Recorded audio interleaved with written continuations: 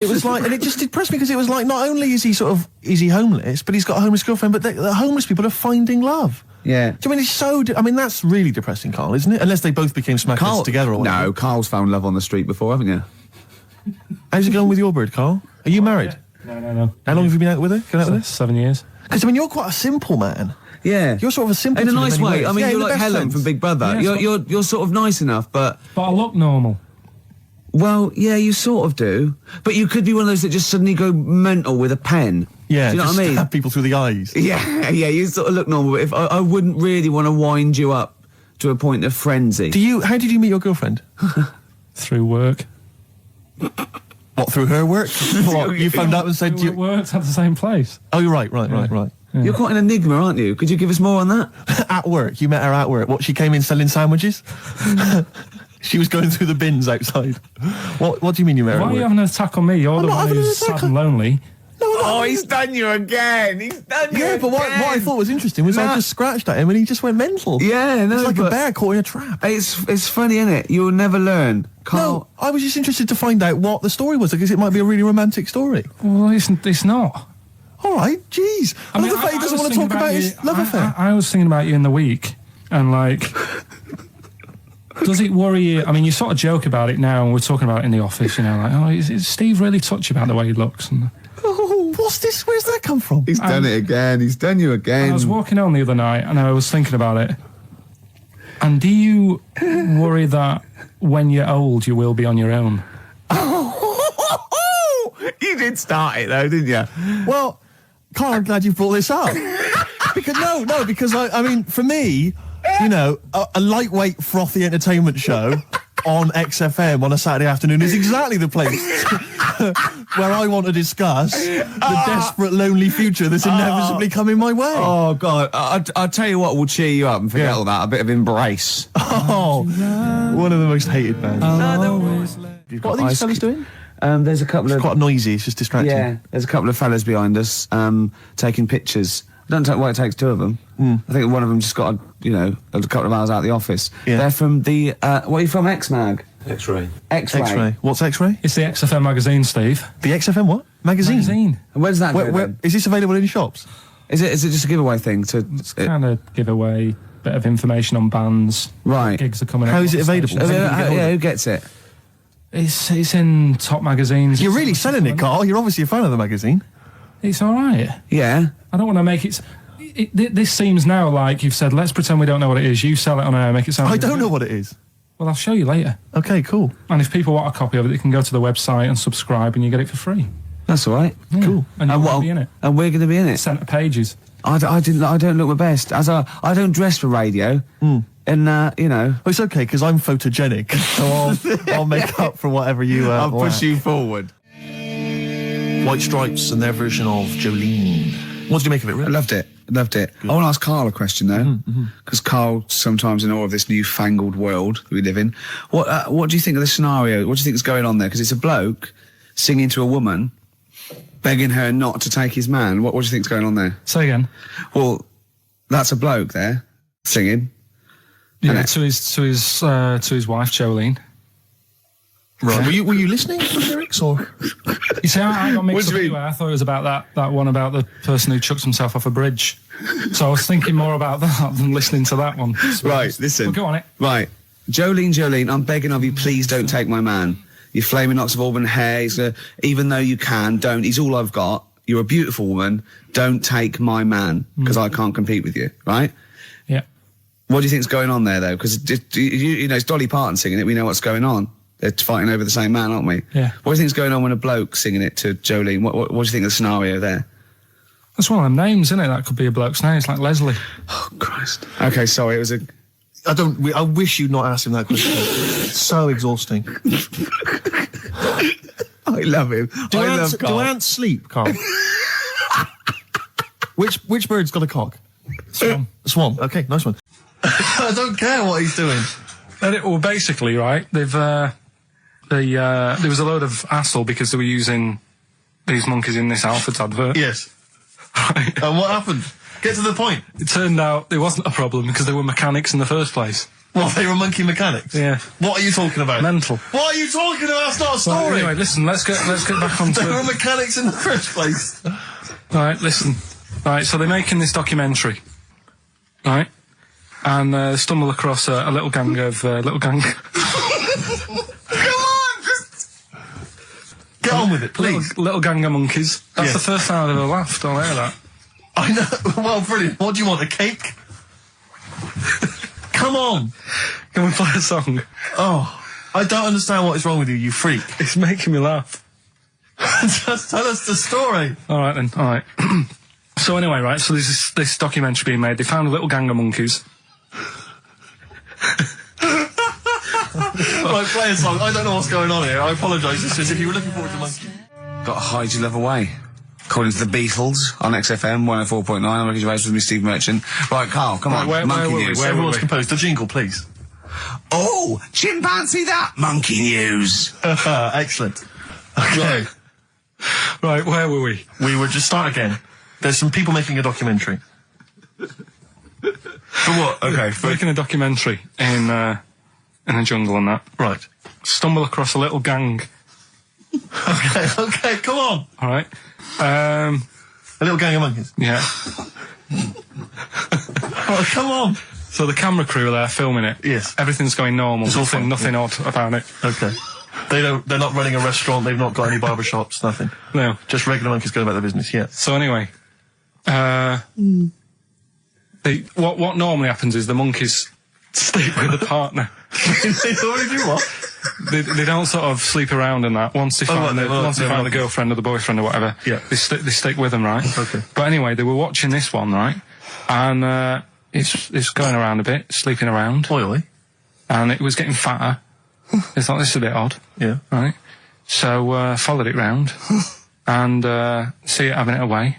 Turns out, little prostitute.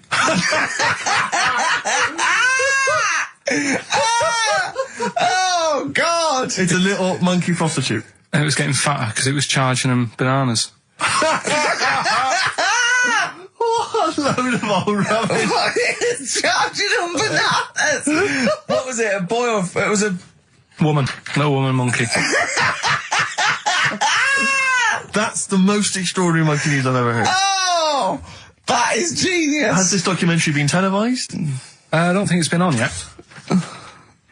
No. And that's all the information you've got? Yeah. And is that's one banana for everything? The half a banana is for... Just oral? A paw job. Right. If you want full-blown monkey sex, it is 2.5 bananas. Sure. So, Let's just play a song. Okay. let's just play... All right, well, this is our penultimate show, so we're back next week. We're going to make it a barnstormer, I'm sure, lads. I want 100% behind it, 110% next week. All right, none of this giggling, none of this infantile giggling, like two schoolboys. Right. All right, we're going to come back, we're going to have some quality monkey news next week. We're going to have all kinds of treats, I would have thought. Okay. Some great prizes. All right, are we okay? Yeah, best show. Let's make next week the best show ever. Good luck. If you miss it, then you miss out. We're ending with a track from a couple of years back. I think it was 92, 93. Dinosaur Jr. Start Chopping. Play that. Start playing. Forget Start Chopping. Start playing. All right. All right. See you next week. Yeah. Anyway, it's what everyone's been waiting for. It's what last Carl time. exists for the last time. It's monkey news. Play the jingle. Oh, chimpanzee that monkey news. Right, are you familiar with 100th monkey? Keep The what? talking. 100th monkey? 100th. Yeah, like as in like, or more than 99. 100th. Yeah. The 100th monkey. Yeah, are you familiar with that? No. No. Anyway, thanks. That was monkey news. we'll leave that Next then. week, Adam and Jet. What do you mean you're going to leave that? Well, I thought it was a popular phrase or something. What, 100th monkey? Yeah. What do you mean a popular phrase? What, why? What? Because you're going to do songs and phrases with it next week. We've said it once before, 100th monkey. No, it's just, it says the expression 100th monkey. Well, do It's it anyway. where What's the comes from. story? Well, it's from the 1950s, right? And the way they got it because they were following some monkeys about, right? And they started... Who was? Who was? It was. Journalists, Oh, yeah, why? Oh, yeah. just to see what they're up to. You know? Okay. So they're following some monkeys around, yeah. What was it? What, a documentary? Anyway, one of them Come on. Come on! washed some potatoes Right. Okay. Right, let's leave that. Right, let's leave that one. Come on. A monkey washing potatoes? Can we leave that one? No, you cannot. You've got to do it now. They're following a... What is it? Sort of like a family. Is it a family of monkeys or... It was just one chimp and it was washing a potato and he thought, that's a bit odd. Right? Yeah. And then it turns out that ended up teaching another monkey how to wash a potato. No, they do it. They go down and wash them in the sea because they like the taste of salt. And the weird thing is though, when it got to the 100th monkey, right? Even though it hadn't been taught how to wash a potato, it automatically knew. It knew what to do. What do you mean? What do you mean? It was in them. It was in them that they knew that when they get a potato, they had to wash it. That isn't the monkey news. I'm just saying that's where the expression comes from. But you haven't even heard of. The other day there was something about this fella who I think he wanted to be an actor, right? And he was trying all his life to be an actor. Couldn't get a gig anywhere, right? So when he died, he said, right, I'm going to leave all my money to the theatre as long as that theatre uses my skull in that play they do with the head. Hamlet. In Hamlet. So that's that sort of news, and it's weird. Right. What money did he have if he'd been a struggling actor? He had some money in that. What did he do? I don't know. Oh, that's what I'm interested in, what he did. Yeah, that's what me and Steve... Yeah, that's what me and Steve are interested in, what he did, how he earned his money. So, because you were going to educate us this week with some interesting facts. Oh, yeah, come on then. Is that it, or have you got more? Well, that's weird. But that's not educational. You didn't give me his name, you didn't give me when, you didn't give me what theatre. No, but also to take from it. Do you know what I mean? If people listening and go, well, I'm a bit like that, it's like if you've got to be dead and have your skull on stage, that isn't the job for you. That's what I'm saying. If it takes that much, give it up, do something else. Right? What else have I taught you? I don't know. You haven't taught, so you've never taught me anything. See, we'll just have to sort of... What, agree to disagree? Right. 7-Up, the drink. Yeah. Right. We're actually on air now, aren't we? Yeah, this is right, it. Okay. This is it, baby. This is a radio show that we're paid Forget for. That, then. Forget no, come on, 7-Up. It's not really... Not important. It's not interesting. More important. Come on then. The little red dot, that's above the 7 on the can. Do you know, it says 7 up and the little red dot. Yeah. That red dot's there because the creator of it was an albino and he had red eyes. And he had that little thing there as his little trademark. Is that true? It's true. That's quite interesting. Right then. So that's what I'm saying. It's not that important, but it's interesting. If it's true, that's interesting. It isn't. It's true and it's interesting. Okay, that's good. You know, Coke used to contain real cocaine. So well, they used to be medicines, didn't they? Tonics, yeah. No, they were medicines. I read that tomato ketchup and Coca-Cola started off as medicines. Probably not a medicine, probably more of a tonic, because it probably a pick-me-up, wasn't it? If I had Coke in it and caffeine and sugar, and same as ketchup, probably lots of vitamin C and lots of sugar, it was probably more of a tonic. It wasn't really a medicine. They didn't say, cancer, have this on your chips. It's some HP. It wasn't a medicine, it was... Well, it was, kind of. All right, okay, let's agree to disagree on that particular one. Okay, all right, yeah. Is that it, Carl? What else? You've Any other educated facts? us this week. You've given us the 7-Up thing, okay. I've told you about the goldfish. Not really, but yeah. He didn't tell us anything about goldfish. This is your fact, right? You know what? Goldfish might have longer memories than some people think. That's not a fact. That under no circumstances would imagine Magnus Magnuson saying, what animals might have longer memories than most people think? This is goldfish correct? Imagine that as a question. How is that a fact? If you ever have children, you can educate them with this kind of drivel. Is this how you're going to raise your kids? So their minds just pump full of this That'd be my rubbish? job. I'd keep them interested with stuff like that. Right. Yeah. Suzanne does the proper stuff. Yeah. So you agree there is some proper stuff? Yeah, but I wouldn't make him do it. I'd just sort of leave the book there, and then if he read it, I'd go, that's good. That is. What book would you think? What, the 50th freakiest people ever to be born? Give him that to start with. What would you tell me your favourite was? The little fella who was playing the keyboard? That or the three-legged fella. Yeah, okay. So he's learnt that. That's the first day at school. What would you teach him the second day at school? It's a thing that uses sort of metaphor, analogy, just to explain sort of morals. I mean, they're very old for a start, and it's all. I'll give you an example of one. a quick one. Oh, the one about the dog with two bones. He goes to a dog's got a bone. He sees a reflection in the lake, and he thinks, "Oh, that dog's got a nice bone.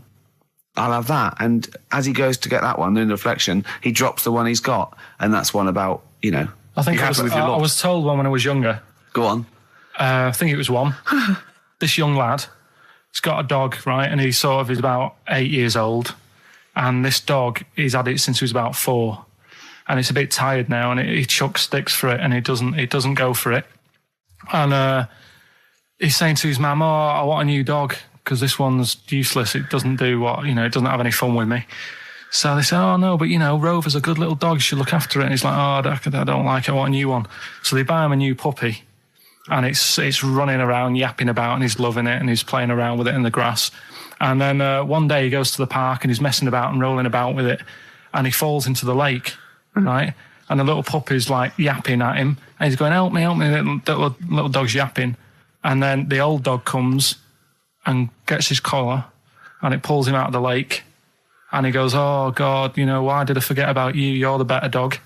And he loved that one again rather than the puppy. I got a feeling that was Lassie. Well, yeah, that was an episode of Lassie. What's the moral? What's the moral there, Carl? What's that telling? What's that explaining through analogy? Sort of, don't forget the old. Look after old people. Yeah, but I've got some planning here. Go on then. Quizzes. What I did was, when I was on holiday, right, you said, come up with a new idea, right? So the best way of coming up with ideas is sort of thinking, sort of nicking a TV show name and then twisting it a bit. Yeah. So, or just rip off Simon Mayo's idea completely. That's good advice for anyone out there. I didn't. Yeah. If you're interested in ideas. Carl is presently running a course writing for TV, and that's the lesson 1, isn't it? Just rip something else off. Just do it and change the title slightly. Yeah. Well, go on. This one I haven't really got. I don't know what to do on the game, but I'm thinking Strike It Ricky. That's all you've got? That's what you've come up with. How long did that take? Through. What is that? I just thought it sounded a bit like Lucky. Forget that one then. Yeah, forget that one. Okay, yeah. Well, no, good. No, we all have hits and misses. Even Spielberg's, not all his films, can hit the. Go on. Right. No, okay, no, it's good. Go on. Yeah. Do you remember Big Brother? Yeah. Do I remember Big Brother? No, go on. Big Mother, right? You call in. If your mum's heavy, you win a CD. What do you mean? How can you prove that? All right, forget that. Right, ER. Here's one. Right, ER. Good one. No. Yeah. No. The Price is Right. Remember that? Yeah. Right. The Price is Ricky? No. The Rice is Right. And what I do, I read from an Indian menu and a Chinese menu. You tell me whether you have pilau or egg fried. He's a genius, isn't he? He really is a modern. That one. Go on then. Let's go into this one. Let's not cross this off right away. Go on then. What you read from what? Well, I'll get a couple of menus from like an Indian and a Chinese takeaway. Yeah. And I'll go like, chicken korma. Well, could I just suggest that as it's an Indian, it'll be pilau, and anything you read out that is... Yeah, but you don't know which one I'm reading from. What, the chicken korma's Indian, isn't it? Yeah, so you go pilau. But then well, you might as well say Indian or Chinese. No, because then the name wouldn't work. The Rice is Right. Okay, yeah, I forgot you were working for the title backwards, aren't you? Okay, yeah. Okay. I'm so confused. I don't know where I am or what day it is. I'll tell you a job I don't like. What? I wouldn't want to be doing. The woman, there's a little woman who sits in the little snack stall on Finchley Road station. Yeah. And I don't know how to describe it, really. She is surrounded by snacks.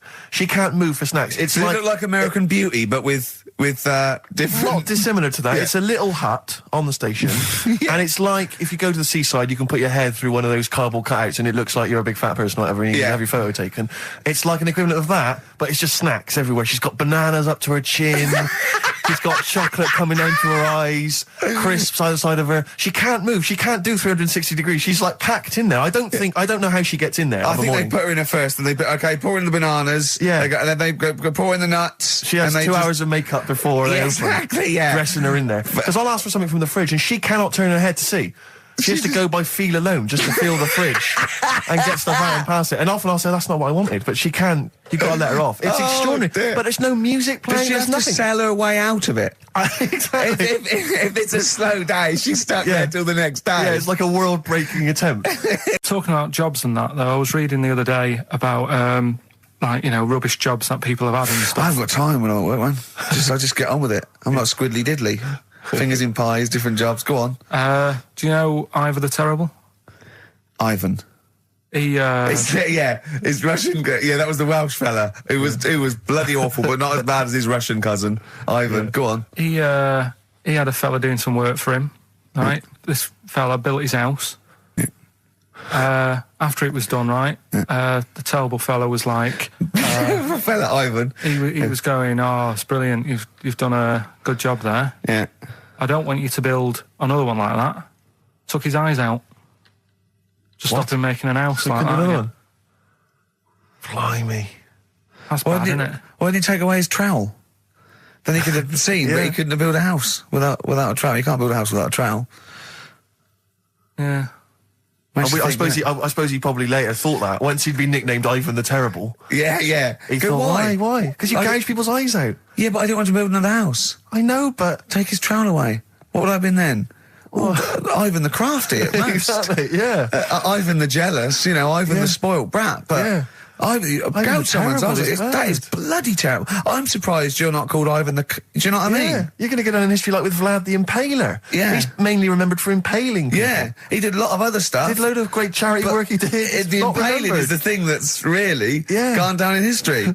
When were you reading about Ivan the Terrible? No, it's just or little Ivor stories. the Terrible is the thing you remembered from this informative article. No, it was just little bits like that. Talking about him, there was a thing about someone who worked for that fella who painted the ceiling. Sistine Chapel. Yeah, there was a thing, a woman who worked for him in his house. And I love how you assimilate information when it's just bordering on the academic or just the interesting and true. It's wonderful. Ivor the Terrible gouged someone's eyes out 'cause built him an house. That fella who painted that ceiling had a woman work for him. Imagine if you wrote that down in an essay. Imagine if you wrote that in a school essay. Well, you'd probably end up with not getting a grade or... or thinking you turned up to more than you had. Exactly. Anyway, the woman who lived with... Yeah, the woman who lived in a shoe. Go on. yeah, there was this woman who lived with him, and she used to go out and do all this shopping and that. Yeah. But because she couldn't read or write, he used to have to draw everything that he wanted. Why couldn't you just tell her? I don't know. No, but no, wait. That's an excellent point. Could she talk? Yeah, but if it's a big list and that, loads of different coloured paints. But why and couldn't stuff. she draw on a piece of paper? Why did he have to do it? Because he's a better drawer, isn't he?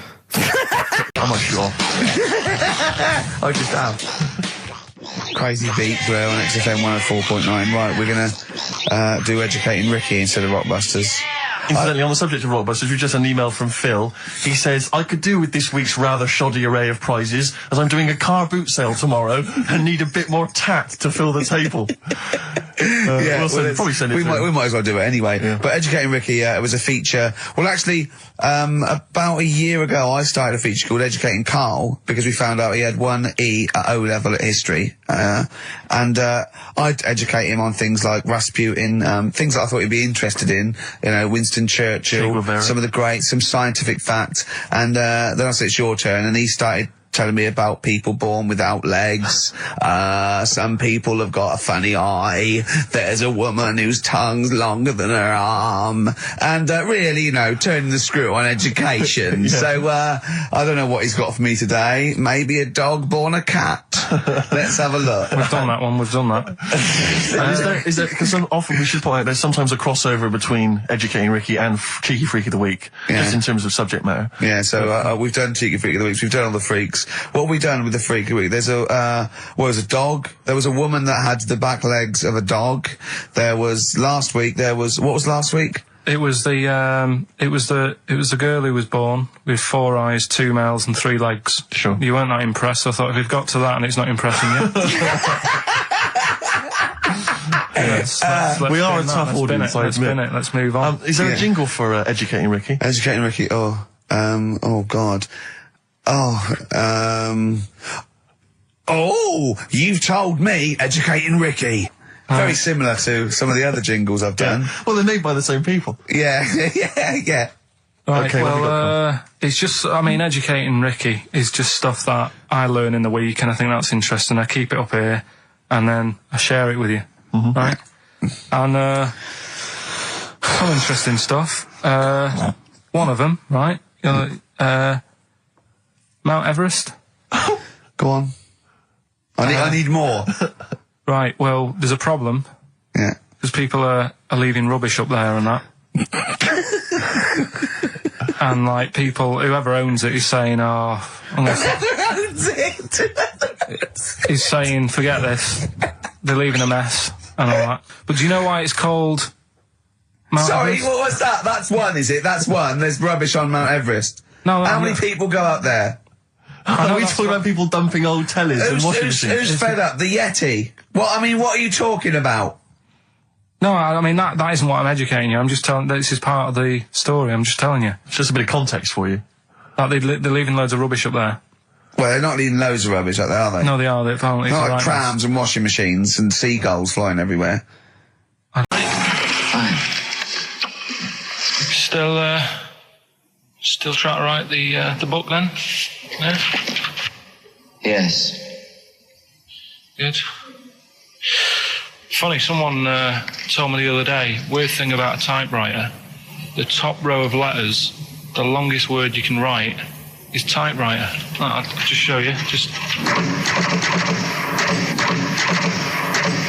That's weird, isn't it? It's just the typewriter being, you're not in the mood, you're in one of those grouchy moods again, like you get into when you're writing. I'm not being grouchy. I just want to finish my work. Yeah, just being a bit funny, a bit offhand and that. Let me explain something to you. Go on. Whenever you come in here and interrupt me, you're breaking my concentration. You're distracting me. And it will then take me time to get back to where I was. Understand?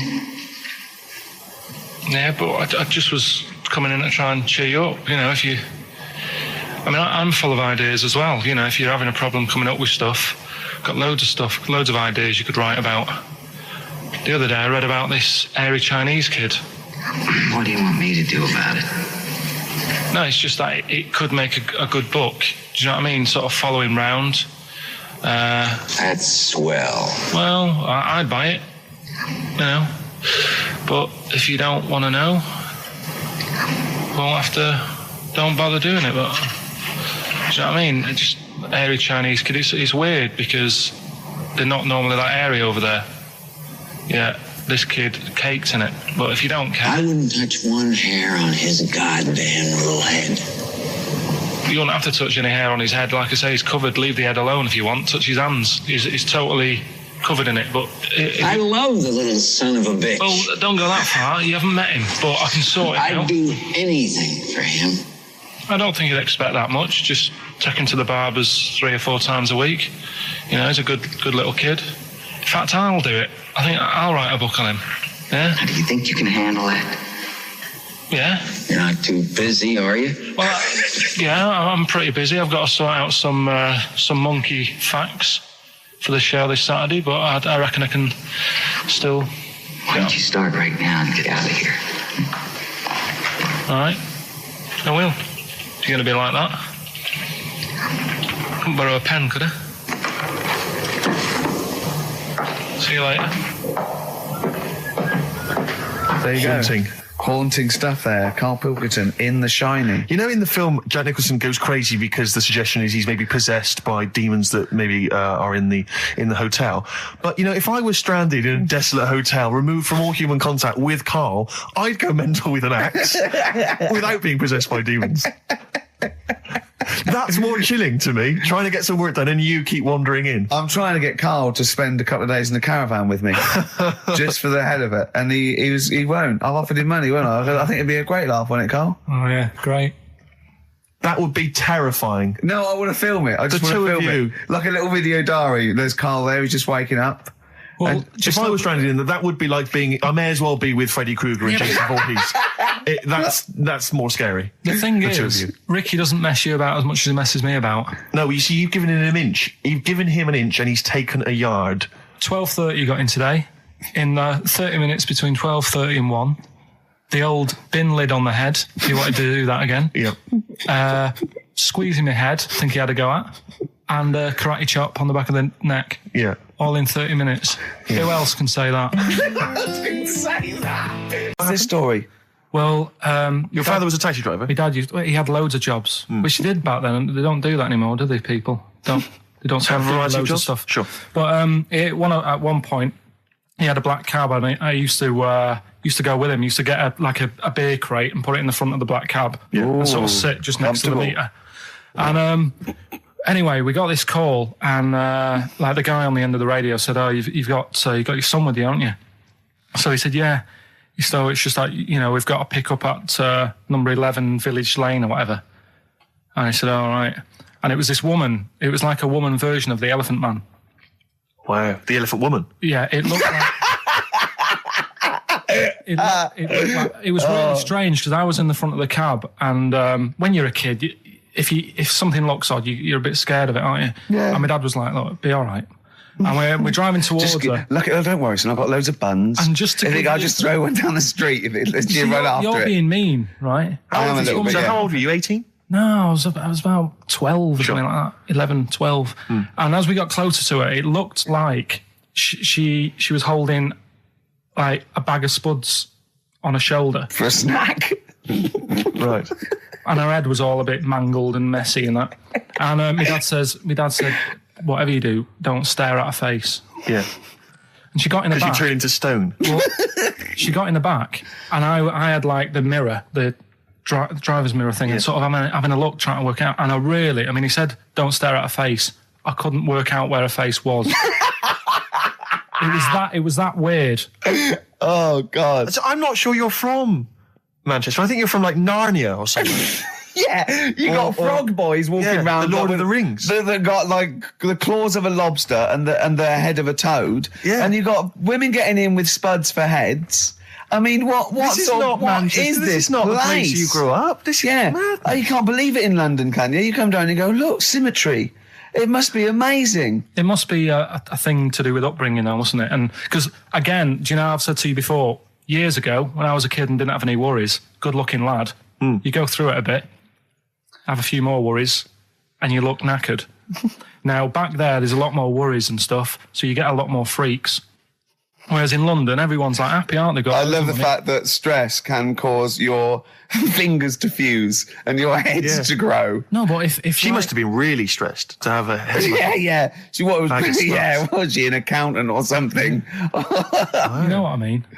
But what did she do? What did she say? Where when was she got in? going, by the way? And she couldn't speak. London Zoo, please. I think she was going to like To a the pet fair. shop. Seriously, honest to God. On my mum's life, she was. Because at the end of the day, that's a good thing with animals. They don't judge you, do they?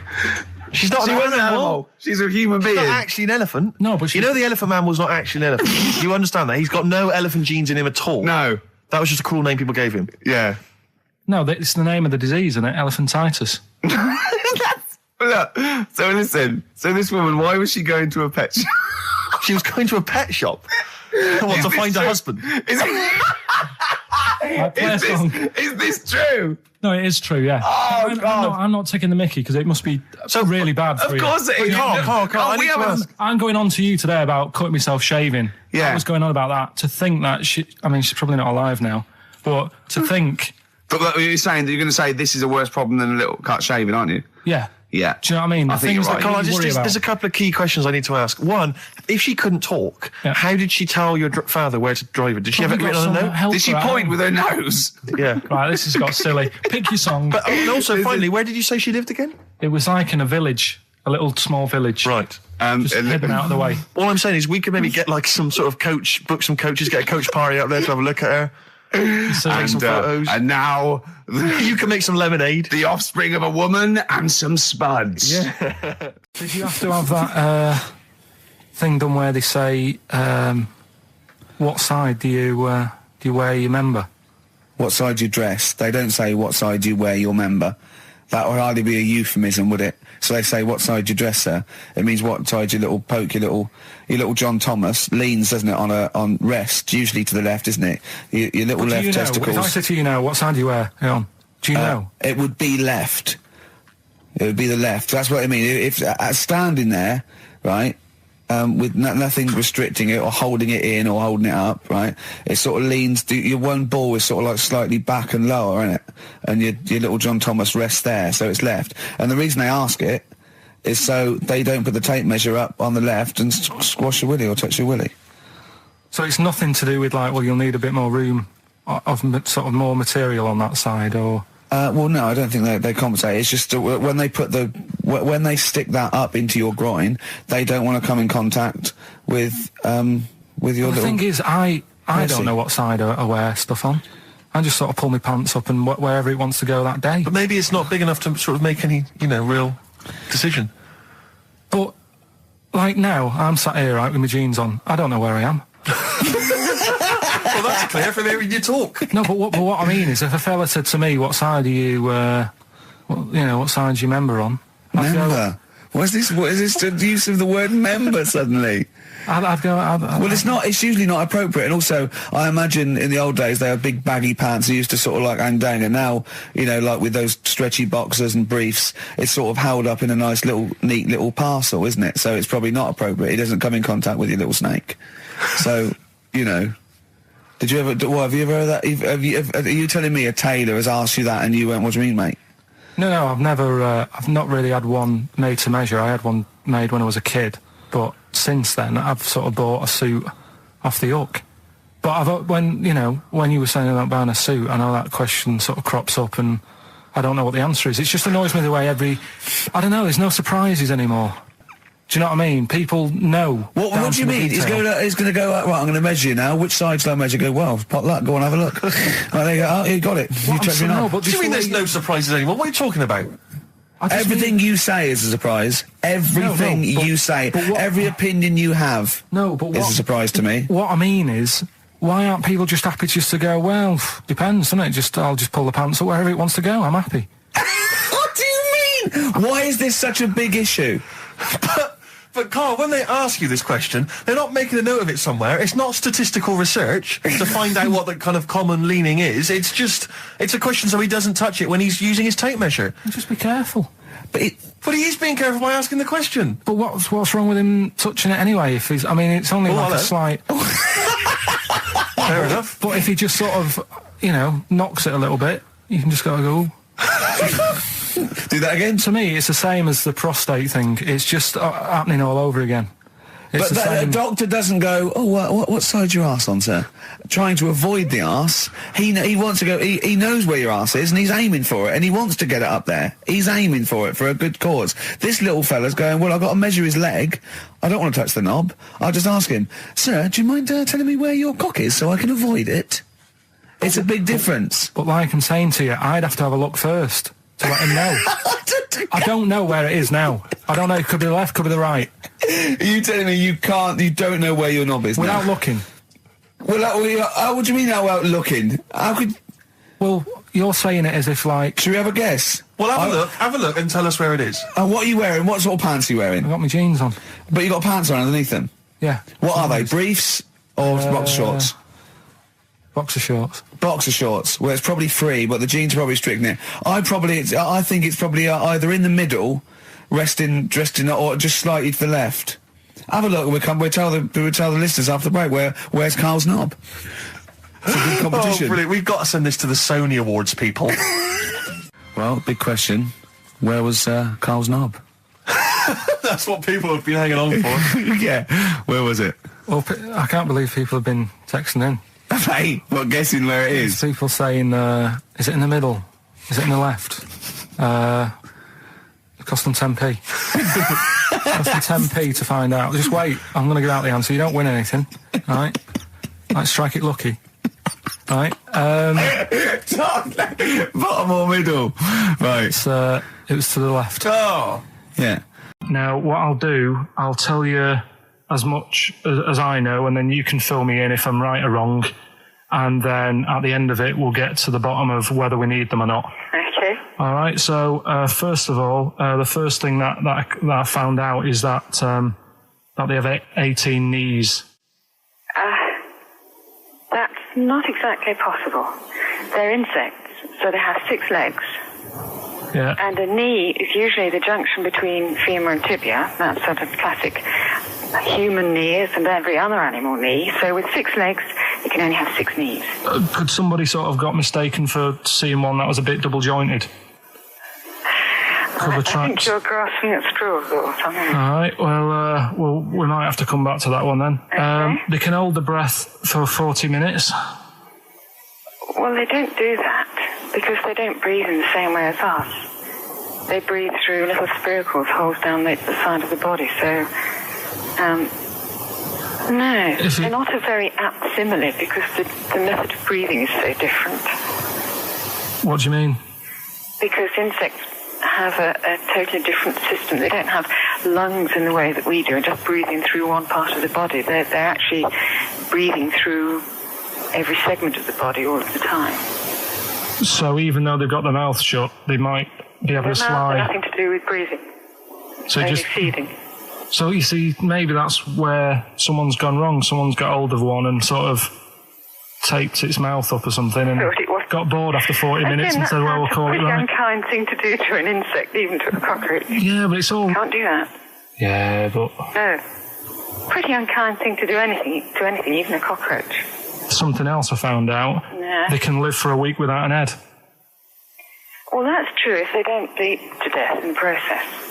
But the weird thing is, when I told you that they had 18 knees, you seemed a bit sort of like, don't talk ridiculous. But then we're talking about an animal that can live without an head. So there's a little bit of truth in that one, yeah? Yes. Why, when it was invented, has it got that facility? Say if someone said to humans, we could do that with humans, and, you know, if you lose your head in some accident, it gives you a bit of time to sort of go back to your family and maybe write them a note. You won't be able to have a chat, but write them a note saying, it was my own fault, and it was nice knowing you. Oh, well, that would be a useful facility, I agree. But cockroaches are great survivors. I mean, they've been around for over 300 million years. They're one of the most primitive insects. All right. Well, I've also... is it true that they do a lot of resting? Apparently they can sort of rest for 75% of the time.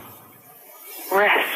Yeah, they just sit about doing nothing. It's probably true of a vast proportion of the world's fauna. Well, I mean, maybe the 25% that they are working, they're really giving it some, so it might make up. They're probably searching out food and, they can slow down considerably. You can chill insects in the fridge and they'll become very, very quiet. You might think they're dead. Yeah, but I'm sure, you know, if we were sat in a fridge, you know, we'd go a bit quiet, wouldn't we, you know? Well, you might not know much about it, of course. Yeah, but... Not quite reading the right sources. Well, I've been using the internet. I'm sure there are many useful sources that you could find there, but some of those seem to have been a little misleading to you. So you don't agree with a lot of what I've told you there? No. So cockroaches, can we get rid of them? No. So we're keeping them then? I would say so, yeah.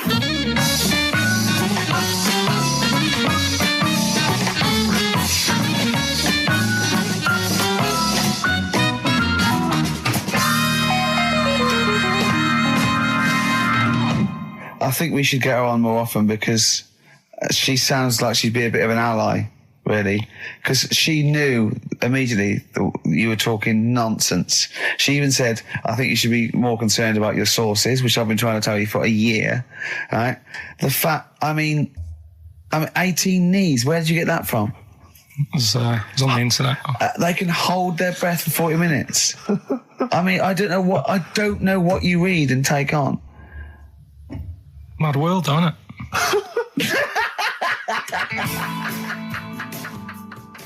And there was also a fella in the week who said that women shouldn't be wearing trousers. Why? Because they don't look good in them. What do you think? What do you think about that? It's rubbish. Yeah. These are the only things that have caught your eye over the last couple of weeks. This is the entire news. Galileo did something with light. A French fella said women shouldn't wear trousers. See, that to me wouldn't pass as education. It's not education. I don't know where you could ever use that. I don't know when that would ever be applicable to life. I just like reading stuff that sort of reminds me of. Do you know what I mean? If I read it and it gets me thinking, I think that's a good little piece. But I mean, but surely can't you just sort of like sit near something that vibrates to keep your brain going, or shake your head every now and again? I mean, what does this do? You mean it makes you start using your brain? But what aspect of a Frenchman said women shouldn't wear trousers got your mind working? What questions were you asking? Because I thought that's a bit daft, isn't it? Right? Yeah. Okay, it ends there with me. There's nothing else. There's nowhere else for me to go on that. He closes your mind's the still whirring. Yeah, go on. What do you think? Let's go through this. Oh, I wish we could download his thoughts. I know. Just watch it. Yeah. Wouldn't it be great, like a DVD? Like a cartoon. Imagine that extra footage on the Office DVD. Yeah, Carl's brain. That would be with amazing. Oh, with the commentary. Go on. Women wearing trousers and that, right? On the estate that I grew up in, on right? There was a woman about 4 houses down, right? Rough. Now, she used to wear leggings. Yeah. Now, they're a bad idea. They are a terrible idea. I agree with you there, Carl. If you're a lady of What the colour? normo persuasion... Were they pink? No, they were sort of black, but with all bits on them. Oh, right. Do you know what I mean? What, toast and just horse droppings? Yeah, go on, yeah. And she used to... she's quite a big woman. Sure. Pauline Quirk, I think, described her as. Looked like a light bulb. It is those kind of women that are attracted to leggings. Yeah, I know, yeah. They are drawn to them like a moth. Yeah. She used to wear them, and that's what I remember when I read this piece. And she used to work on one of those sex line things. Right. She used to do that. But what was she, an engineer? The weird thing with her was, she had big eyelids. Right. Go on. That were too big, and this is what I was thinking. What do you mean she had big eyelids? How big do eyelids have to be for you to go, they're big eyelids? What was she shoplifting with them? Would she come out of Dixon's with, like, radio stored in them? What do you mean she had big eyelids? It was another one of them popular things around our way. Do you know? Like, what do you mean popular things? They go, oh, I'll tell you what, they're all the rage. Can I get some big eyelids, please? No. It was just like one of them things that people suffered with. Just big eyelids. They could hardly open their eyes. What do you mean? What do you mean? That's one of them popular things around where I grew up. People had big eyelids. They could hardly open their eyes. What does that mean? What sort of freak town were you born in? You had webbed feet people with big heads. You got women with big eyelids. What does big eyelids mean? Are you confusing her with the horse? Yeah. Did she have hooves? Look, what? Anyway, so there's this big eyelidded woman with the leggings. And that's what I'm saying to you, though. That's... When I read that story with people with trousers, I went from that to a woman who used to have big eyelids. I still don't know the point. But then, and also the other bloke who had the eyelid problem was a mate of mine. Right. His dad had it, and same problem, massive eyelids. I don't know what that means. I don't know what that means. I used to say to my mum, I'm going round to Dave's house, and or Drew say, Pig, well, as you call him. That's all right, but make sure his dad doesn't take you out in the car, because he could hardly see. He had to have his head. He had to tilt his head back to keep his eyelids open. Sure. Did he have a couple of matches with him at all times? What a load of gobbledygook. This began as educating Ricky. I know, So it's what, like he was people thinking, with eyelids. But it's like you're supposed to make that leap as well. Yeah. If I mentioned the trousers, Ricky will probably be thinking about people with big eyelids and women wearing leggings. Play a record, Carl. White Van Man, Carl. Brilliant. Recorded at great expense, that. Yeah. This is where we just hijack an idea from The Sun, which is White Van Man, where The Sun asks, in this instance, a cabbie by the look of it. Oh no, a fruit and veg shop owner. Ours is slightly different because the Sun sort of like pick on a perfectly normal member of the public. Exactly. So that's where we've got the upper hand. Yeah. And they ask him about the the hot potatoes. This week, Carl, my first question to you, well, your thoughts, please, on the criticism of the BBC over their coverage of the Queen Mum's death. What do you make of this? You're aware of all the criticism that Peter Sissons asked some probing questions? No, I thought it wore was a burgundy tie. I thought that's it. Yeah, he just had it didn't show respect. He just had a burgundy tie on. See, that's not really not showing respect, is it? No, it's not. You show your respect by sort of doing the news on it, giving her a bit of coverage, and showing, what publicity. What a good woman she was or whatever. Yeah. And then you move on to sport news or whatever. Do you know what I mean? Yeah. I totally agree. I don't like the way everything's morbid. I was thinking about it. It's like, the way in birthday cards and that, people always put funny things in them. I think you should save things like that for funerals, for like funeral cards and that, and try and cheer people up at times when they're low. Do you know what I mean? Because on your birthday, you're quite happy anyway, so you don't need someone putting a funny comment in a card. I think, when you send a card... What would you suggest? Well, whoopee cushion, but on the vicar's chair. How would you liven up the funeral? Just little things in the card. I mean, you're just writing stuff like, well, at least you're still alive or whatever. So as you're giving the eulogy... that'd be good. So supposing someone's husband's killed in a car crash, you go around with some flowers and a little card, and it says, at least you're still alive. Well, maybe something funnier than that. Well, maybe like if you got up to give the eulogy during a funeral, just wear a pair of comedy tits. Yeah, or those glasses that are eyes on sort of springs. But why has everyone got to be so sad about someone dying? No, what annoys me is that when you see the people on television, they sort of members of the public, and they're crying about the Queen Mother, who was sad when anyone dies, sad when anyone nan dies. She was 102, and it's sort of like I think they should cry. Well, there's a picture in the paper today. I don't understand it. There's a picture in the paper today of various people who were lining the funeral. Kind of route yesterday, and there's a picture of a very young child, maybe sort of 5 or 6, on the arms of her dad, and her head bowed, and it says a young girl there weeps for the Queen Mother. And I was looking at it, and you can tell she's just tired. Well, she's just tired and bored. It's so transparent that it's not crying. It's most just, people what are we cry doing when their nan dies. Exactly. It's sort of like. But what is a 5-year-old girl going to be? Why is she going to be crying? The Queen Mum said, I can't believe it. Yeah. Teletubbies? No. The Queen Mum. Oh, not the tweenies. No, it's all in a minute. Yeah. It's like, oh dear. I mean, I know. I'm sure, I don't know much about her. I don't know if she was a great woman. And obviously, it's always sad when someone dies. But it's interesting that there was a lot of tourists in that long line of people that are now queuing for hours upon hours to see her dying in state. Because it's clearly just people who want to be a part of history. Must be gutting if you're over from Sweden and you find out that the Queen Mum's died. Oh, you must be devastated. You probably don't want to carry on with your visit. Exactly. Really. Okay, listen, Carl. I think we've covered that. What do you make of the? What do you make of the first genetically modified baby? Oh, are you worried about this? Do you know what did they do? What? Let me see what it says here. Isn't it just choosing the eye colour? Well, this is the concern, isn't it? That in the future you'll be able to decide whether it's a boy or a girl, how intelligent it is, what it looks like, is it handsome, is it ugly? Obviously, no one will choose an ugly baby, and so on and so on and so on. And so it means that where will it lead? Where will it end, Carl? Are you concerned? I've thought about this a lot. What will us three look like in the future if they're being, genetically modified, beautiful people? What will we be like? How will we be considered in society? True, yeah. But we've talked about this before, haven't we? About the cloning thing. Yeah, that's a bit weird. Yeah. But I don't think it matters, because at the end of the day, right, you might look like some other kid, but it's the way you're brought up that will change your features and the way you are, your personality. If you lie, you get a long nose, don't you? Well, no, but listen, right, because I remember when we, I was growing up on this estate. This is going to be good. Go on. No, it's not. It's just an example of how this doesn't work. Go on. So we don't need to worry, sort of thing. Sure. Right? Okay. So I'm growing up on this estate, and there was this woman about 4 houses down, right, who's a bit rough. All right. Didn't fancy her.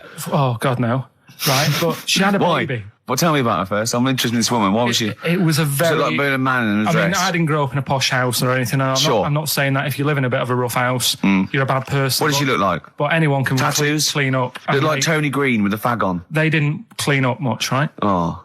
Which, even if you've not got a lot of money, you can still try and make the place look nice. Yeah. Right. But she didn't, and a kid used to take a horse into the house.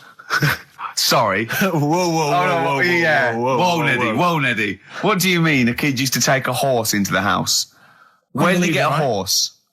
Must have nicked it from somewhere. Must have done. You seen a horse in it? No. What, is that from outside the saloon round the corner? Yeah, was it just tied up with a bit of lettuce? Right.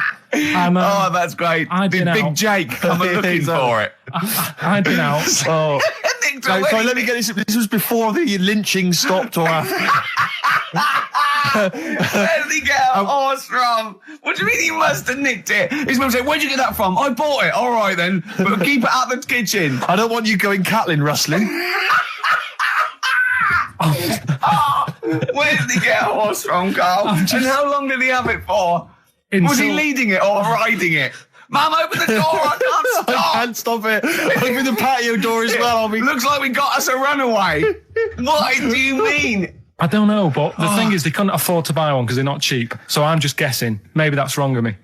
But I think... He had a horse? Yeah, right. So That's why the family didn't have any money. They'd spend it on the horse. No, I don't think, that's what I'm saying. I don't think they would have bought it. So anyway... Yeah, it's wise to whisper, Carl, in case they're listening. Yeah. And They could be in the room next door. It's not buying it, it's keeping it as well. Oh. So I was like in the car with my dad coming into the avenue, and you used to have to drive down it to turn round. And, and you know, sort of go back to our house. You had the traditional method of transport. Yeah. And the horse was in the lounge. Reading a paper. Just like walking around. Oh, God! What? And when I was doing, I tried to earn myself some money once by flogging little flowers in plastic cups. What? This is genius. It just keeps coming. What do you mean you're trying to flog little flowers? What do you mean? Wait. Let's play a record. Let's play a record and come back to this, because it's always going to just unravel and unravel. It's going to go for hours. Let's play a track, deeper Carl. and deeper. It's like an onion, isn't it? We've created a whole world here where there's a man living with a horse. Just walking around the lounge. I come from the West Country. I've never heard anything like that. I just think of a big sort of like orange carpet, and it's got a rediffusion telly, and this horse going, I'm fed up in here. Exactly. This is really... I am not taking the rubbish out again. Yeah. Right, play a record. Let's have Velvet Underground. We've got that lined up. Oh, yeah, the classic from the first album. I'm Waiting for the Man. Let's come back to the horse in a second. Little flowers in pots. What do you mean? Well, that bootleg's going under the name of Nothing, Miss Jackson, I think, by Meats and Poultry. So there you go. I do love these bootleg things because they're so pointless, but they're so enjoyable. Yeah, it's great. It's fun to do. Yeah, exactly. They're really good they're fun. Great. But not as much fun as White Van, Carl. White Van, Carl, absolutely. Do you want to explain the premise? Well, we take the son asks someone else and asks Carl. It's as simple as that. The son have just taken a normal person. We flipped it. We're going to ask Carl the same questions about the week's news. Yeah, just basically your opinions, Carl, as ever. What do you make of, well, obviously the big news, David Beckham's broken foot? Is this a big concern for you? No, I mean, he's sad. You know, it's sadder for him more than anyone because, you know, to like be in the World Cup is like the main thing for him, isn't it? Yeah. But he's still a young lad, and I don't think he'll give up. I reckon he'll still turn up. He'll be all right. And, yeah, good luck to the lad. You know I like David. I'm not going to slag him off. What's words? Yeah. He says that like he knows him. Like he's popping round for drinks later. Yeah, like we tried to stitch you up. Go on. But obviously yesterday, was it yesterday? I think maybe Thursday. The Sun printed a big picture of David's foot and encouraged everyone to touch it at midday, because hoping that this would somehow, if we all thought and prayed together, somehow that would help his foot heal. Do you believe in that? No. Any belief in that? No, you're going down the old like Yoragella route, aren't you? Sure. I know it's stupid. Yeah. I'm sure. I mean, it's nice effort and everything. It sort of cheers everyone up. Hold on. You believe in ghosts and warlocks and licking toads. Why is that any more stupid than all those things? It's not going to work, is it? All right. Fine. It's rubbish. Okay. Okay, what about this then? There's apparently now available £1.5 million apartments available on an exclusive ship which sails around the world. Yeah, it's like What do you make of that? It's a huge thing, and you live on it, and it's.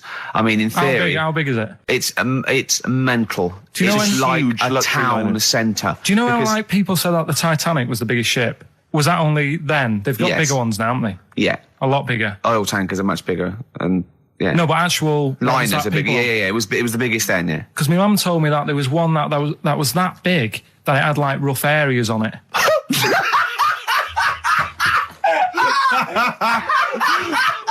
Oh, don't go starboard. Oh God! No, but do you know what I mean? Right. It was like we're thinking of moving. We're seeing Yeah. the captain. We're thinking of moving to a nicer area. Oh Yeah. I've heard they're very rough in aft. Oh God! Oh, that's They steal your fantastic. tyres. A ship's so big there was rough areas. Oh, how big is this one that you're talking about? Well, I don't know. It doesn't give me the specifications here, but they're huge. They're huge. In theory, I mean, it's that thing with it's obviously marketing, but they're going to solve the overpopulation crisis, where soon we'll all just be floating around the sea. Yeah, But yeah, I can see that. Shining here on XFM 104.9. We're doing White Van, Carl. Got another one there? Well, it's just your thoughts really on the Queen Mum's very British send-off that she was given this week. Yeah. What do you make of all those people queuing up to see her? Did you think that was incredible? Right. Well, what we said last week, there was I don't quite understand why there was so many people there who were like getting really upset. Do you know what I mean? Really upset, crying and stuff. And you can lose someone who's like related to you, and you don't cry like that. You sort of sit there and you think back to what you did with them and stuff, and then that's it. But the queue thing, wasn't it like miles long and stuff? Yeah. It was, yeah. Right. I was sat watching this with Susan. 12 hours queuing. Yeah. It never got to 12 hours. It did, but that was the estimated time. No, but how long is a queue when they're just like, walking along? Think how far you can sort of like, stagger in 12 hours. Incredible. It's been ridiculous. Yeah. But again, if they want to do that, it's their time and that, isn't it? And Yeah. it was at the weekend, so they could have, it's not as if they got out of work to do it. No. You know what I mean? They used their own time, so good on them. But I thought, right, what they could have done, remember when I studied Che Guevara? Yep. Right? And don't be offended by this, it was just an idea, because they did it with Che Guevara. Remember when they cut him up? Yes, Remember? they cut him up, yeah. What was the reason for cutting him up? Well, they cut up Che in order to try and... you told us that they were going to send bits of his body to Fidel Castro and various other people, wasn't that right? As a warning, wasn't it, though, to all the people, like, one to... Yeah, my understanding was that they cut him up in order to... so they could bury him in different places, so that there'd be no shrine. There'd be not one place that you could go to in order Right. to Well, sort of make him into a that, martyr. a little bit like that. I've like I can vaguely see where this is going. 6 queues, and it's like, number 1, you can, go and pay respect to her head, or whatever. Oh, God. No, but I just was thinking the way of speeding it up. I'm not having a go, I'm not, because they haven't done it, so it doesn't matter. God. But they did it with Che Guevara. Yeah. Everybody would have felt like they've got close to her, and it would have speeded it up. No, I mean, but I can understand... Can I just say that genuinely, Carl is not being disrespectful here. This is his best idea to cut down the queues. So don't phone in. He's not suggesting we should have done this. He genuinely Well, he is. But I mean, he's not doing it to be nasty or wacky or he thinks this is a good idea. So Can I just throw a They did it thought with at Che you? Guevara, who was like a powerful man, he did a lot for the world and what have you. Yeah. And Are you aware that I feel slightly responsible for this, because have you heard of the quote, a little knowledge is a dangerous thing? yeah. Okay. Steve, next one. No, just a very quick question. I can understand those that have queued for 12 hours to see the head. I'd be a little bit annoyed if I got there to find a toe. I'll tell you what, though. I'll tell you what they could do without chopping her up. They could put about 9 queues. Each could see each hip she had. That's true enough. Because she's had about 9 of them. Yeah. So it'd just be, if you want to see the whole body, it's a 12-hour queue. If you just want to see a couple of the hips. Here's another suggestion for you, I've just thought, right? What? Instead of everyone queuing to see her, why not put her on a trolley and wheel her past everyone else? Running. So Yeah, you could have some students on Rag Week. They could combine it, like when they're always pushing a bed. They could just run it along the queue. No, that'd be fantastic. That'd be disrespectful. Right, as opposed to the chopping up. So, Sure. no, Right. but just an idea. Just I apologise now. Anyone's offended. Anyone offended, I'm sorry. But Yeah. No, okay, we just do White Van Carl then. This is your opinions. You can't be wrong on this, can you? There's no right or wrong answer here. Okay. Right. But this is where we ask Carl his views on the big news stories of the week. Basically, we've stolen an idea from the Sun newspaper, and So this isn't cruel, this programme, is it? I don't think so. picking on me. It's not, is it? It's weird because a few people have said, "Oh, you're picking on me." It depends how you look at things, isn't Sure. it? Yeah. But you do you like it? We could look at it like it's a laugh, so Yeah. it's not a But, problem for us. You know we like you. You know you're our favourite. Yeah. I'm going to say thing in the world, but I don't mean that, in a derogatory way. No, I'm cool with it. Yeah? Yeah. Right. Okay. So your views, please, on the fact that attitudes are changing to the possible marriage of Charles and Camilla. Oh, what do you think of that? The roars at the moment, because the recent tragedies are apparently high in the polls, and people are coming around to the idea of Charles and Camilla getting hitched. What's your thought? Whatever, really. I mean, if they're happy with it. The thing that comes out of it most is it just goes to show, right, that there is someone for everyone. Just because, I mean, no disrespect to Camilla, I'm not a good-looking person either, but she isn't a stunner, and yet she's gone and picked up a royal. Right? Yeah. So I think it's good for things like that to happen, because it cheers you up. Do you know what I mean? Gives you a bit of hope. Thanks, Carl. So yeah, it's good. If they're happy, if anyone's happy, it's a good story, isn't it? Yeah. You know what I mean? Yeah. He's had a bit of bad luck. And now he's got someone else in his life. So. While he's doing this, I'm just doing a list of questions to ask him what he thinks of things in the world. Is that all right? Yeah, no problem. No problem. Okay, what about this then? Are you disappointed by the nation that a third of us are apparently unaware of St. George's Day? 23rd. Is St. George's Day the one with the snakes that we've talked about? No, that's... Are you one of that third, do you think? St. George is the patron saint of England who killed the dragon. Yeah, I mean, there's too many of these days, isn't there? That's the problem. If you make it a bit more special, like Christmas, so you buy presents and that for each other, then people will remember it. But there's so many of these days with Easter and Pancake Tuesday and all that. So it's not surprising. I think as time goes on, we'll find that a lot of these days will just disappear because, people are busy. There'll be new ones, won't there? Right. That theory, actually, right? Do you know how I've said before about babies, right? Yeah. But like little old people. Yeah. There was, no. Another of the great theories. No, the fact that, you're born and you sort of, you got no teeth, you got a little bald head, you can't control your bodily functions and that. Sure. Then you get to like... Sorry, you're describing yourself? Yeah, I was saying, you've got a dangerous No, I'm ground, just saying, that's how you're born. Yeah. Then you get to about 70 or whatever. Yeah. All that starts to happen again, doesn't it? Right. Yeah. Now, there was a story in America about, just backing this up again, 70-year-old fella. 70-year-old fella, okay. Little bald head. Yeah. Right? Probably no teeth. And that. Probably, yeah. Nappy and that, right? Yeah, probably, yeah. Goes into... A lot of 70-year-olds pop the old nappy on your 70th birthday, take your teeth out. Goes into an off-licence to get some beer. Doesn't get served because they didn't think he was old enough. Right. Okay. Right, okay. Wait. Carl's back. Wait a minute, No, sorry. okay. So they thought he was a giant baby that had walked into an Forget office. it. Weird, isn't it? Steve, forget it. Carl, please. I need Carl to answer. No, that's the story, but it's weird, isn't it? That's what I'm saying. It just backed up The my guy argument. in an off-licence thought that a giant baby had waddled into an off-licence. 70-year-old wrinkled baby in an overcoat, sucking Werther's Original, smoking a pipe and going, I can't believe it. We were talking about depressing news, right? And with that kid and what have you. Yeah. You see that thing in the week? There was 3 bits of depressing news, right? There was one, an old woman who swallowed a fork. An old woman who swallowed a fork? Yeah, did you see She's that? dead, the dork. An old woman swallowed a fork, so what did she swallowed a spoon? Why did she, yeah, everyone knows she swallowed a spoon. Yeah, when she swallowed a spoon. What's her name? She, swallowed a cockroach.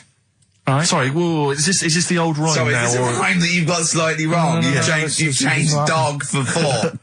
This is the truth, is it? This is what you read? Oh, no, yeah. Sorry. Yeah, don't never confuse the two. This is what you read on a spurious website or some mentalist No, hang on, sorry, emailed you. just before you move on from that, there was an old woman who swallowed a cockroach. Yeah. And in order to get the cockroach out, she swallowed a fork? It doesn't rhyme, but it's good. She tries to get it out. With a fork? She went, what for God? I'm thinking she's in a kitchen. Yeah. That'll do. She grabs that, she tries to get it out, and she lets go of it. And it goes, swallows a fork? Yeah. It was in the paper. The terrible thing was it was a gardening fork. it was awful, you know. Or is that stupid? That'd be stupid if it was a gardening fork, wouldn't it? I'll tell you what annoys me though, because I remember years ago, do you know Dr. Steele? Do I know Dr. Steele? Yeah, on, he does... Is he a superhero? The one on Richard and Judy. Right, what's he, a psychiatrist or the resident He just pops in and Is they've that got the a sort of problem. like the suave sort of... He's not that smart. I know what He's you mean, just a normal doctor fella. Sure. And, yeah, this was like in the 90s, and Richard and Judy said, we got the doctor in again today. We're looking at things that, have been inside people. And there's this one, right? Fella comes on, with an X-ray. Yeah. It's sat on a pint glass. He sat on a pint glass? Yeah. That's what... He hadn't had it. Sat on a pint glass. I remember that story that was published about the bloke, and this is the excuse he gave to a doctor when he had to go and have something removed. It was a bottle of sort of HB sauce or something up his... what word can we say in case hand resistance? You don't need to, people know what you're saying. Okay. Right. Rectum. Is that all right? No, you didn't need to say it, but... Well, no, he might as well. It's a medical term, isn't it? Doctors say rectum, don't they? Anyway. So the doctor got it out, and the excuse, he said he'd been to Safeways, he's bought his shopping home, and he popped the shopping on the on the front step, and he realised he's locked himself out. So he started to shimmy up the drain pipe, but his trousers and pants fell down while he was climbing, and he slipped and fell on the HB sauce bottle, right? And that was the note thing, right? And the doctor had put at the bottom on his notes, this would be somewhat more believable if Safeway sold their HP sauce with condoms already attached. Wow. Well, God. Why did he put a condom on it? No idea. To use it again on his chips. So he didn't just buy it to have a quick, you know. Yeah. He thought, well, I don't want to waste HP sauce. Sure. I mean, I use it at the arse, then I got on the chips. Safe sauce. I always practice safe sauce. Always have safe sauce. Used to work for a magazine when I lived in Bristol, and I remember the editor said to me once. He said, "Oh, we got half a page to fill. Do the usual. Phone up a hotel and ask them what the weirdest objects they've ever found left behind in a hotel room are." This was something they did every year. They just they would phone up the local hotel, and I found out. I can only remember 2 of them, but they have stuck in my mind. These were found. I think it was the Marriott Hotel in Bristol. Yeah. They were found by cleaners. A chicken. A live chicken? Yeah, a live chicken in a hotel room. And that was just left behind. And, a false leg. I mean, I don't know who leaves behind a false leg. I mean, presumably you'd notice if you didn't have your false leg, because you'd be lying on the floor. But I just remember, well, yeah, I don't know where else you'd find those 2 objects, except perhaps Paul McCartney's farm. I've always thought to myself, who left behind a false leg? Maybe the chicken pecked it off. Yeah, well, possibly. The person with it just like went and goes, so much different, I keep falling over. Yeah. I don't know why, and where's my chicken? Yeah. She probably called later and said, did the cleaners find chicken and false leg? I'll check. Yeah. Remember this particular hot feature? We basically ask Karl some of the questions that are asked of a white van driver in the Sun. They always have this on Saturday afternoons. Anyway, here's the first one. They're not fascinating, Karl, but I'm just interested on your take, really. Yeah. What do you make of Cilla Black quitting Blind Date after her husband sent a message from beyond the grave? Are you familiar with this story? I didn't know that. What's that? She went to see a medium, and supposedly her husband passed on information through the medium, which was incredibly vague, but persuaded her to quit live on air. Well, it's about time, isn't it? If even dead people are saying, enough's enough. But I'll tell you what, though, talking about ghosts and that, do you know how I'm into them? Yeah. Right? How weird do you think this is, right? Well, it's not true. Before you say it, play a record. No, go on. Go on. Right, it's this woman. I don't even know if it's ghost, really. It's just a bit weird. Sure. Yeah, sure. There's this woman, and she's not a woman, she's a kid. Sure. Okay. Sure. She's walking down, like, a street in her area. It's a nice day and everything. Everything's normal. She's walking down, and a woman comes up, cycling past, right? The woman on the bike looks at the kid, absolutely terrified, right? Got a really scary face on her. Yeah. The kid's thinking, why is she doing that? Yeah. Right? So anyway, she thinks nothing of it, goes, I think she was playing in the park or whatever, goes and has a nice day.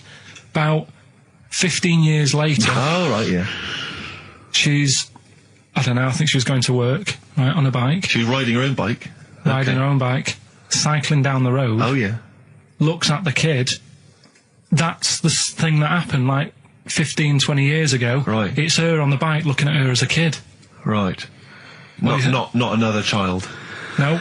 So It's her. She's seen herself. Karl? I mean, I don't know where to start. Firstly, where's this information come from? But, I mean, why do you ever... I mean, I don't know what part of that you think can be true. I mean, honest, I'm speechless. I don't know what to say. What are you talking about? Bit weird, though, isn't it? But it's not true. It didn't happen. Nothing happened like that. She said it did. Well, she's wrong. Who? She said she saw herself. She saw herself as a kid, didn't she? Did she carry on riding and as an adult when she was a kid. Did she stop and talk to herself, or did she ride on by and think, that's a bit weird, there's me as an 8-year-old. I won't stop, I'll be late for work. Yeah, if I'm late again, the boss said he'd be in trouble. Yeah. Well, and where is this information? Did it happen to someone you know? No. You overheard it on the bus? No, it was in the 14 Times. We've had a lot of emails saying, could you bring back White Van Karl? Oh, yeah. Which is that section of the show where we ask the questions that the Sun asks Someone various else. random punters Yeah. of Karl. But sadly, recently, they've got very politicised and very kind of, basically a little bit depressing. So there's not really anything appropriate. But I have trawled the papers looking for other questions posed in other sections of the Sun. Good idea. I was just looking here at the Dear Deirdre section, which is the sort of problem page. I don't know what your views are on I'd this. love to see Karl. Oh, God, can we get him a job? As Just an agony. ask. Oh, my God, that would be amazing. Right? Well, here's one. I'd like to see your view on this, Karl. I'm a happily married 42-year-old woman with 4 kids, yet I've developed a huge crush on pop star Darius Dinesh. Yeah. It sent my hormone levels through the roof, Yeah. and last night I woke my husband up at 4 a.m. for sex. We've been married for 20 years and he can't believe his luck. Recently I've been having I want to go to I'll stop you there. Why are you telling me? Right, carry on. Sorry. Recently, I've been having erotic thoughts about Darius morning, noon and night. Yeah. I haven't felt like this since I was a teenager and mad about Donny Osmond. My husband is amazed at the change in me. We had sex twice last night and again this morning. Again, why are you telling me this? Yeah, go on. He's just boasting. This is not a problem. It's not a problem. What's here. the problem? No problem. Just wanted to tell someone. Thanks very much. I watched Darius on TV last night, and when my husband came home, I dragged him into the kitchen and we made mad, passionate love. Right, they've done it. They did it then, twice last night, once this morning. That's 4 times. 5 times she's mentioned it so far. Yeah. She's doing all right. My husband. This is a great bit. My husband thinks it might be his new moustache. Or that I'm going through the menopause, but I You know were thinking different. of growing a moustache? I was Just thinking of thinking of growing a changing moustache. luck with the ladies? I love the idea. That's what he thinks it is. He's telling his mates in the pub. You've You should gone grow mad with for me. these. Grow The with old these, Tom right? Selleck. 5 times in the last 24 hours. Hooray for sexy Darius. So, what do you make of that then? What are your views on that? Hold on, though. If that bloke is reading that paper, that narrows it down It's a gotta bit. be, yeah. Who else did he know? His wife likes Darius. He's had sex 5 times that night, and he grew a new moustache. He's thinking, I wonder if that's me. Maureen. Yeah, go on. But what's your concern? Because I'll tell you what her problem is. She's worried that, the reason that she's now kind of overly excited and she's having this great sex with her husband is because she's actually fantasizing about someone completely different, younger. She's having these wayward thoughts, isn't she? She's a bit concerned about that. What's your concern? What are your thoughts? I reckon she's going to start shoplifting soon and coming out in hot flushes. Go on. Just, they're both happy, aren't they? He's getting what he wants. She's happy. I'd say, yeah, whatever, get on with it. Do you think that she should confess? She wants to be honest with him. I wouldn't, because not that many fellas like Darius. Right. So if you're sort of thinking, oh, she'd rather have him than me, I don't What do you think it's gonna work. Darius would think of this? He'd probably be happy with that. I mean, What would you do if you got loads of phone calls, right, from women going, Karl, whenever you're on the radio, I just have to do it. I just have to do it. Your voice makes me... I'd say, alright, well, it's alright. I'd be happy with that. Would you? Yeah. I mean, just in case anyone is doing that. What would you do to sort of like egg them on a little bit to help them out? What do you think? What sexy things would you say? What do you think is your quality? What do you think people would find, pretty horny about you? Is it your sort of mank wine, do you think, that? Good evening, Steve. Got some here, brought in. It's just a normal soup. It's Rooster's Pride. What flavour soup's that, Steve? Oh, I know you brought that. And it's all a genuine article, and it's cock soup. Can I have a close look at that? Maybe there's some more humour I can draw. What, you want a closer look at my cock soup? Just a cock soup. Let me just. It says here delicious, appetising. Oh, 3 is to it? 4 servings. Because you know what I'm thinking of when you're talking about the I'm soup? trying to think of innuendo. I'm just thinking of a man's cock. Penises, yeah. Let me just. It's the darkness. One was about that Galileo fella. Okay. Was it about 1636? Was it? I think it might have been not earlier. bad. Go on. Did some stuff with light and that? Yeah, he did lots of physical experiments, yeah. Is that it then, Karl? Is it? He did some stuff with light and that. What did he do with light? What was that? Well, I think he invented the first... Telescope. Telescope. So I think it's a particular lens, though, and he did experiments where he dropped famously two different weighted balls from Pisa, and they hit the ground at the same time, showing that doesn't matter, the weight doesn't matter. air resistance does and stuff like that. I think he probably explained it a bit better than that. Yeah, but I'm talking to Carl. Sure. Did they need to know He's stuff? just thinking about pizza. Yeah. Did they need to know stuff like that back then? What do you mean, did they need to know stuff like that? It's just... There weren't people going around going, I've got to drop these 2 things off the Leaning Tower of Pizza. I just don't know which one's going to land first. Yeah, I need to know. Why do you need to Bring know me that? Galileo. Yeah. It's for a bet. Yeah. No, but if I was knocking about then, I'd be like, stop messing with that. We need a telly. Or, you know what I mean? I bet he thinks the Flintstones is real. I know. That'd be brilliant. That's what I'd do if I was a caveman. I'd make a telly out of rock. Yeah. And a pelican And a as car a that I cement just mixer. ran along the road with. Yeah, exactly. Yeah, we need a car. Yeah. Well, we haven't really got the internal combustion engine. Can you stick your feet through the bottom? Yeah, just get me a car, for Christ's sake. Anyway, so I learned that. And then... we went. It was a great day, wasn't it? Brilliant round of golf. Absolutely brilliant. Such a beautiful place in Stoke Poges. It's like a really posh place. And are you a good golf player? well, we'll get to that. Oh, okay.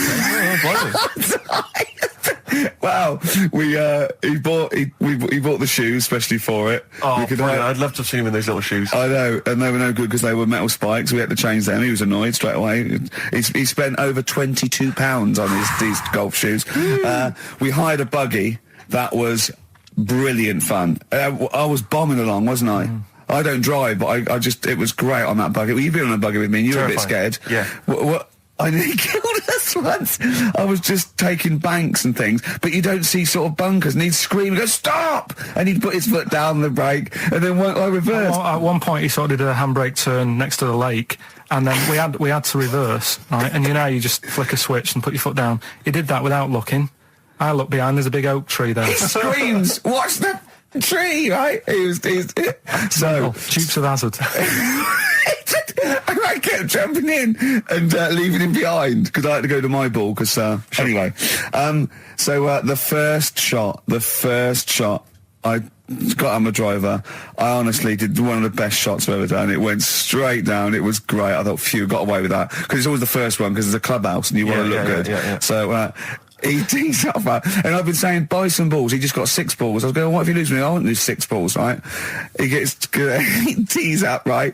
Whacks it. It goes miles, like right angles, straight into these the woods, right? He turns around, he goes, go and buy some more balls.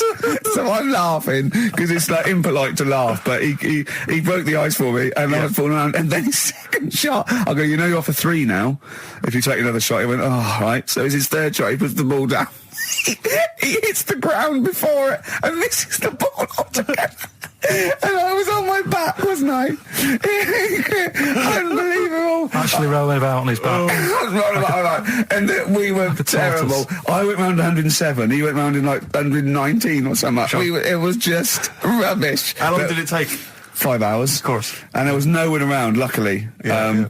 But it was fantastic. So then we go and have our meal. What annoys me, I said, right, I'll go for a run. He went, I'll have a bath. I said, I'll see you at 7:45. At 7:55, I have to call him. He's not ready, so he's let me down there. I can't stand lateness or laziness. You hate lateness. Yeah, and he's let me down. Do you know his excuse? He fell asleep in the bath because there was no light bulb. There's no light bulb in the bathroom. So instantly he fell asleep, and he was late. No, do you know what I mean though, Steve? If you're sort of like nice and warm and what have you, I was tired anyway. I've been stressed out for 4.5 hours, right? My life flashed in front of me a few times in that buggy. So it's all sort of wears you down a bit. I thought, right, I've got a headache. You're going for your run. I'm going to have a bath. I walk in, put the light on. For some reason it didn't come on, but I thought, it's all right. I'll just... you know, doesn't matter. You can have a bath in the It's summer, so it's light anyway. Well, there's no windows in the bathroom, so... Yeah. So you were in the darkness? So I'm in the darkness. I nod off because I'm shattered. He calls up, hassling me. So I said, well, it doesn't normally take that long for me because, you know, I haven't got, like, long hair. I've got a dryer and I can sort of one wipe. Yeah, he's already 10 minutes late, though, when I called. Well, 10 minutes. 10 wow, minutes. This is late, this. Next. Doesn't matter. Dinner wasn't until 7:15, so we had, like, another 20 minutes anyway, so it doesn't really matter. Yeah, but we said 7:45. So he's calling up, hurry up. So I said, yeah, all right. So I get out and dry and like me tackle and what have you. Calls back again 30 seconds later. You know. No, I don't. I don't like that. Not gonna do that, no. Give it a wipe. 30 seconds later, come on. So I end up going downstairs to the meal area, naked, with a wet shirt on and wet socks. I've got headache as it is. Meant to be a relaxing weekend. So is there what's the best bit about the holiday? Come on, pretend you're Judith Chalmers. I have been doing. I would have done all. I would have said that. don't bother. Right. I mean, the hotel was good. Yeah. That was all right. What was that like? It's all right. Just, clean. That's all you want, isn't it? See, that's not quite what Judith Chalmers does. She doesn't go, what's the hotel like? All right, yeah, clean, isn't it? All right. Well, what was it like? What was it? 3-star, 4-star? Did it have a swimming pool? What was the room like? Yeah, had a swimming pool and that. Yeah. Yeah, it's good. I think it was one of the better ones on the island. Okay. Nightlife? Wasn't really. And there was a bar. There was some bands playing. Yeah. Not very good. Food got a bit boring. Yeah. It was always the same food every night, but they sort of themed it and made out as if it was different. So, like, on Mexican night, it'd be chicken with a nacho on it. Right. And Chinese night, sort of chicken with a little prawn cracker on it and stuff. Sure. But that got a bit boring. That's me just turning on my phone, because I want to read to you a text that I got from Karl. I think you sort of sum up the holiday in this text, don't you? Do you remember it? I can't remember. Let's have a look. Let's have a little look. Instantly, what did Suzanne, your girlfriend, make of it? Similar view to you? That they should fill in the holes? Yeah, it's just that thing, you see, I went on a coach trip, right? And you go and see the volcanoes. Like I say, there's 36 of them. Yeah. Which, how many do you need? And when we're on the coach going round all these volcanoes, the fella on the front's going and look out your left window at the moment, and there's a volcano. And if you quickly look out at the right-hand side there's another one. Right. And on the left, he's just like, all right, we've seen it. Sure. Do you know what I mean? Yeah. And we'll talk about that trip in a bit. Right, this is the text I got from Karl, right? All right. Been up to a volcano. Been in some dead artist's house who built his house in the lava. They said they would show me science with volcanoes, but all they did was chuck some water in a hole and it shot up in the air. No dwarves in the canteen, no scousers here, but there is a Swede woman with a big head. She looks effing gormless with a cap on. If you want, I'll pay for you to take history again. Karl, we'd love to see you get a C or above. And Well, we're I'll willing pay to... for you and I'll get you some books. Right, now listen.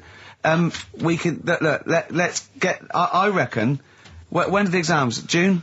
Something like that, yeah. We'll try and register next week, and I reckon you can get an A or B. I'm history. Busy, I'm busy. In history. No, don't worry about it, it's just easy. I get you Brody's notes. If Heat magazine, they love you, Karl. They could probably sort something out. They could probably pay for a tutor. They got a lot of money, they sell a lot of magazines. I mean, it is almost always, and you found that out, I discovered this, it's always the Tudors and Stuarts. There's no fear for them not coming up. Now, what do you already know about them? You must already know stuff about Henry VIII and Elizabeth. No, because it's too long ago to even get interested in. Do you know what I mean? You can't. Is that why you didn't? To it. Okay. The Anderson thing, it was like, God, I bet my mum and dad were in an Anderson shelter. This is interesting. What, when they... Oh, my granddad would have, had something to do with this. But the Tudors, it's like, I don't know even if they had a family back then. Play a record. We come back. Hang on. Sorry. Because I need to introduce the new feature. Yeah. For the I record. don't know if I had a family back then. Carl, listen. Let me just ask you now, right? If you can finish this sentence, we've got a chance. Divorced, beheaded, died. Divorced, beheaded, died. What is it? We just need to do a little bit of work, but otherwise, I think you're going to be fine. It's how you remember what happened to Henry VIII's wives. They're little... Divorced, beheaded, died. Divorced, beheaded... It's like spam. Support... What is it? Support, protection, anchorage, movement. That's how that's nothing to do with the Tudors and Stuarts. No, that's to do with the skeleton. Yeah, see, no, we're not doing biology. Mnemonics and acronyms. What happened to Henry VIII's last wife? Did she die, or did she not die? Divorced, beheaded, died. Divorced, beheaded. Do you know that the only king that has got a moustache is... No. The only king that hasn't got a moustache is the King of Hearts on the playing cards. Karl is genuinely... I don't know if he's actually upset or embarrassed, but it doesn't matter. Why does it matter? You were 15 and didn't go to school. If you were my friends, I think you would have just said, oh, we can't find them. Why? Because but you just wanted to know. What to do with that? Well, what do you mean? What do you mean? It's ridiculous. Do it again because you want to learn, because there's great things in the world to learn about. Don't worry. Look, GCSE is vocational. Is vocationally for a 15, 16-year-old to go on to do A-levels or whatever, or to get results. But you don't need that because you've done very well. You don't care about the Tudors and the Stuarts. I mean, you know. I mean, I've had a couple of jobs, not this one, because you don't need qualifications to get a job. Obviously. In the radio. Yeah, obviously. You're absolutely right. But the ones that I have got in the past, I did, because I didn't collect them, I had to lie. And I didn't like go mad. I didn't say I had A's and stuff. But I didn't put history down because I didn't even know I did it. So it's a bonus. I kind of treated myself to like a D and a couple of C's and that, so it's like, well, he's not. I love the fact that Carl even then was honourable. It's like, I'll at least put down the ones I think I took and lie, but the ones I didn't take, I won't lie about. Yeah, and don't give yourself a B. Exactly. If they're going to find out you lied, give yourself a B next time, It could Carl. backfire, couldn't it? I mean, my brother's a bit mental, and he used to do things like go for jobs and say, oh yeah, I've done this before. Like being a mechanic, and he's never even picked up a spanner. And yet, he'd have the confidence to go and try and fix cars. Well, I'm not that daft, but God, and he. Who do you blame for this? That's just an easy way out. I have to blame myself. No? Yeah. What was the teacher like? Well, there's loads of different ones. I didn't like. I mean, the history teacher, it is my own fault because with her, she's a bit mental, and I used to kind of stop the lesson by saying, "Oh, miss, tell us about your fireplace you've got that is made from a gravestone." Because that's what that would stop any English teacher in their tracks. And she loved telling you about it. Yeah. It was like, oh, I learned that from a teacher. So that's why I didn't know about divorce, head loss, and all that. Yeah. Dandruff legs. Horse, head loss, dandruff legs. But remember now, divorce beheaded died, divorce beheaded survived. That's all you got to remember. So, yeah, the things that annoyed me was like, you get bored, sat around the pool after a couple of days. I'd read my book. Yeah. You know, there wasn't much going on the Not even any crabs to throw sand at, was there? No crabs or anything. They wouldn't bother with Lanzarote, right? So, decided to go on a little trip. That's when I saw the volcanoes and that, 36 of them. So, we go on the trip, and the thing that annoys me, it does happen every holiday that you go on. If you go on a sort of a package thing, they have these trips, right? And you pay about 40-odd quid, and they give you some wine, so it make it feel like you're getting your money's worth. But, how many of these trips have you been on then? Loads. Probably about 12. More holidays than I've had. Go on.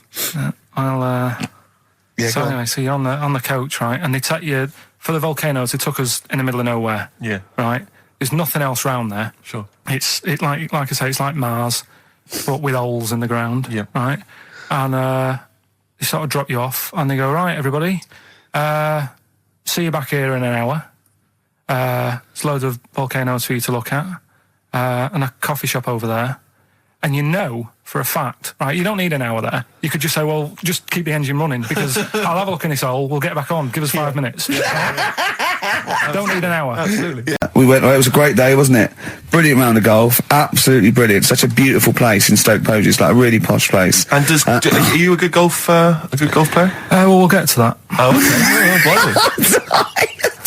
Wow, he bought the shoes especially for it. Oh, I'd love to have seen him in those little shoes. I know, and they were no good because they were metal spikes. We had to change them. He was annoyed straight away. He spent over £22 on these golf shoes.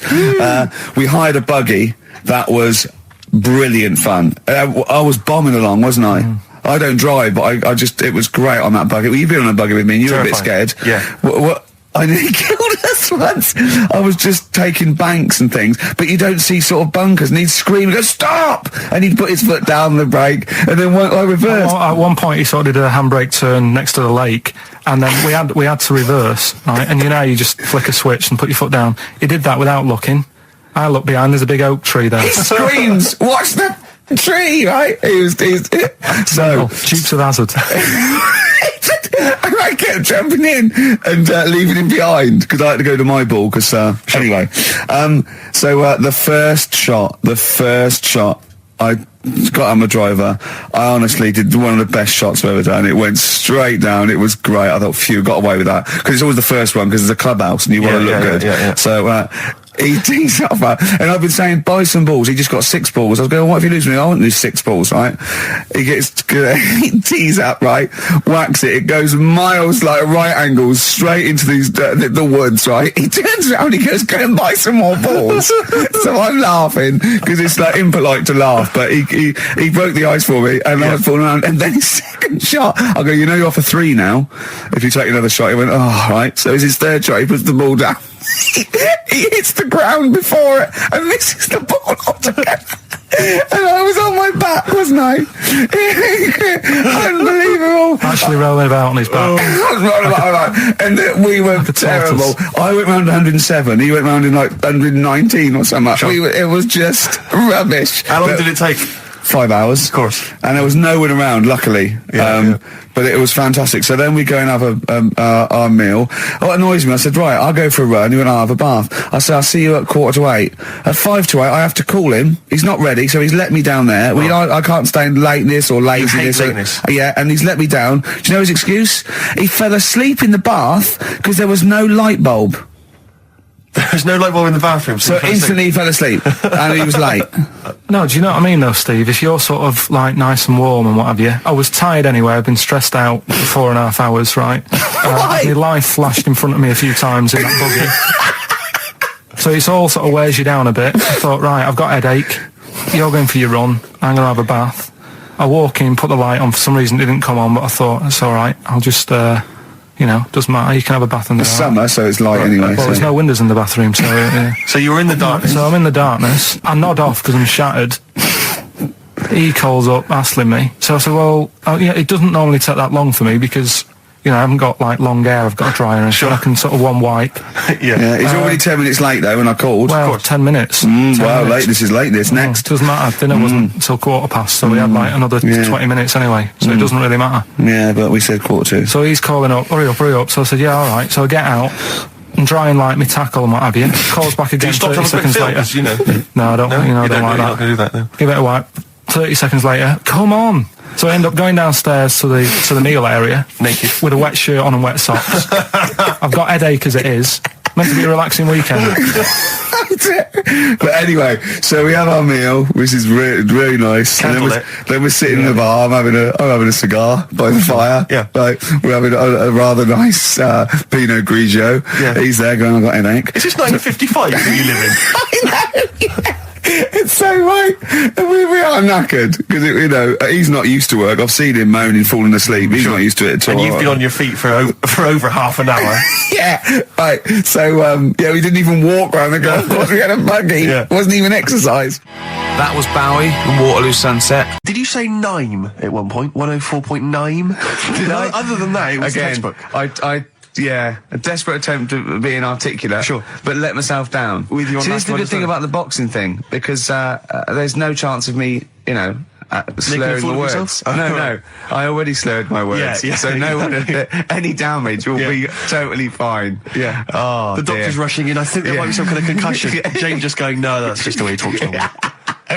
But because I'm thinking maybe, did you start the show with that particular kind of manner? Just because obviously a lot of new listeners, I imagine, thanks to the massive poster campaign, and you obviously want to impress them and charm them. There's a few examples today of irony coming back and biting you. Yeah. That seemed like a funny idea at the time, me posing that. But Jonathan Ross phoned me up when they first went up and he just said, I've just seen a big poster of a predatory gay.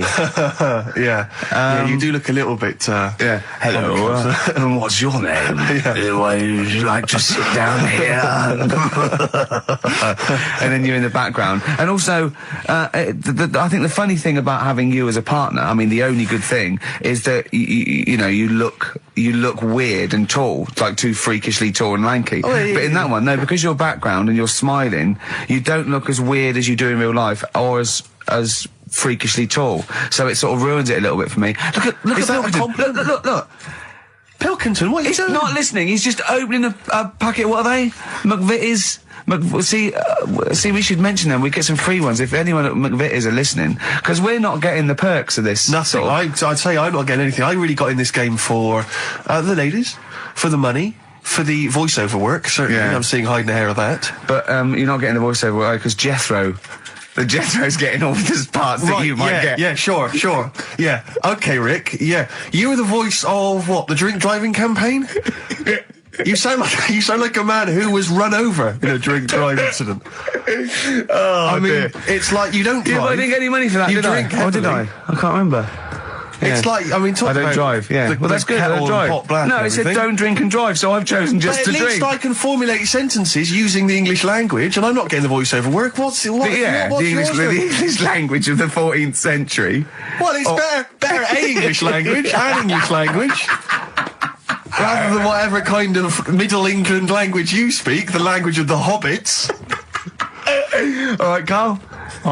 See, you're eating a biscuit. I can't believe it. Are you bored with this already? Do you know what? MTV called me last week. They called me again yesterday and said, when can they come down to do they're coming down next Saturday, by the way, to do a little screen test for you. They're going to sort of just film you with a little camcorder. You said this. They're going to film you. Are you alright? Do you want to, are you hungry? Do you want to go out and have a meal? I can't believe you're eating while I'm on air. No one can hear that. Do you know who I am? No one can hear that. Explain who I am. Well, that's Ricky Gervais, right? He's made his name on TV. Yeah. Okay, he's done any number of corporate gigs, and they pay silly money. So, I mean, this guy's earning, and really earning beyond his talent. All right? So I think I deserve a little bit more than a little mank eating a biscuit while I'm talking. Rick Gervais? Yeah. Have you won a BAFTA? Yeah, too. All right, so just a little bit of respect. Yeah. Yeah. Carl, well, what have you won? What have you won? I got a bronze certificate for doing a full week at school. That's great. It was only a bronze. What's that then? 3 out of 5 days. And I got me a little Crusaders badge, if you remember. What's the little Crusaders badge? The Crusaders badge for the religious club. So I was that the fella that you went and played ping pong ball, so they wanted to talk to you about God. Yeah. Yeah. You got a Crusaders badge, did you? Yeah, that's why I went. That's why I joined. That's why I joined. For the badge. I like the little badge. Did 4 weeks and then packed it in. But we're talking about MTV, right? And I was feeling a bit nervous, wasn't I? About like, the way I look. Right. And what have you. And then I watched a bit of Celebrity Big Brother and all the fuss that Mark Owen's getting. And he's not that good looking, is he? He's very. I want to be Mark Owen's mate. If anyone who knows Mark Owen or Mark Owen's listening, I want to be his mate. I think he's brilliant. I think he's a nice lad. But what I'm saying is, right, all the girls go mad over him. Yeah. And he's not that good looking, is he? Well, no, he's got. He is in a certain way, isn't he? That sort of non-threatening. But he's not stunning, is he? Do you know what I mean? No, but no. Well, what's your definition of a stunning? Yeah. Well, who do you like? Someone who you look at and you go, God, they're good Which looking. bloke do you fancy? What bloke do you think's attractive then? So if I was into men. Yeah. In fact, you can still say a bloke's a good looker without fancying him. Who do you think is attractive? Probably. I mean, it depends what you're looking for. No, just looks. Just look. You think different looks as well. Of course, yeah. Who would you say was attractive? Who would you say was like stunning in your definition? A good-looking lad. Yeah. Good-looking lad. Oh, look at him over there. He's.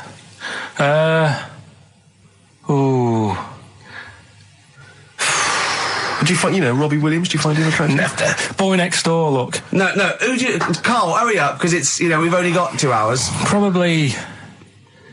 I can't think of one offhand. Mark Owen is pretty good looking then, really. There's not, just name one bloke that you think's an attractive guy. There must be one bloke that you've either met or that you've, seen in a pub or on a poster. Tell you what. Go on. Tell you what. Works here. Young Alex Zane. Well, we know Alex, maybe we can fix you up. I love you, Alex. You've got so much. Richard Ashcroft, Science of Silence on XFM 104.9. I love that. Yes, correct. He's one of my favourite artists now. I just think he's so. I don't know why he's not ballistic.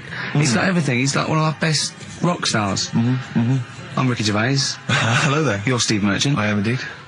Carl Pilkington over there. Big day today. Really? Yeah, for Carl. He hasn't been looking forward to it. He's been whinging in the week. A couple of things. He thinks he's overworked. He thinks he's overworked here, and he's stressed, and he's got to do DIY. MTV are coming in right, to give him the chance of his a lifetime to do just a little screen test, and he's going, well, I'm not going to look good, am I? They're not going to have a why. He said, well, I've got a round head and I'll be wearing headphones. And he's not made an effort. He thinks, oh, they'll put him off. He said, they won't even press record. He's got a spot on his head. I mean, you know, also... Carl, you're not looking forward to it. You're not excited about it. It's a great opportunity. Why is it a great opportunity? To get on MTV? No, but look, money for old bloke. Yeah, but look what's happened to people like Jeremy Speak, whatever his name is. And all Jeremy that. Speak, yeah. Yeah, and... yeah, slightly different. Why is it? Well... See? You're making it in the industry, and you've got something to give. He happened to be around when they were filming an airport. Well, do you see the difference? All right, the other one then, who's on a boat. Same thing, although at least she had a skill. She had a skill, you know. She can sing, you know. Well, it's just. I think it can all go wrong. Do you know what I mean? Well, of course it can. So can sitting in your little room moaning about nothing happening in the world. You know, he wanted to stop educating Ricky because nothing happened. He said, look what happened last week. I scoured the net. He said, all I found was a dog in a car wash and a parrot and a vicar. Right? I'll tell you what, there ain't much more going on this week. Well, you're talking... listen, me and Steve, yesterday, we took a day off to prove you wrong, and we've come up with two of the most incredible things I told you about, and they're amazing. So there are things out there. Or but just go for truth. Go for truth and science and discovery. Fact is stranger than fiction. You don't have to revert to sort of like God and ghosts. I know, yeah. Do you know what I mean? But the funny thing is, you know, like... last couple of weeks I've been saying there's not much going on. Yeah. I found out when I was looking that there was a day in 1930, right? It was a Good Friday. There was no news. There was nothing going on. They had to put a music video on or something on the telly because there was nothing going on. Play a record. We're going to play some classic tracks today. This is Debaser. Pixies, Debaser. I was looking forward to playing that. Came and said, Carl, I'll play that. I was looking... he put it on. Lauren just called through and said we played that in the last half hour. Embarrassing. Yeah. So It's really what is the embarrassing. point of having a producer if he doesn't check things out? So, I mean, it's a good track. I mean, I'm sorry if you heard that twice in the last hour. Go on, So what I'm you listen to everything all the time. I've been running around. I get in early on a Saturday. You got in about the same time as me. I went out and bought you some biscuits, so you're happy. I put the coffee on. Yeah. I've sorted what prizes we're going to give away. I've been running to the library getting you certain tracks. Yeah. I can't listen all the time. I'm doing my best. Well, I'm not sure it's good enough. I mean, I'm worried when MTV come in, if they've heard this kind of shoddy production, they're going to start to wonder what... Is it the same songs every 5 minutes anyway, sorry, are you sort of overworked because you were on Zoe Ball show talking? Oh, hello, what's going on here? Well, I was exclusively on our show. No, I was in the car. I seem to remember, Rick, he was a nobody Yeah. that got a chance to come on air and talk about that. And guess now what he's getting auditions for MTV. Guess what he was talking about on Zoe's show? Oh, hello. All the jellyfish stuff and all that about getting Believe it, recycling material that you've done on this show. I phoned in, right, and I went, stop doing material Zoe's boy. He just hung up on me. Well, I had a job to do. Who do you think you are? Your ego has just gone through Hang on a minute. What? I had a job to do in the week. They asked me to drive the desk for Zoe, right? They didn't say talk. Zoe, if she talks to you, you can't just ignore her. Yes, you can. Well, you Who can't. is she? Who does she think she is? You made a promise to us, a pact, that you were our kind of monkey. Yeah. What can I do? If someone takes time off, I've got to do it. It's my job. Yeah, but you don't have not to your talk. job. You don't have to use... You're the head of production. We've given you this special gig. This is like taking you out weekends. Yeah, And exactly. you know, if we find out you're getting too much excitement in the week, we'll have to just calm it down. Well, Get another little... well, that's it now anyway. It was only last week. I feel like kind of solid. I feel betrayed. It's like you were having an affair behind our back. Yeah. And you rumbled He it. was doing all the stuff. He was doing all this like, oh yeah, jellyfish and this, jellyfish Yeah, because that. she was asking, and I thought it was a good way of promoting this show, actually. Oh, did you mention the show? Yeah, I did at some point. Did you? What did you say? I just said more about that on Saturday afternoons. So you talked twice. I only heard you talk once. So you're talking all the time. Well, about 5 times in the week. In the full week, 5 times. Deary Right. me. And one, it was just stuff. You that could we never did. be a monk, could you? Chatting away all the time. Right, what have you got? I blame Ball as well, to be honest. I feel Ball's slightly responsible for it. Right. Have you done a business degree or anything? Have you? Commerce. You did commerce. Where did you do that? What did you do with that? At school, I'd learn how to fill out a cheque, pay a bill, and I think I had a trip round Kellogg's. Did you get an O level or a GCSE? We know he didn't. You know. But was there a commerce exam, or was it just a division of Can't maths? remember. What did he fill out a check? A subset of It was maths. an option. It was like, if you want to do it, you can. What was it? Fill out a check. Pay a bill. Pay a bill. Have a visit round I nipped round Kellogg's. Kellogg's and I saw my sister's boyfriend there at the time. He sorted me out with some variety packs. Really? What was in them? You know, Rice Krispies and Good stuff. Cocoa Pops? Space Dust or whatever it is. Space Nuts. So, sorry, that wasn't Ken Dodd, no. No. That was someone else, was it? That was an aunt. That was it, yeah. That wasn't Special K. Oh, dear. What about this then? Home Secretary David Blunkett admits that muggers rule some streets. Weird this, because when I was out with you... I don't believe it's going to be weird, whatever you say, No, Carl. Go on. when we were in that pub that night and we got talking about muggers and that, the tip is what I tend to do, because I nearly got mugged once. Act You mental. what? You nearly got mugged once? I nearly got mugged. Yeah. But I tried this technique of acting a bit mental. Right, and how did you act mental? Well, this guy wanted me trainers. And I was in Piccadilly Gardens in Manchester. It was quite late one night. Mm-hmm. And he come up, he said, I want them trainers. I said, you want them? I said, I worked hard for these. He said, how dare you come to me asking? And I got a bit livid. And he looked at me like, oh my God, he's got a right one here. And he left me. Were you acting mental or were you just mental? No, I put it on a bit. Were you not petrified though? Well, you don't think about it, do you, when you're sort of in the eyes of danger? Well, not you, clearly you're a brave man. So what did you say? I just went a bit mad. I just kind of, because he said he wanted the trainers and they were dear ones at the time. And I just, no, you're not having these. So I've crafted you. I said, I wanted these trainers. Yeah. And, you know, went on to tell him how I work at printers and I don't enjoy it. And, you know, I put in all these hours and that and I have to cycle home for about 5 miles. And Did he give you his trainers? Yeah. Did he have a knife or I anything? just left. No, it didn't get that violent. Well, that's very brave of you, Carl. Yeah, it's That's good. good advice, though. Just act mental. See, what's actually tried it the other night. Oh, Liza Minnelli. Yeah.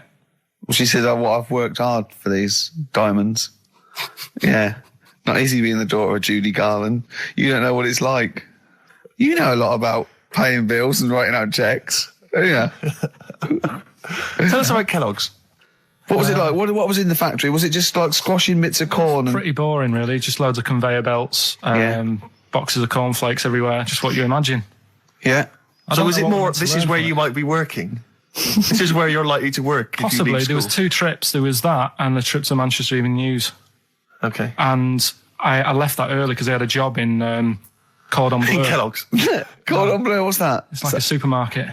Yeah? And I had to leave the trip early and the teacher went mad saying they'd thought I'd got lost on the, you know, in the building and stuff. What, you It didn't caused tell a right anyone? uproar. No, because it was like day 2 of working in this supermarket and I couldn't be late. I thought by the time I explain where I've got to go and everything, I'll be even later. Sure. So I just left, and then apparently they were searching the building and everything for me. Oh, I were was you? stuck in a printer. Don't know. Fucking a printer. I don't know. What was the printer's name? You worked at a supermarket called Cordon Bleu. Cordon Bleu. brilliant. That's great, isn't it? It's rubbish. Oh. Got sacked. You had to What did you get sacked for? Messing about in a back in the car park round the back. Yeah. Right, there was a grid, and all the concrete had gone funny. So when it rains, you got like a big lake, Oh, yeah. right? And I got in. Do you know those big metal trolleys you get to like put all the food in whilst? Oh, yeah. And I got in one of them and pushed myself out into this lake. Of cement. No, Of it water. was full Oh, it of was water water, 'cause it'd been right, raining. right. And I got stuck in the middle, right? And the boss was like, where's Carl? He's meant to be doing, you know, facing up the beans. And I was like, You were stranded in a lake. So someone said, I saw him messing about out the back. He came out and saw me stuck in the middle of this lake in a trolley. And he said, get back in. I said, Would you say, no, I'm filming sharks? I said, it's too deep. I can't get out. You'll have to pass me something. And he said, I'm not passing you nothing. He said, you can get out of there and walk through it. I said, I'm not. I've got my trainers on, probably the same ones. Yeah, you've risked actually. your life for them. Yeah. I said, I'm not getting these wet. I said, he said, what are you going to do? I said, I'm going to wait for the water to go down the grid. He said, the grid's blocked. Now get out or you're sacked. I said, well, I'm not getting out. He said, right. Rockbusters springs to mind. 15 Taiwan. 15 Taiwan. Let's just remind people what 15 Taiwan was. It was a little feature that I wanted to give a run, you know, give it a little run, see if people like it. The premise being? No, there's no premise, it's just a title. No, we were going to get 15 sort of ornaments. You'd explain them, and then people would call up and say, that one's from Taiwan. See, Carl, you just explained why I didn't think that was a good idea. Yeah, By explaining the good bit. No, the funny thing is, Steve, right, I was walking down Regent Street on Monday, walked past one of these big stores, right, and they've got all famous quotes on the windows, right, and one of them was something like, an absurd idea is often a great idea. Yeah. Do you know who said that? Go on. Einstein. Yes. Which made me wonder, if you were his mate, would he ever have done E = MC squared? Or would you have said, don't bother with that, it's not going to work? Because that's all you seem to do. Everything I come up with, you put down. Yeah. Well, that's one thing. He's negative, right? I don't know why. I don't know why he is. What else? He messes me about. I get him concert tickets for stuff, and you say, oh, I didn't bother going. Yeah. That is annoying. You come in, with, 5 minutes to go with tracks that need editing. Yeah. The little bag, that bag that was free. Yeah, you got a free bag today, an XFM little rucksack thing. Yeah. You were like, oh, what's this? What's this rubbish? Yeah. Ricky said, I'll have it. They're great. He said, no, I want it. Yeah. Well, it was free. I need it. I'll give that as a gift or something. So, I mean, I think on reflection, Steve is probably a little bit more annoying than me. I won't go that far. You are annoying. If I had to go away for a week somewhere, if it was a quiet place... Well, you are again, aren't you? That's 2 holidays you had this year, I mean. If it was a busy place, I'd probably go with you, because people, do you know what I mean, staring at me all the time and that, if I'm walking around with Steve. No, I'm just... Can I draw up a list of reasons I don't like you, Carl? Just being honest. What? I'll tell you, because the list of reasons I don't like you is incredibly long and getting longer. Just saying. Do you want another slap? Look at his face. It was really light, right? We've had the parrot, right? These are things that I found the parrot, right? I've told you about the dog in the car wash. Right, you didn't tell me about that. You said there's a car wash for a dog. That's all you told me. Yeah, the but parrot, you said there's a parrot. What? It's a problem at funerals. Yeah. That's nothing. That's nothing. Do you understand? And they used to eat cats. what else have we got? There's an elephant in India with sore feet. Why? There's an elephant in India with sore feet. No, I'm interested. Why? Tap dancing? Why? So, I didn't write that He's much trying to about break it. Roy Castle's record. He's still going. Go on, what is it? Think. It's an elephant, and it was really old. It was about 76. Right. And it had sore feet, because it's old, and They don't make stair and lifts the that big, do they? roads are bad and that. Yeah, go so, they said, what are we going to do? And the town was like, oh, we're used to seeing it around, it's part of the thing, we don't want it to have sore feet. Yeah. So they got some slippers made for it. And it had like a picture of the elephant looking happy wearing some slippers. I love him! I love Carl, his world! Think of it, where did you see this picture? That was on the internet. Right. That's a lesson, though, for any elephants listening. Don't wear stilettos to work every day, because it can do your feet in. So that Don't elephants have really bad memories? No, they're really good memories. Oh, do they? Yeah. Oh, well, that's good then. No, I just thought they'd forget where they put them. I thought there was something about elephants having bad memories and that. It goes on, where's my slippers? Yeah. I'm sure I left them by the text. So sorry, there's an elephant walking around wearing slippers? Yeah, that's in What India. kind of slippers? Those sort of old man ones with the sort of checker. Well, round design. ones, I imagine. Yeah. Big round ones. There was that going on. And is it happening? Is it happier? I mean, does it feel more It satisfying? looked it. Did it look? How can you tell for elephants, please? What else is there? There was a woman who's had a breast insured for 150 grand. Right. Okay. Any more information there? What? Third party fire and theft? Don't know, it had a picture of her with them, out. I just thought, you should get them covered. He's done another real joke! Brilliant, that's a proper joke. He's done, look at his little face, he smiles. I'd like to see you on one of the sort of TV panel games. If they could bring back sort of celebrity squares, he'd be amazing as the centre square. Oh, that would be incredible.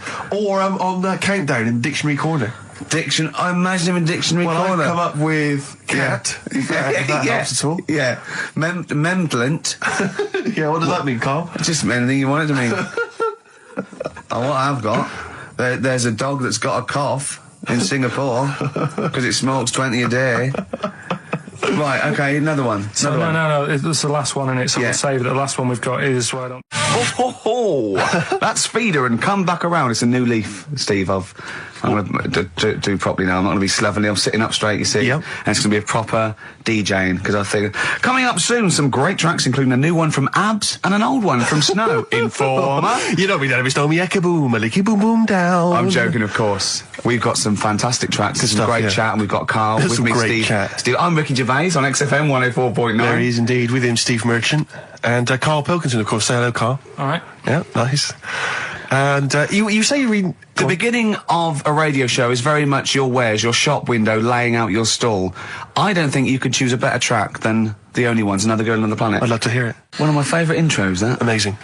Oh, that was dangerous, because I once heard on Capital Radio, this has got to be the greatest rock intro of all time. And they played Money for Nothing by Dire Straits. Brilliant. Yeah, Yeah. I can just imagine them putting their head down. I remember a friend of mine when I was at school, he just bought a car and he took me outside to show off the stereo system, Money for Nothing. Really? He just played that. I've never heard the song before. Just played that for its entire 4 or 5 minute duration. It is a to good show off song the sound system. Yeah, it's a good song for showing off intros and sound Yeah, systems. Exactly. Yeah. You said you were driving along earlier. You saw someone. Yeah, it was one of those zooped up sort of sporty saloons. Nice. You know, the big back, like a Mondale or something, big, and it was blaring out. And the bloke in it was sort of like, I could tell he was 24, but already going bald. Yeah. From like obviously his estate agency job, not Yeah, but he's made a bit of money, and the stereo system was ridiculous. I mean, so loud, and it was going through Covent Garden. He was playing Snow in Informer.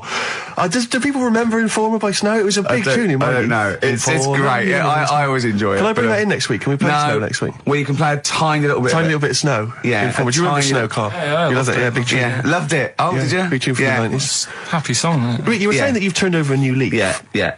Is that in all aspects of your life, or is that just in your broadcasting career? Because the reason I bring that up is because, do you want to describe what you were eating just now when we came in? Because you're a 40-year-old man. You've put on a little bit of weight, so presumably you're watching what you eat. Well, no, but it sounded exotic. I went into a cafe and they didn't have a cheese sandwich. Right. And can I describe what it looked like to me? Right, it looked to me like a big slab of cheese. You just got them to just cut off a big block of cheese, like the size of a CD case, or one of those double albums, right, of cheese, right, and just lightly melt that for me so it drips over my hand and it gets really greasy in the bag. But just lay some strips of bacon on the top. Yeah, but listen, you've embarrassed yourself. Is that what it was? No, it's a croque monsieur, so it's French. It's a what? A croque monsieur. A croque monsieur. Yeah, and so I thought, I've never heard of a croque You're having a monsieur. see, you embarrassed yourself. Is that how it's pronounced, or is it croque monsieur? Oh! Hey? You didn't expect me to be bringing out the French. Eh? Tu aimes la musique pop? Oui, je t'aime la musique pop. Le plume de ma tante. Où est le syndicat d'initiative? That means my aunt's pen. So what was it then? It was a croque Yeah, monsieur, and it was just too greasy. It was just too, and it was all wobbly. I like toast, like it to be crisp. Sure. That's the thing with like, what? This is rubbish. Play Coldplay. Back to form there, Oasis, and Little by Little. This is XFM 104.9. I'm Ricky Gervais. Who are you? My name's Steve Merchant. Good to see you. Thanks. With us, the producer in the studio is Karl Pilkington, and he'll be doing the buttons. Yeah, you made a good effort there, but once again, got bored. Words are your enemy, Rick, and they defeated you once again. Just run out of steam with the sentences. Every week I think, well, I'm really going to make an effort now. I've chosen some records. Yeah. That's it. That's it. That's as far as it goes, isn't it? Yeah. Maybe you should write out what you're going to say at the top of the show. Write that out.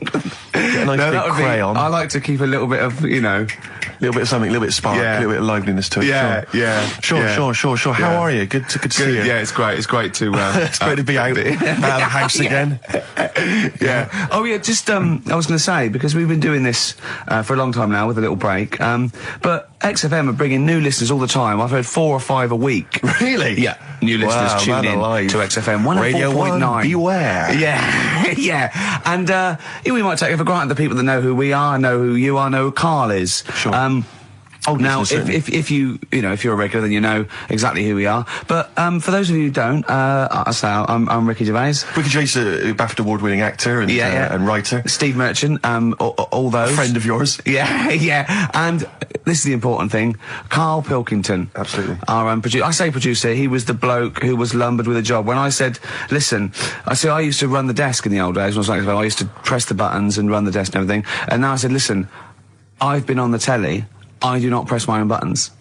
And Karl said, well, I don't really work weekends. And they went, well, you do if you want to keep your job. Absolutely. And we were lumbered with him. And then we discovered that he's not just a little dork, a little manky sort of idiot. Sure. He's got nice shirt. He's got, you know what I mean? He's got something else. Absolutely. He's got He brings another dimension, yeah. Yeah. And, he started having a little chat, and we discovered that he had quite a lot to say. Well, I think you're absolutely right, and I think I was wondering maybe we should maybe play another tune, but after that, I just think we should re-familiarise our radio audience with Karl, and any new listeners, just somehow going to let them get to know the real Karl again. Well, if you are new, you'll find that we like some old songs, some new songs, some chitter-chat. We get serious sometimes, there's some tears and some laughter. Yeah. We kicked off with Oasis' new one, Little by Little. We're going to go back in time now to Iggy Pop and his Stooges with I'm Bored. Coldplay and In My Place on XFM 104.9. The Girl in My Head by Elvis Costello and Burt Bacharach on this final XFM show. Ricky Gervais, Steve Merchant, Karl Pilkington. Well, we nearly got to wrap it up. I think we've got to do the Rockbusters winner and give someone those lovely prizes. Monkey News, then we're out of here. We'll maybe come back, maybe do some Christmas specials. I don't want to make any promises. Right then, first one. First one was Richard's kids. He cuts hair for a living. Yeah, what's that? That was, well, try and work it out. No, you know? there's no point. Dick's son, he was a barber. Barbara Dixon, right? Dixon, well, again... Barbara Dixon. Right, Her name wasn't Barbara Dixon, was it? So, that's that one. Did Ronnie Corbett ever say, ladies and gentlemen, Miss Barbara Dixon? Second one... Never did, did he? He never did. I have a problem saying the French word for well. What's the French word for well? Bon, isn't it? That's good. What? No, that's good, though. Bell? Well, no, what? Isn't it bien? Yeah. Yeah, all right. I have a problem saying it, so I can't say it. I can't say bien. I can't say bien. Can't say Kasabian, right?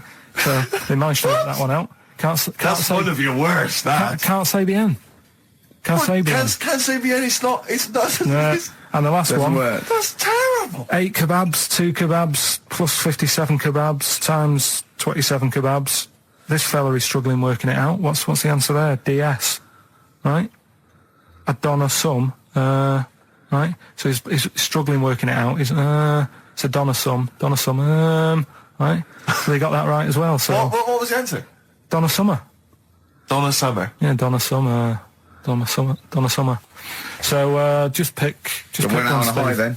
Steve, just pick one. We went out on a high. That was shocking. What about let's have a look. There's well, it's the first one to get all three. Steve, what's the first one with all three? Well, there's so many here. Yeah, but this is the first one that came through in time-wise. probably that one. No, I don't like Rob because he's been slagging us off. In fact, no, let's give it to Rob. If he's the first. No, to be honest with you, Rob's been slagging us off, but at least he knows. I mean, at least he's got some taste. Yeah. You know? Yeah, well, what if he was the first, then Rob's the winner? Well, give Rob, he gets a Ladder 49 and a bunch of other DVDs. But that means he goes straight into the hat putting him in for the there big draw. I'm just going to write his name now. I'm going to throw that straight in the hat. I can imagine that no one, even the people who've entered, are that excited. Not because the prizes aren't great, but I'm worried that they don't appreciate it, Rick.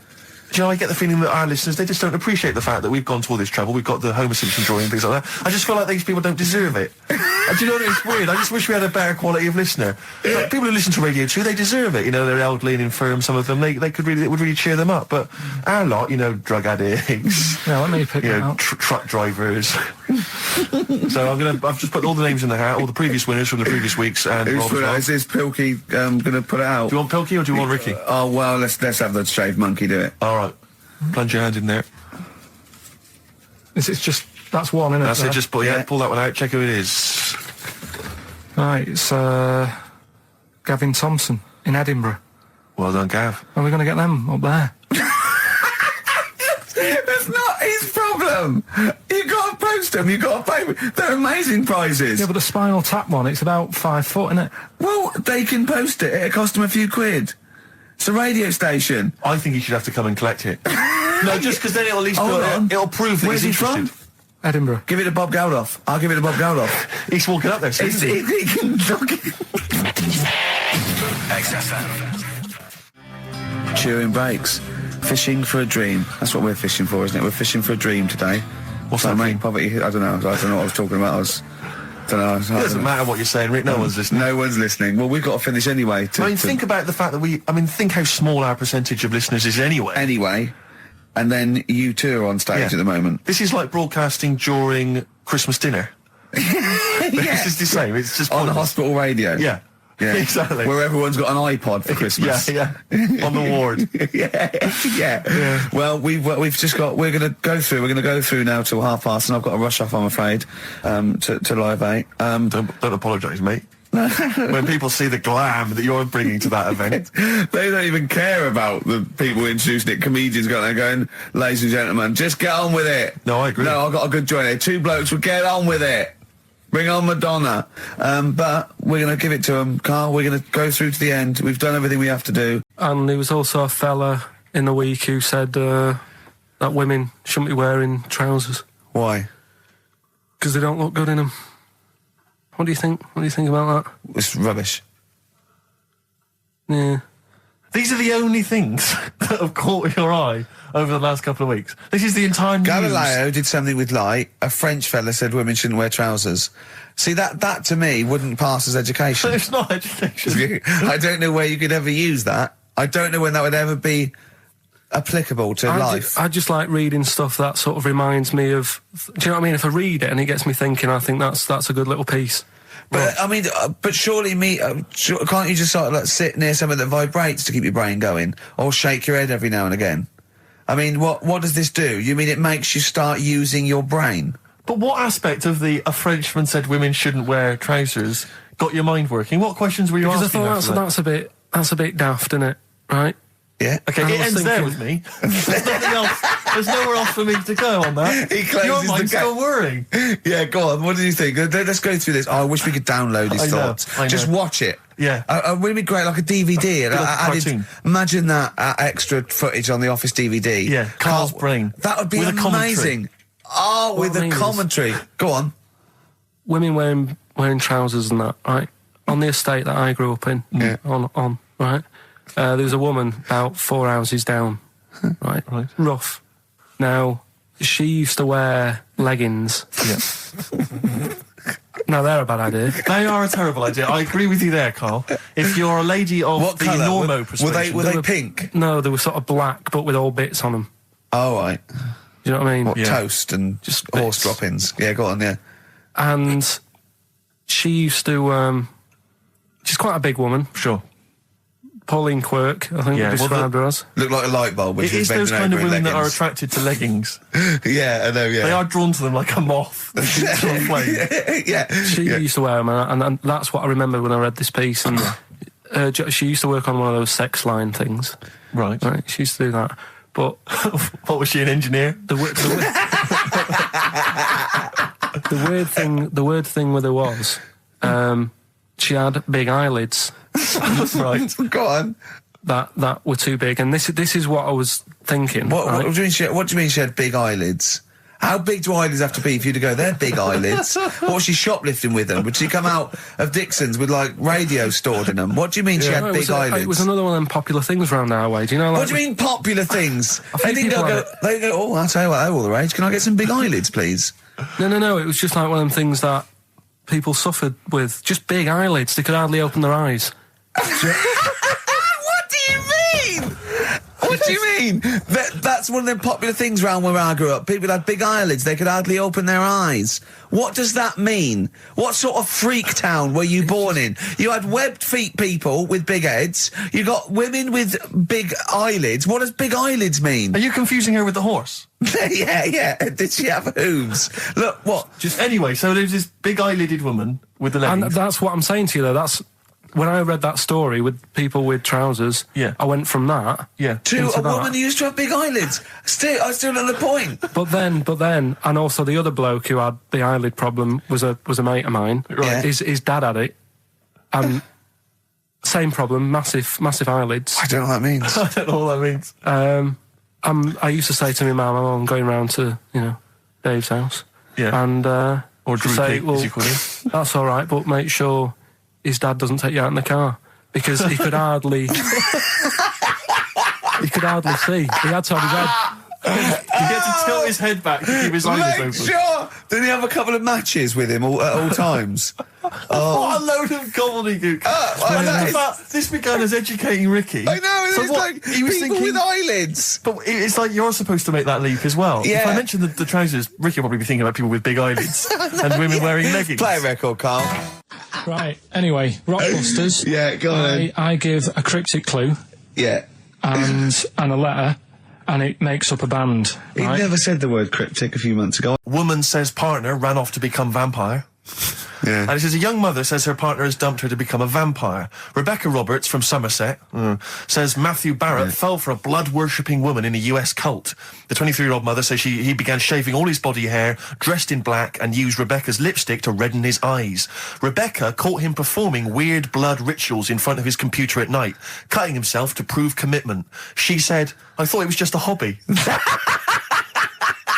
Everyone's got a right to one. I was pleased he'd found an interest. Brilliant. This is apparently from The Sun. Apparently he's left. He's gone to America. He's living in this Ohio-based cult.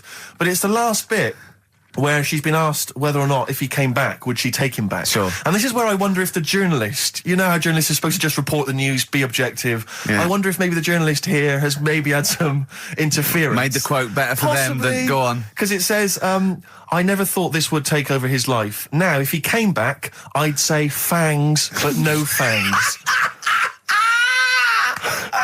Oh dear! I can't believe. Imagine you're the woman, Rick. Okay. And I've come round. You're the to you. journalist. I'm the journalist, and I've come Okay. in and I've said, okay, I read about this. All I have to do is not say that thing. You've Okay. come. I understand you're obviously quite upset. Your husband's gone gutted. off. If he came back, would you take him back? Definitely not. Right. What would you say to him then if he came Just back? get lost. Right, but I'm really pissed off with you. Would you perhaps say something a bit more pithy? Not in this situation. No, You're upset? He cuts himself. He drinks blood. He's left me. No, sod off. I'm not interested, mate. Because I tell you what. Go on. I mean, I like what you said there, but I wonder if Yeah. we could condense that a bit more. If he came back, would you say... Go away. Would you say something? Would you ever say something like, thanks, but no thanks? No, because it makes it flippant, because I'm really angry. I know you're annoyed, And I'm but- upset, so I wouldn't Sure. say... I certainly what- wouldn't say thanks. I might say no thanks. But what if you sort of said it like aggressively, like you were giving him the finger, thanks, but no thanks? Like you didn't really What, mean sort it. of sarcastically? Sarcastically, would you possibly say I that? might say thanks, but no thanks, and Right. that'll be it. And that's Right. and I'd leave it there. I'd never change that. Sure. I'd never change those words. Can I ask you a question? Go on. Do you like puns?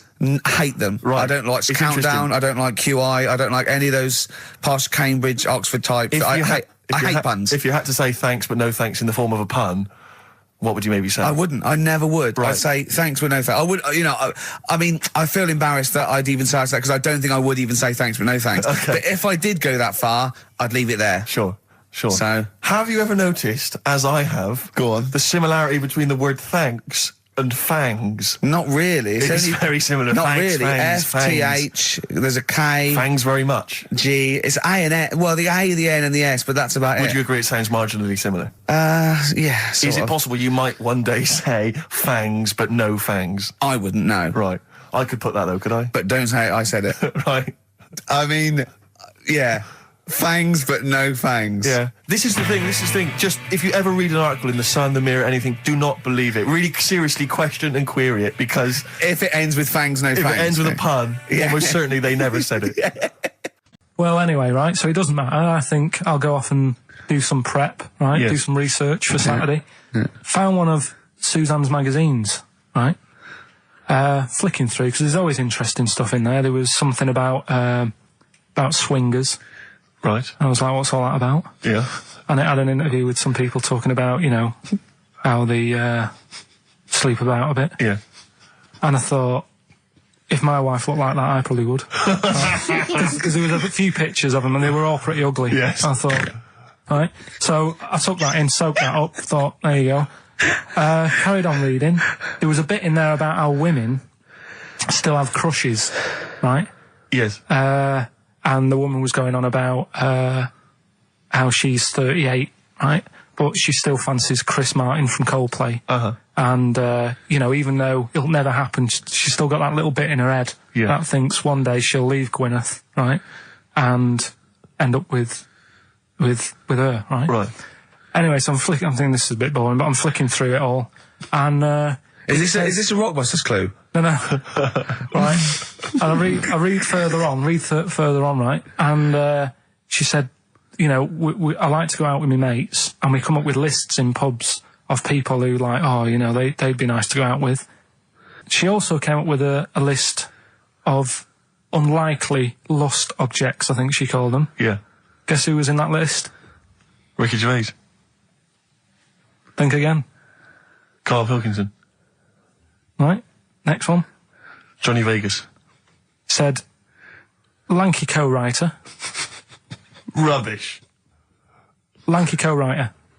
What do you mean lanky co-writer? Well, do I need to say any more? He said... Hang on, wait a minute. Let's not talk about... I don't know why you're laughing at my expense. I'm an unlikely lust object. Yeah, But yeah, what was it called? The list? The unlikely lust object. Yeah. list. You were in there, right? Who else was? Well, you weren't in there. Richard Madeley. Fine. Yeah. He's a good-looking guy. Alistair Campbell. Brilliant. Another handsome dude. What are you talking about? You think I'm ashamed or embarrassed about that? I'm proud of it. What magazine was it? I need to buy a couple of copies. It was. Need to get a t-shirt made. Yeah, and did she leave her number? Yeah. What magazine was it? I was just out of interest. I think it's called Red. Yeah, sure. Yeah. But now you've dissed those people that are putting themselves in their swingers because you've said they're ugly.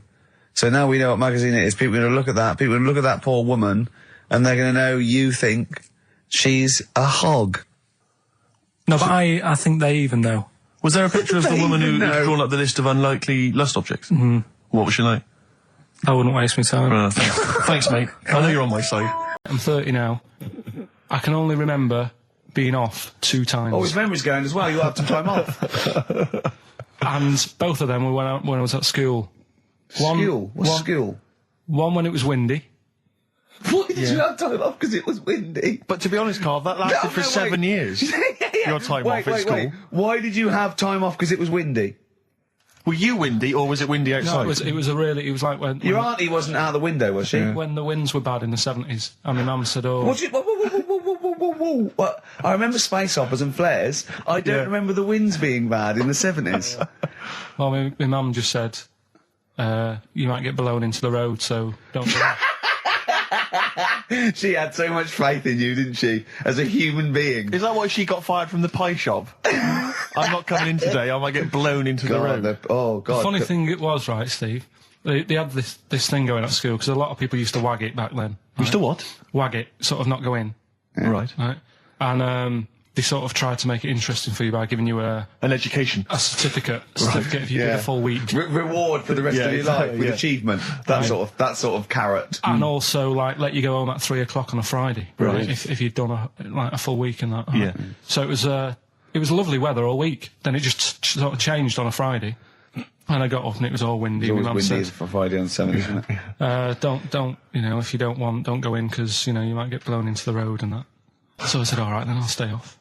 And, so why did she told you to hold on to a fence or walk you there? What's this? Don't go out. Immediately give up. I love this getting blown into the road. Is that based on your cats that kept getting blown into the road?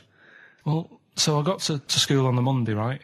And the teacher said, Took you a right, long time. Today, to punish you, you're the only one who wrecked the whole week, right? Everyone else came in. You didn't. So everyone else is going home at 3 o'clock today. But you're not. Brilliant. Serves you right. And I wasn't bothered though. It was great because I said, well, you'll have to stay with me, won't you? And it was great. So all I did for half an hour was doodle and stuff. It was great that afternoon. Yeah. And that was ages ago. That was like when I was about 8. And that's one of the times I was off ill. Yeah. So it was but that wasn't even ill. That was wind. Yeah. Yeah. So. Right. After the female woke up pregnant after 7 months, and the baby was walking around. No, it forced its way out of the vagina. Oh no way! Yeah, it forced its way out, and it almost had like super strength, like, and it was pulling her along by the umbilical cord, and and it was a stone. Extraordinary. That's freaky. I mean, you're talking about freaky stuff. That's made up. What? It wasn't pulling her along. Well, no, it was putting. She could feel it. Exactly. And it was. Do you know what I mean? Like, just went and just sort of squeezed its way out. Just got out because it was ready. Because all the hormones. Because it thought it was ready. Oh God! Imagine that. Just waking up and finding that in the bottom of the bed. freak out, wouldn't it? Because you'd think it was a nightmare initially. And it had hair and everything, didn't it? Yeah, because all the hormones there, like hair, there was something in the week about, you've got test tube babies and that now, haven't you? But they've managed to do it. I only caught half I the knew story. he'd be more impressed by the crabs than that. He doesn't care if it's No, I am. I'm telling you though, that there was something. I only caught half the story because I was busy. But there's something about babies being able to be born without having any people involved. Or something. It's like putting them in an oven or something, and it's like a cake. And after a certain amount of time, it's ready. I think you can buy those in Argos for kids at Christmas. It's my first baby kit. Yeah. There's Play-Doh, I think, that they can buy. Yeah. So what do you think of that then? The baby one. Yeah. I prefer the crab one. Yeah. But the baby thing's pretty horrible. Yeah. So it was bigger than like the average. Both made up. We made those up. Yeah, both rubbish. They're both they are bullshit. both rubbish. Despite the fact they're both rubbish. Yeah. They're interesting. We made those up. Both those stupid stories up. Yeah. Imagine downloading a crab's memories and seeing its mum feeding it as a child. Both are rubbish. I had trouble. Yeah. I know I was going to have trouble with pushed its way out of the vagina. Yeah. I practiced that about 30 times yesterday with Steve. I was going, I'm not going to be able to do it, mate. Yeah. I'm not going to be able to say that. Yeah. Are you disappointed? A little bit. I mean, the baby one's a bit sort of out there. Yeah. I wasn't really having that one. No. But the crab one, See, now, what's interesting, I think, is a useful experiment, Carl. I don't know what it's taught you about yourself, but would you say that that's revealed to you a certain thing? I don't know, maybe that you're a bit gullible. I mean, all I'm saying is maybe you shouldn't accept or swallow hook, line and sinker everything you read on the web. You got to think maybe a valuable lesson I there? feel bad because I said to Steve, he won't be annoyed that we conned him, he'd be annoyed that they're actually not true. You'd love that crab thing to be true, wouldn't you? it wouldn't surprise me if it did happen one day. Sure. Yeah. So, and then yeah. he's laughing. And he's, in the break, when I said about the crabs, well, I'm keeping them then. Yeah. Yeah. Tell you a job I don't like. What? I wouldn't want to be doing. The woman, there's a little woman who sits in the little snack stall on Finchley Road station. Yeah. And I don't know how to describe it really. She is surrounded by snacks. She can't move for snacks. It's Does like, it look like American Beauty, but with different... not dissimilar to that. Yeah. It's a little hut on the station. And it's like, if you go to the seaside, you can put your head through one of those cardboard cutouts and it looks like you're a big fat person or whatever, and you can have your photo taken. It's like an equivalent of that, but it's just snacks everywhere. She's got bananas up to her chin. She's got chocolate coming down to her eyes, crisps either side of her. She can't move. She can't do 360 degrees. She's like packed in there. I don't know how she gets in there. I think they put her in there first, and pour in the bananas. Yeah. Then they go pour in the nuts. She has 2 hours of makeup before they open. Exactly, yeah. Dressing her in there. Because I'll ask for something from the fridge, and she cannot turn her head to see. She has to go by feel alone, just to feel the fridge, and get stuff out and pass it. And often I'll say, that's not what I wanted, but she can. You've got to let her off. It's extraordinary. Dear. But there's no music playing, Does she have there's to nothing. sell her way out of it? Exactly. If it's a slow day, she's stuck there till the next day. Yeah, it's like a world-breaking attempt. He was one of my best mates. Was he really? Yeah. Seriously? Yeah.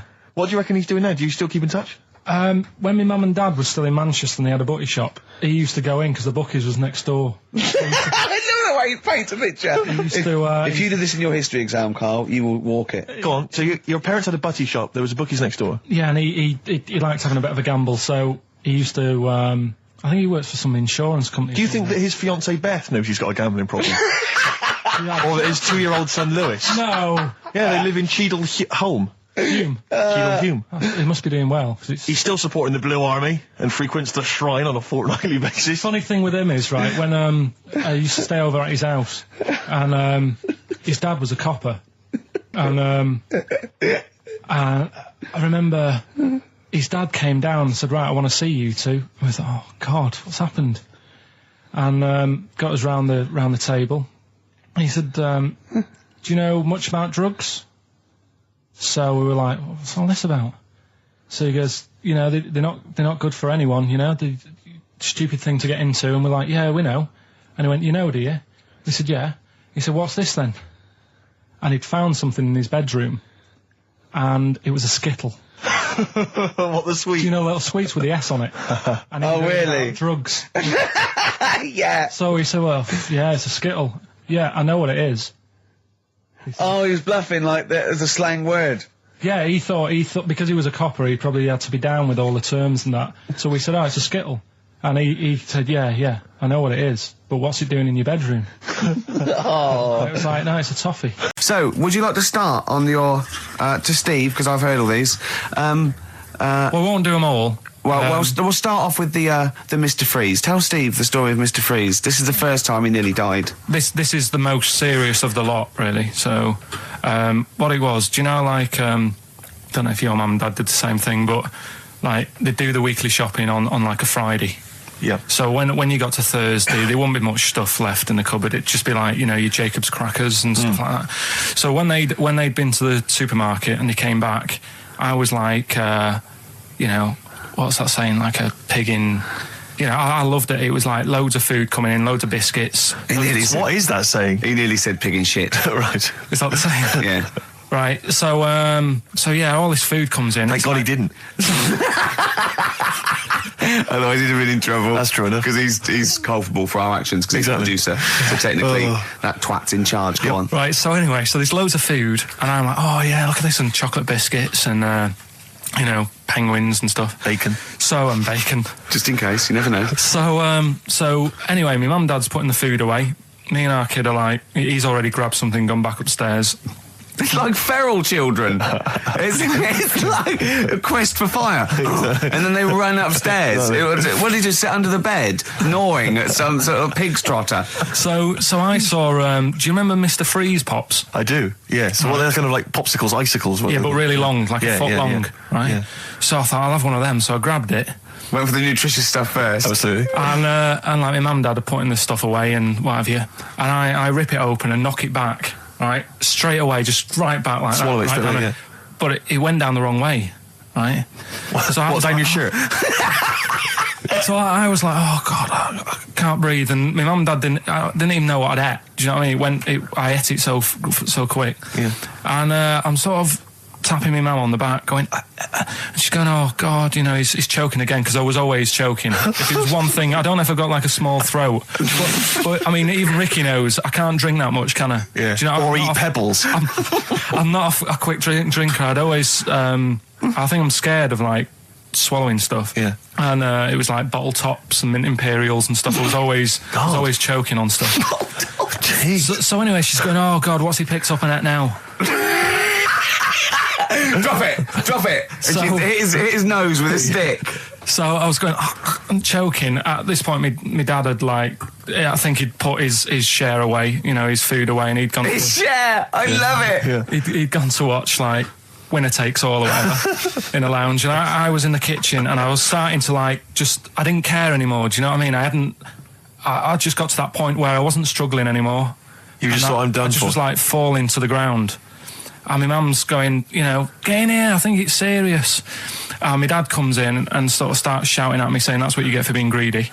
He didn't even know what I'd eaten. Well, it was the moment to teach you a lesson, certainly. So he's there like that, and my mum's going, oh, look at him. And my lips were going purple, and my eyes were rolling into the back of my head. You look like Marilyn Manson. And so anyway, she grabbed me from behind and did that fireman thing. The Heimlich manoeuvre. Yeah. And, you know, winded me. And it came up, and I was all right. What, the whole popsicle came flying back out? You see, that's what I don't understand, because there was nothing there. No, just a little bit. No, it swells up, doesn't it? Because it irritated it, so it went down this sort of like your epiglottis. It went down the wrong way, like it went into your air canal instead of your throat, and it sort of spasms, and that's the. So there's some people dressed up on TV. They were dressed up as the characters. They had their sort of costumes. There was a guy I went to university with. I don't want to mention his name. Went into his room once. He's into that sort of thing. He showed me in his wardrobe, he had a full-size Star Trek outfit that his mum made for him. His mum had made for him! But I wanted to say, well, A, you've taken it to university, but B, when are you going to wear that? Yeah! When are you ever in the mood to wear that? Well, you know, you never know when, you know, like on Apollo 13, wasn't it, when someone had measles or something, someone else got in. Sure. So you might go, oh, I can't believe it. Yeah. Can't believe it. The Enterprise, Uhuru can't make it. But it's the idea of that being, you know, I'm not one to speak, but it's that idea of that sort of being attractive to women. Because that's presumably generally when you're at university, when you're 18, 19, that's the reason you wear those kind of clothes, is to try and make a bond with someone, isn't it? Try and establish some kind of connection. Yeah. Saw a guy walking down the street the other day, must have been 18, 19. wearing on his t-shirt, it just had a picture and the words Star Wars Phantom Menace. he probably liked But it's just the idea of a girl going, yeah, well, I like that film as well. Yeah. Because it's supposed to be kind of kooky and eclectic t-shirts, aren't they, normally? They're supposed to be a bit sort of radical and a bit offbeat. My favourite, though, are... I love fat goths. Yes. I really love Who fat are still goths. persevering with it, even into their 30s? I like fat young ones. I love fat 18-year-old goths. I really like them. They're one of my favourites. And I like 42-year-old goths Yeah. who they're losing all their hair. They're just growing at the back. But you know, I don't know what jobs they do. But their main hobby is looking like Nosferatu and wearing lots of silverware. That's one of my favourites. I think I mentioned to you before, I saw a girl on the tube. She had a bag, and she was quite gothy. She had a bag, and it sort of had like a Barbie's head, kind of sort of defaced, hanging from there, and loads of badges and tassels and little motifs and odd things. And she decorated the bag, and then had sort of things like, you know, legalise cannabis and ban the bomb, you know, and stop the war. Yeah. And I just wanted to grab her and say, you doing much about the war, or are you working mainly on the bag?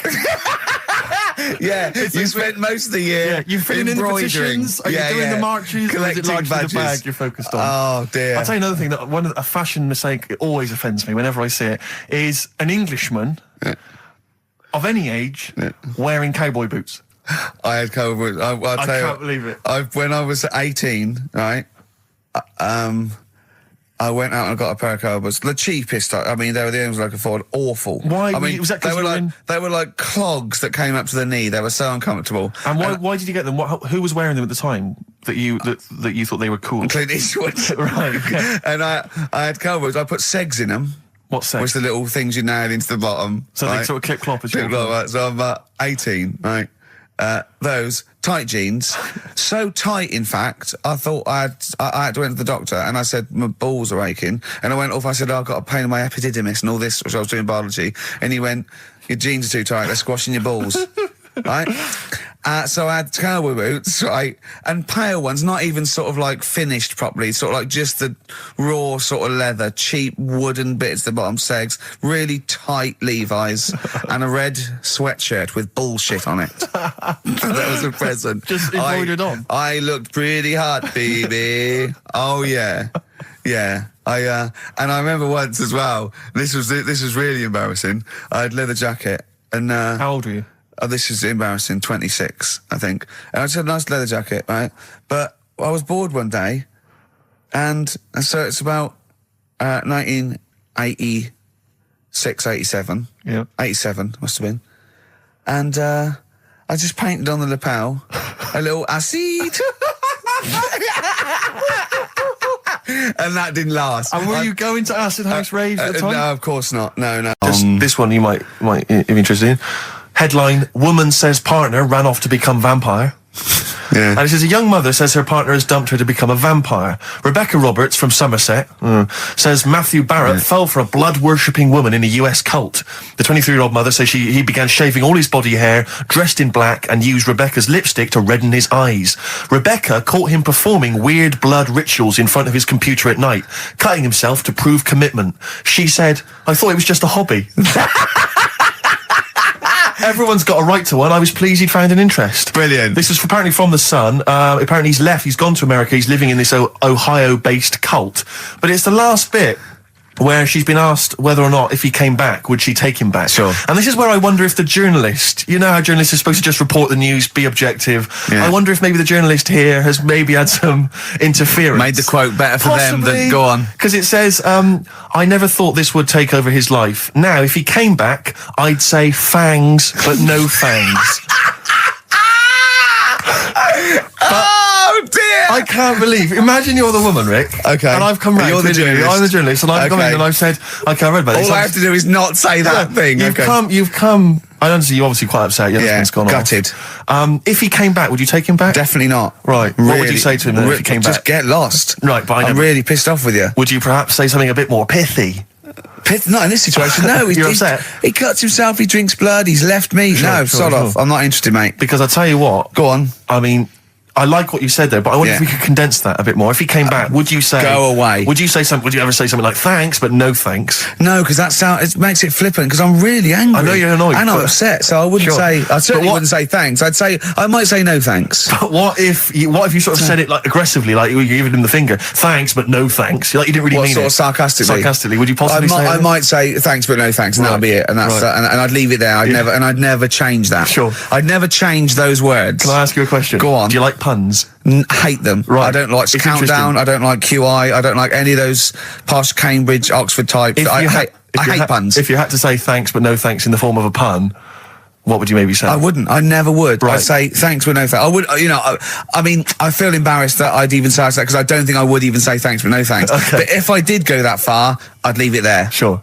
So, have you ever noticed, as I have, the similarity between the word thanks and fangs? Not really. It's very similar. Not Thanks, really. fangs, FTH. There's a K. Fangs very much. G. It's A and S. Well, the A, the N, and the S, but that's about it. Would you agree it sounds marginally similar? Yeah. Is it possible you might one day say fangs but no fangs? I wouldn't know. Right. I could put that though, could I? But don't say I said it. Right. I mean, yeah. Fangs, but no fangs. Yeah. This is the thing. Just, if you ever read an article in The Sun, The Mirror, anything, do not believe it. Really seriously question and query it, because... If it ends with fangs, no fangs. If it ends with a pun, almost certainly they never said it. Wow. Yeah. Because your dad was a cabbie, wasn't he? Yeah, he was, yeah. Couldn't stand it, but it's good money. He was he wasn't like a chancer, though. What was he doing when he put that little Forrest Gump in a weedie bin? That was part of the cab company thing. They had to do like a charity event once a year, and he did it one year. Never asked him again. Tell us the story again. I'd rather not, because we got a few sort of complaints about it. Why? Why did you get complaints about it? Because he put a kid in a bin, and it's not the thing to do. But we could use it as a sort of sobering lesson for people. Yeah, tell it like a you shouldn't do it. No, yeah, but that's how I did it last time. But people still didn't like it. All the stuff I tell you, we don't take the mickey out of people on purpose. No. It's real life, innit? And that goes on in life. Yeah. My dad was saying that in hospital, though. Do you know how he was in hospital? Yeah. He did some jokes about old people and that. And he said, at the end of the day, if something makes you laugh, it's funny. And if it makes you laugh, you can't help laughing, can you? Do you know what I mean? So, what are you meant to do? And laughing's good for you. Yeah. So... But being laughed at isn't as good for you, is it? No, but there's probably more people laughing at one person. So if you balance it out, there's only one person who's upset and there's a bunch of people laughing. So it's genius. Give me an example of that. Give me an example. Well, for instance, Karl Pilkington as he talks and the people listening. Yeah. No, give me an example of I can't, because again, that's what I'm saying. I can't tell you the story because there might be someone out there who... This person might even be listening and think, I forgot about that and you brought it all back to me then. So I prefer to leave it, but I think people know... Why did he put him in the bin in the first place? Because he was getting out of hand. What was he doing, though? You see, I can't explain. You can, don't be silly. I prefer to leave it, honestly. What was he doing? Was he annoying him? He was annoying my dad and the other people in the cab. Right. And he thought, how can I deal with this before it gets too out of hand? Yeah. He pulled over and put the lad in a wheelie bin. I didn't realise. Yeah. I think that my new TV is too big, Rick. I said that. I know, when he I bought don't know it. what I was thinking. But I can't believe it. He talked about this buying it. He's got a bit of cash now, of course. And what is it? 42 inches? 42-inch plasma screen. What did it cost you? $3,000 or something? Don't tell me. That's wow, gross. it's 3.5 ridiculous. $3,500, big spender. Of course, it's too big. Well, I can't get far enough back in my living room for it. You're meant to be, I think, 4 times the screen size away from it. Really? To get out from the air. So that's 4 times 42 inches. You're meant to be sitting away from it, which is impossible. Yeah. I'll have to just get friendly with the neighbours. Yeah, watch it through a hatch. Yeah. If that's the case, though, aren't you better off just getting a portable? What? I don't understand that rule. What are you saying? Well, you're meant to be 4 times the screen size away from the TV. But then what's the point in having a big telly if you've got to keep moving further back? Get a portable and sit right next to it. Do see your point. Why do people go to the cinema then? Did you see films that are out yet? Fair enough, he's got you there. Done. I'd tell you this, though. I had it delivered, and Are you supposed to tip delivery men? Of course you are. I don't know. You see, I've never had anything delivered before. I've never spent that much money. Not if it's a courier with an envelope, but if it's a bloke who's struggled up the stairs, two fat blokes with a fridge, then give him a £5 for a drink. But the problem was, I didn't realise, and I was thinking to myself, I wonder if I've got to tip him. And the guy was leaving, and my mobile phone went off in my pocket, and I reached in to get it. He put his hand out, thinking it was a tip. I went, it's just my phone. And I felt terrible after he left. I didn't know. What was I going to do? Run down the street and offer him a £5? No, of course not. No. I'm not made of money. I just spent it on TV. Yeah, I've got no money, mate. No. I just spent it all on this. I had to clean out my jar, everything, the drawers. Yeah, I'd take some bottles back. The problem was, it took me forever to wire it in. I thought, I'm not going to pay for someone to wire it up, So it took me about 3 hours to wire it in, and it was huge, and I got it switched on, and the first programme that was on when I got it wired in was Bargain Hunt. I'll tell you this, David Dickinson's tan almost took me eyeballs out. It was incredible. It was like X-rays. So the close. glow. A huge plasma screen with this orange thing coming out, and he keeps turning to the camera, doesn't he? Just to get you. Yeah, he turns away. You get a bit closer. They go, "What's he doing?" He just turns around, takes the cornea off. What do you think, Bargain Hunters? Bargain Hunters. Oh dear, that's why I'd buy a plasma screen to watch Bargain Hunt. I mean, it's ludicrous. This is the problem, is because what do you watch? I mean, have you watched anything that's been worth having? The only thing I've watched really worth watching. 24. Well, 24 works great, but also films. Obviously, that's the main reason I bought it, because films just look amazing on there. Yeah, DVD on the plasma screen. There's that one that a bloke, right, was going to get a phone call at 4 o'clock to find out if his business was, okay, right? And if he didn't get the phone call, he knew he was broke, destitute. So dead on 4 o'clock, the phone didn't ring, so he went up to the roof of his office and he jumped off to commit suicide. And as he was passing his window, the phone was ringing. Oh no. Carl, it didn't happen. Didn't happen. Think it through. Who told that story? Who told that story? As he hit the pavement at 120 miles an hour. He's the only person who could have known that series of incidents. Also, why didn't he wait? As his life's at stake, why didn't he wait till 5 past? I'm going to give it 5 minutes just in case. In case the lines are busy. Yeah. And what sort of bloke goes, I'll call you at 4, okay, if your business... Well, call me anyway. No. If I don't call exactly 4, then, you commit suicide. Commit suicide. I would, because if I don't call at 4, that's the end of it. Well, call me anyway. No, that's not the way I work. Why can't you just call me and tell me the other way? Well, I'm telling you how I do it. If you're bust, I don't call. Can't you just call to verify in case something goes wrong? What if it's engaged? If you want to be engaged, just commit suicide at 4, please. It didn't happen, Carl. What was that one you told me about with the porn? That was a good one. Oh, this was fantastic, right? Right. There was this. Sorry, can I just check now? We're just remembering classic episodes of the Tales. No, this is important. Well, I saw one, right? I saw one on Tales Unexpected, right? And it was these two gents. What they used to do, they look down the obituaries and they'd blackmail the wife or the son of a dead eminent person, like might be a priest or a doctor, and they'd go and they'd say, he bought some erotic stuff from us before he died, and he owes 100 guineas and all this sort of stuff, and they'd pay up because it'd be so embarrassing. They just didn't want them, so they'd just pay him, right? And this one bloke said, who are these people? I'll meet with them. And he goes round there, and he goes round, and they go, your father, he goes, my father could not have bought any erotic material from you. They did it, he goes, he couldn't have, he's blind. Right, and that was the twist. And Carl went, so it was magazines, not videos then.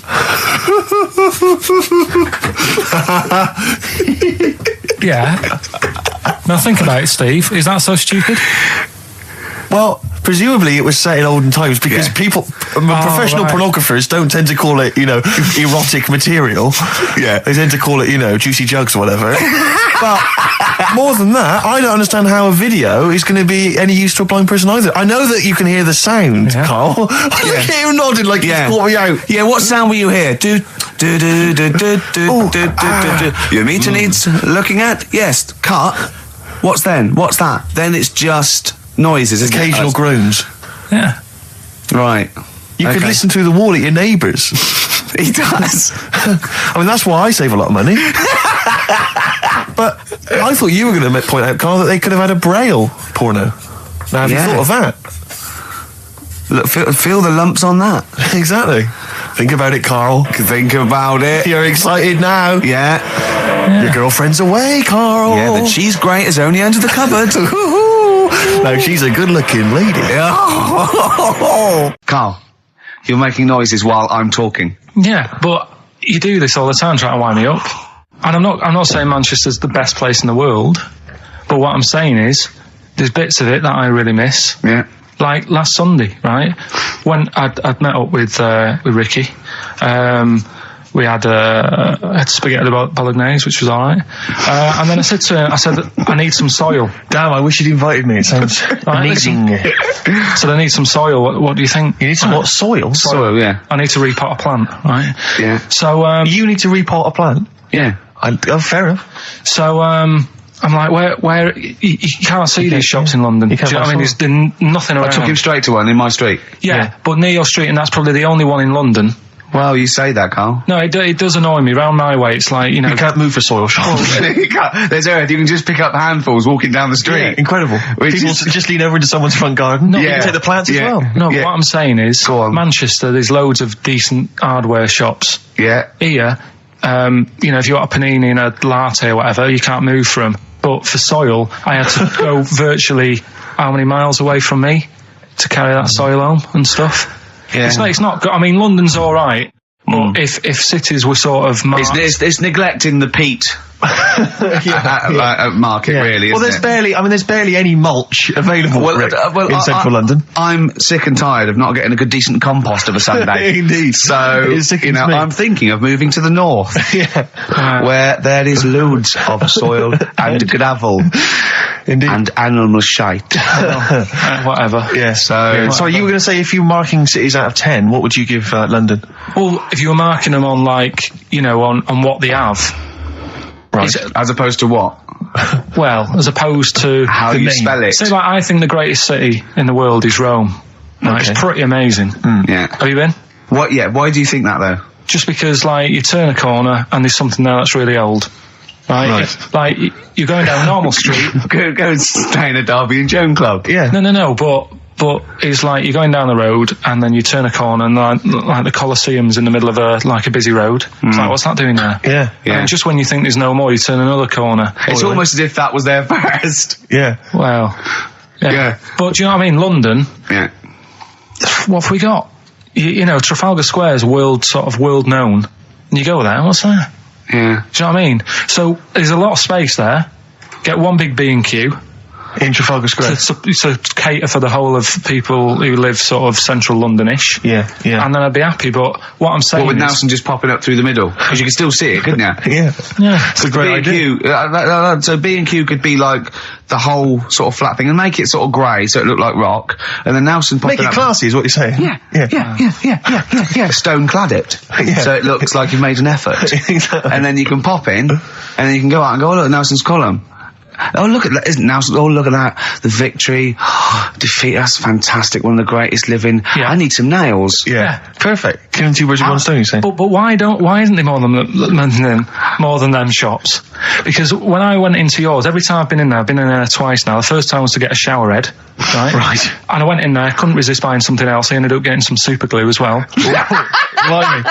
Yeah, but I know you guys are laughing about the height thing, and for those that have only just tuned in, I am 6'7" tall, which is tall and that's big, and I pride myself on it in a way. You know, I've worked hard, I've not smoked, I ate well. You know, it's an accomplishment. But obviously, I didn't have much involvement in it. I just am, and it's a curse because mainly the problem is that you can't get stuff, you can't get clothes, you can't get shoes. You know? Yeah, size 14 feet. Yeah, but it is genuine, and I don't know. I mean, it costs a lot to buy a pair of size 14 shoes, and if you were genuinely poor, I don't know how you'd afford to be tall, because the clothing costs more, everything costs more. I've seen this in comics, that you'd actually go to school in a barrel. Wearing a barrel. With just braces, it'd just be a barrel, and you'd have sort of flip-flops, and you'd take a mule with you. They all had a mule, didn't they, the poor people? People always think you'll be in a pub or something, and people just think they can talk to you about it. They just think, hey, you lanky, it's just like, because it's like they But that really annoys you, doesn't it? Well, it annoys me because it's like they think I should be proud of it. Well, exactly, but they don't think that this is not a disadvantage, this is not a disability, is it? You're taller than most people. It might get disability. No, if you were 8'3", it'd be slightly debilitating, you would, but... Debilitating? What? Debilitating? Yeah. No, you're a medical man, aren't you? But no, the point is, it's a disabilitating because when you go on public transport, like if you're on a coach, the only place I can sit on a coach is that seat on the driver's lap. Either on the driver's lap or that seat at the very end. Yeah. You know which sits into the aisle. Yeah. That's the only place I can sit. You and there's only some sort of kids at the back waving at drivers. You could drive it from the back. Here he comes. Watch it. Were you a tall baby? Or Mr. and Mrs. Merchant, you've given birth to a basketball player. Look at his dribble already. Were you a tall baby? Babies aren't tall. At what point did you suddenly, like, Jesus, nothing fits me? Well, it didn't happen overnight, Carl. Let's do a little graph. How tall were you at 5? Oh, I don't know. 3 foot. 3 foot. How tall were you at 12? 6 foot. 6 foot, are you really? I don't know, do I? How do I remember? I don't remember this. Well, when did teachers start calling you freak boy and lanky? They didn't. It wasn't so much. It was no. You went to a funny school. I went bowling with him once. So I'd never been bowling before, and he'd been once before. And he went, let's go to this bowl. We went to a bowling alley, right? And you have to wear these special shoes. Now they're sort of like pointed things anyway, and they're multicoloured, sort of red and green. They look pretty weird. And the woman said to me, "Oh, what size?" I said, "Oh, 8." She went, "Yeah." "What size are you?" He went, 14. She went, 14. He went, "You probably haven't got them." She goes, "Yeah, I think we have got one pair." And she put them on the table, and it was like Krusty the Clown. And I just started laughing. They looked so long, and he had to run round this bowling alley in these freaky clown shoes. But they don't look freaky clown like when I'm wearing them, because the rest of me's in proportion to it. It looks like a little wall bracket. One of the worst things that happened to me was when I was like, I don't know, when I was about 16 or something. We went to It's a fire There's a fire alarm going off. There's a fire alarm going off. And the fire light's going off. Yeah. Should we not just maybe play a record and go and check that out? Wrap it up if you want. No, not wrap it up. Play a record. I'm going to go. No, it's gone off, Rick. It's gone off. Oh, well, we might have burned down. Yeah, I think we'd know about it. The flames licking around our ankles would be a clue. God. I'm going to go and investigate. You shouldn't ignore a fire alarm, did you? Blimey. We're entertaining the nation. Oh, look at him. He's scared of fire. What do you mean? That's great. When my dad was when he was a taxi driver, yeah, you used to have to sort of do your bit for the local area. Oh God! By taking the Forrest Gump people to Blackpool. Yeah. Is that what they're called now, the Forrest Gump people? Is that what the organisations that support them asked for them to be referred to? A minibus with Life is a Box of Chocolates.com. Well, Forrest Gump types. It must have been, so you work with these people? It was, the people with learning difficulties. And they used to get 5. Coming home must have been a busman's holiday. So he got 5 of them in the cab. Yeah. And they had to go to Blackpool, and 4 of them were really good, behaving themselves, didn't mess about, weren't fighting and stuff, but there was one who was just causing loads of trouble and they couldn't control him. Oh, and what you've got to be able to do with people like that, you don't want them to get stressed out because it's not good for them. It stresses them out, and you could end up with a bit... Thanks, Dr. Carl. You could end up with a bit of a riot on your hands. So he thought, I'll nip this one in the bud right now. And he pulled up just on the outskirts of Blackpool, and he took the one out that was causing problems and put it in a wheelie bin. Oh, no. Oh, I'm sorry. I apologise. He did what? Oh, he did it for the good of the others. He put it in a wheelie bin. He was having a good time. He thought it was one of the rides. Can you stop saying it? He had another problem similar to it where he had a little minibus, and it was his job to take a load of old women to the bingo hall, and it was miles away. And he took him there. There was no problem. About 10 old women in a minibus. One of them was causing trouble, so he pulled over it. No, right. So he took him there. Everything's fine. He dropped him off. They had a lovely night. Yeah. Right. They had a lovely night. Won a bit of cash. Coming back, it's a bit of a late night, and they all started moaning at him, going, "I want to be dropped off here. Take me there. I want to be dropped off first. I've got to get up early. Blah blah. My husband's expecting me. I'm already late. Take me here first. Take me there." And he just pulled up in the middle of nowhere, said, "Get out." And he made them get out, and they all called for taxis. They charged that company who was meant to be taking him home in the minibus, and he got the sack. My mate, Anthony, his mum called up my mum and said, I've got to meet up with you. I've got to have a word with you. And she said, "What about?" She said, "I don't want to talk about it over the phone." So she goes, "Oh, right. Well, yeah, come round tonight then." So anyway, my mum sees me, she don't want to be in an awkward position and, like, be a bit embarrassed and what have you. So she sees me and she goes, right, Anthony's mum's coming round. What have you been doing? Yeah. So I go, oh, God. I said, I've been nicking stuff. So she goes, like, what? So, not big stuff. I've had a few calculators and Mars bars and stuff. How many? I'll just work it out. Hold on. Works out at 7.2 per day. So, how many calculators do you need? So it was when that phase. You failed maths, didn't you? Everyone wanted a calculator. It was like a trendy thing, wasn't it? Right. Oh, yeah. In Manchester a couple of years ago, yeah. So anyway, so I told her all this and I confessed to, like... Computers will make it there one day. I confessed to... Just magic in the back of battery. Go on. Confessed to nicking all this stuff. She comes round. She only wanted to borrow some money. Brilliant. She said, oh, I don't like asking. I was a bit embarrassed to ask you over the phone, but can I borrow 20 quid? Oh, that's fantastic. And there's me. That's great. And it's similar sort of thing to yours. And did you... And he went, hold on, Mum, let's just work out the interest on that. I bank 10%. She'll owe you £4.40. Oh, so your mum was a loan shark. yeah. And did she mention? She went, I just with that other, because what I'm saying is presumably you got your mate in trouble. No. Right, you didn't. She went, no worries, I'll just go and get my purse. It's on the dressing table. Exactly. Yeah. Carl, I'm going for knob body. It's been that lucky before. Right, it's a story about this kid who was born. Right. Was he? Yeah, he was popped out like and. The dad and the mum saw the baby and it was like, oh, that's a good-looking little kid. Sure. And they were proud and that. And then... they're surprised that it's a good-looking little kid. It's theirs. Yeah. Like, it could have been a frog. And they'd have gone, oh, he's got your eyes. And then the doctor goes, yeah, it is. But look at that. What? He said, it's a boy and hasn't got a knob. I love the doctor saying that. I love this GP. Right. Oh, this midwife saying that. Oh, we love little boy. Yeah, but no knob, baby. Mr. and Mrs. I mean, think. Right. No, but I'm speeding it up a bit. All right, come on. So the baby's born. So the baby's like that, and the doctor says that, and the woman's like, oh, it's our first as well, and stuff, right? She's really gutted. What's the second going to be like? So, go ahead. Just a knob. Doctor says, you know. We'll call it Carl.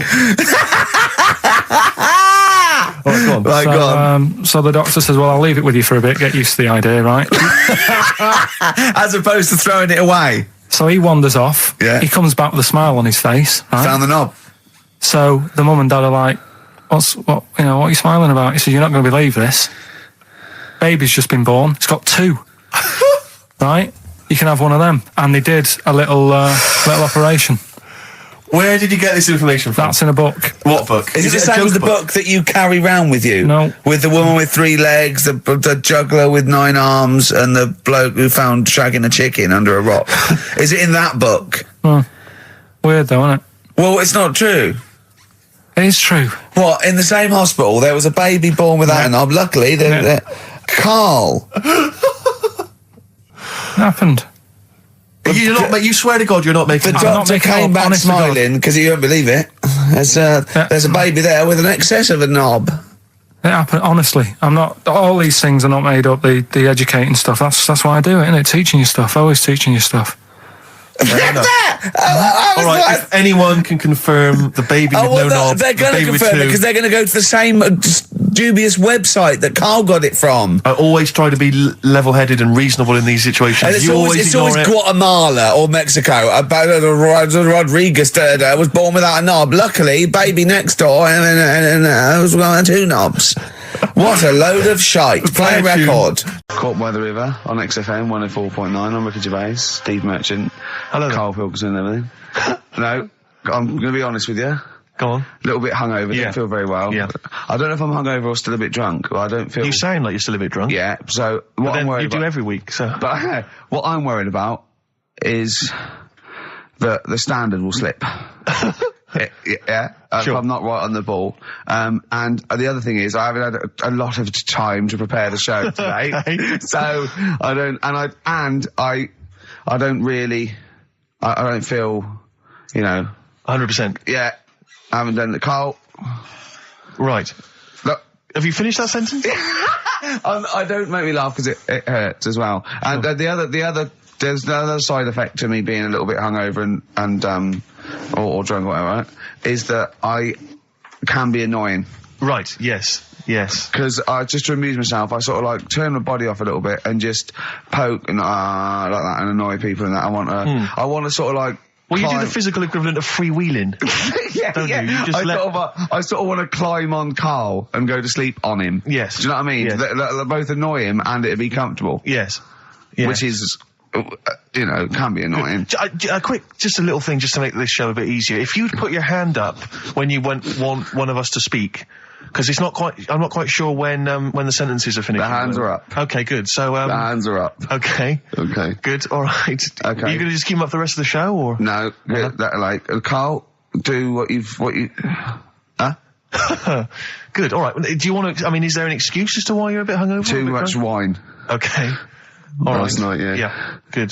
Thanks for that. Because this is the only work you've got to do all week, isn't it? Unless I'm very much mistaken. You don't have to do anything. You just sit at home eating cheese. Yeah. Then occasionally you do a bit of sort of shadow boxing. And that's exercise. And then you sit and watch TV. Yeah. Is that roughly what you did this week? Yeah. Uh-huh. So this is the only 2 hours you had to do anything for all week. This is you had to prepare for this. Yeah, but who can plan a hangover? Right. You'd think, Karl, you said you had some stuff. Yeah. What have you got? I love the fact that, whereas I was a little bit slow, Karl there leapt into action to keep this show afloat, keep the pace up. Go on. Right, well, Karl, are you hungover as well, or? I'm just a bit annoyed because I'm with you. Do you know what I mean? He hasn't got much to do all week. You're having a laugh. What?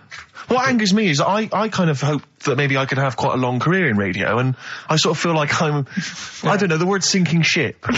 Those words spring to mind. Because it feels like, Karl, you're just a chancer anyway. You weren't even supposed to be on air, and we've made you into something of a household name, and that's cool. Household name. And Ricky's already a celebrity. He's got it stitched up. He's got corporates. He's got, voiceover work. But I've got nothing. I'm running on empty. I'm not, nothing. I've got nothing. I'm sort of dependent a bit on this. Yeah. Financially. And, go on then. What and you two are sort of bringing it down, really. Right. Do you reckon I can get my own show, Karl? Karl. Tell them what I did out there with the bit. No, Karl, tell them how funny I was out there with the bit a minute ago. So anyway, come on, I'm bored of this. I'll tell you what.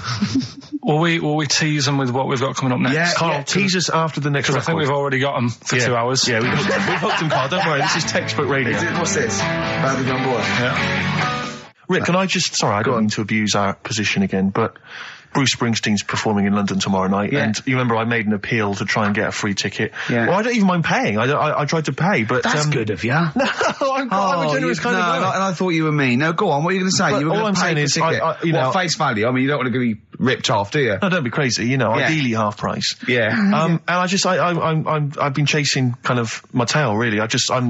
I'm not going at the moment. I'm not going, and I'm desperate to see him, man. He's going to do a great concert. It's his only one in London. I can't believe that being on the radio, being on XFM, the listenership's going up apparently. I can't believe I can't get a ticket. I've asked Karl. He's done nothing. Hang on a minute. No, Karl had a very good point. Nothing. Karl, say what you said when he was whinging in the but first of all, whilst you're moaning, you also asked in the week for a Badly Drawn Boy album. Yeah. You got in today. Yeah. There's one there for you. Well, yeah. But it's yin and yang. And it's Karl. like, but I do, Karl, what's Steve ever done for you? That's what you got to ask yourself. What has Steve ever done for you? Well, he took me to the BAFTAs. Yeah, but only because no one else would probably want to go with you. I can't believe that. What is this? I do not believe that. Oh, Steve, I'm going to stitch you up now, Karl. And it's in a nice way, and don't worry, it won't be too bad. He won't take too bad. Karl sent me a little text message today. Right. No. Oh, what is this? Right, okay. Okay. I'm in a very frail mood at the moment. No, you're like this one. This is funny, because me and him have been, sending trivia back and forth to each other. Which is another point, right? I sent him...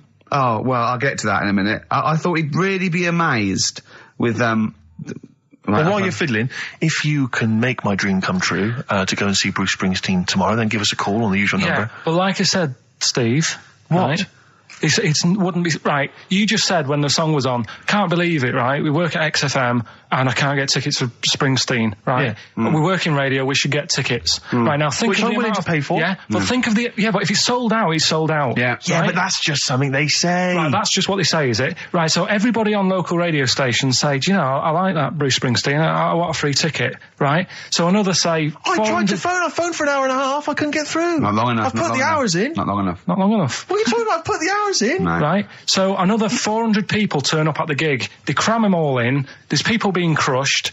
You know, they've paid the money early. They were up early that day when the phone lines were open, whilst you were probably sleeping and that. So they're dedicated, and they're the ones at the front getting crushed. What? Would you Why mind are they Dad getting be crushed? happy if you were there getting crushed? I don't mind. I'll sit at the side of the stage and watch him. Yeah, but I don't mind. But everyone will say that then, and then before you know it, no one can see anything because you're all on Carl's stage. right on this one. Leave Right, it. Leave it. Right, I'm going to give you this. I'm handing over my mobile phone to Steve to read the. You can see it's from Carl at the top, but just read it out as you scroll down. Just read it out loud. Is this a text message from? Yeah, this is a text message to me from Carl. Read it out. To see at night as well as an owl, you would need eyes the size of grapefruits. If only Stephen could turn his head right round as well. Carl, I can't believe it. What upsets me most, Carl, right, is not the fact that you've been slagging me off behind my back. It's the fact that you've got the cheek to come on here and moralise because you failed to get me tickets and make a dream come true. You've come on here trying to pass the buck and say that it's a health and safety problem, when in actual fact it's a Karl Pilkington problem. Do that. I've got it in a bin. I'm devastated. You know, and then let's play a record. It's the big one. It's what people tune in for. They probably tune in about 10 to these days for Monkey News with Karl Pilkington. Can we hear the jingle? Only 4 to go. Oh, chimpanzee, that Monkey News. Right, this one's about it's been emailed in to me. Right. I haven't really had time to check it out this week. No, you're joking. Been busy. Ooh, I hope it's not stupid. Goes back to 1908, and the person's saying it's a good story and that, and they're surprised I haven't picked up on it yet, right? The Olympics, right? In 1908 in London. Apparently it was meant to happen in Italy, but it was cancelled. Don't know why, right? And it happened in London. Anyway, 400 metres. Right, it was meant to... there was a fella who was going to do the run, right, and the favourite to win it was this Bulgarian guy, right? Who was like a newcomer. Okay, these are a few things it cannot be. 1, he injures himself, so a monkey steps in and wins. 2, he does a drugs test, it turns out that he is a monkey. So if it's either of those, right, I'm gonna go mad. So anyway, so the fella, right, this favourite, everyone's putting the money on him, thinking, yeah, he's going to do it. Is he hairy? Is this bloke hairy? So anyway, so the race happens. Yeah. And everybody's lined up, ready to run. And, everyone's saying, yeah, he's going to win. Then suddenly, a bit of murmuring going on. People going, oh, what's going on here? Right. He's eating a banana. And there's a fella in the lane next to him. Yeah. Right? He's going up, who's that? He doesn't look familiar. Oh, Christ, Carl. Chico. Right? Doesn't look familiar. Who's he? Weird. What's going on? What's going on? What's going on? Yeah, what is it? Or who is it? I mean, not what is it? So they go in...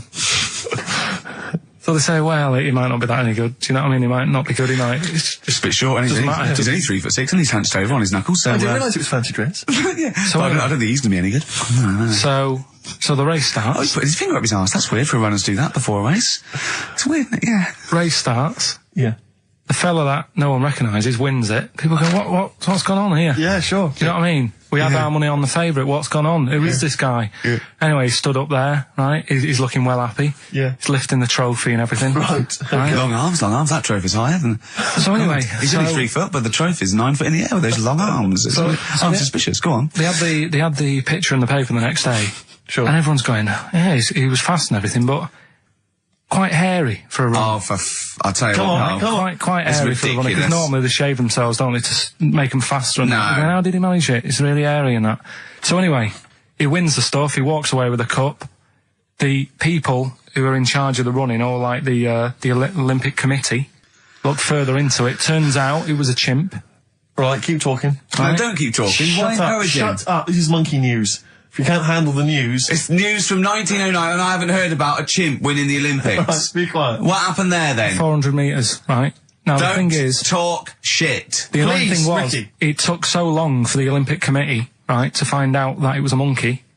It was going going manic. It went into loads of races. It was picking up loads of, Oh, shut up! He right? became a celebrity. It was doing endorsements on TV. Don't talk shit. It said he managed to win the Right. same race 4 years later in Athens because... How did he get to But it's a joke. They're winding you up, Carl. Weird. It's not weird. It's isn't it? right. I do not believe it. Well, that's okay. There's only 3 of them to go then. Right. He said he's, oh God, it's like a child or a cat when it's confused. He went, Steve reckons in ancient Greece, right, it was better to shag a bloke than a woman. And I went, well, yeah. I mean, that's about the male being sort of a first-class citizen. Yeah. Much better, wasn't it? An aspiration the to point sleep with a was, Carl, beautiful man than a beautiful woman. Women were lower class citizens, Yeah. so therefore men were seen as higher class. So to have sexual relations with a man there was no shame in that. No. In fact, it was looked upon. And I as a said, good well, it's, ancient Rome. I said, Nero, he'd sit in his big jacuzzi and he used to get, pretty boy men to just go into the water and just nibble at his testicles while he was having a watch. He didn't do that. He did. Yeah. And he's not a gay fella. No, well, no. I mean, I don't know about Nero, but I mean, it wasn't a case of a big delineation between what was heterosexual and what was gay. It was just, whatever you... So what did this fella do then? This one who's having his... Well, he his was little pretty testicles? much top boy, Nero, for a while. He was in charge. And, and you did what you're told. If Caesar or... But why were people going round there? Why didn't they go, oh... No, they weren't dropping in. It wasn't like the door was opening. I was just going to see what Nero's doing. You'd have probably been like a delivery boy or a stable boy or something, and you'd have popped round there and you'd have gone, there, right, Nero, as the tablets of stone you wanted. And you go, Pilkington, why you are here? Pop under... I don't know why he's French. What is that? I don't know why he's French. Just pop under the water and nibble at my testicles and you'd have done it. Because he was Nero. I wouldn't. You would have. There's no way I would have done. Yeah, well, you would What have. have I done? I've dropped a pizza off. Yeah, you why put am I around to there? Nero's place with the pizza. Right. Right, I'd say I've done my job. Right? Yeah. That's not the sort of tip I wanted. No, he'd have said, get the little baldy chap to nibble at my testicles, and you'd have been under the water. I wouldn't have done it. No, Well, you you would have have put my head done on the it. you'd wall. have done it, right. No, I wouldn't have done it. Can I just say this, Steve? Not only would you be nibbling at his testicles, you'd have been going mad. You'd have been noshing him just for extra. You'd have been doing everything he wanted. You'd have been going, he'd have gone, I didn't ask you to do that. You'd have been going mental. They'd have been chewing, slurping, smacking, poking. You'd have chopped, you'd have gnawed his packet off. You think you're eating Walker's crisps. There'd be bubbles, there'd be flood. Oh, it'd be horrible. Week off work. Do you know, like, my mum likes gnomes and stuff? Yeah. Right? Of course she does. She's lived with one for 30 years. She said, get your dad to take us to this park where they've got, 6-foot gnomes and stuff, right? Have a walk about. Sounds like a nightmare. Yeah. Sounds like a living nightmare. Keep an eye on Carl. So anyway, He stood still for 2 minutes. Someone bought him. No, you can't buy them and that. It's like a little exhibition thing, right? And it's part of a hall, right? This big hall that you have to pay to get in, but we didn't want to see the hall, I just wanted to see the gnomes. Of course you did, yeah. So anyway, my dad says, yeah, well, we can get in there for free. Of course he did. Clever. Right? So we parked up on this little country lane, right? No one about. We walked How much down, was it to go in? Like £2? about £3 each. Yeah. But he said, well, yeah, but if you don't have to pay, do you know what I mean? You enjoy it even more, don't you, when you're walking about and you think, I've got this £3 in my pocket, no one's having it. Yeah. Right? No, looking over shoulder for a bloke with a peak hat saying, can I see your ticket, please? I wouldn't enjoy it more, no. Go on. Yeah, but you don't worry about it, do you? You got a bit of money now then, Rick. You've changed. So anyway, so we had to walk across about 4 fields. For £3? Right? And what happened was, we're walking through all these fields and what have you, big grass and muddy bits and all that, 'cause it'd been raining, and climbing over fences and stuff. And we're in this field, right? And I look to my right, and there's about 30 cows all staring at us, right? And Suzanne started to panic a bit. She said, we shouldn't be here. Dad says, of course we can. We're allowed to go wherever we want. All this land, it's Ramblers' rights and all that stuff. Yeah. And take a cow if you want. So, unattended. So Serves him right for leaving him in the field unattended. I'm having one. And keep us fed for a week. across. Anyway, these cows start surrounding us. Surrounding us. Oh, brilliant. Oh no. Face off. And Suzanne's panicking, going, "This isn't right. We're not going to make it to the fence in time. They're moving faster than us." And he started sort of running a bit. Wow. And It's like some kind of bovine West Side Story. Don't a gang of cows coming at you. Don't worry about it and stuff. But my dad had to sort of stand there and like wave a stick at him. Of course. And we got away, but Suzanne was like having a bit of a sweat you on. got away. Saying, we could have got killed. Sure. And my dad saying, "No, it never happens." And I just wondered if it does, if there's a risk of... Yeah, it is rare, but there's been a couple of cases of being trampled by cows. They're not aggressive. They sort of run through you. Well, they're aggressive if they've got a calf. They did have kids. What? They had kids with them. Kids, yeah. That's goats you're thinking of. Yeah. Maybe they were trying to sneak into the gnome thing, and they were worried that, like, if too many people did it, they thought some cows, we can just sneak in. Where cows, no one's expecting cows. And the cows were going, "Walk upright like you're human. Don't walk upright." They thought you'd blow their cover. Yeah. People have been killed by cows before. Yeah, that was like the highlight, and then...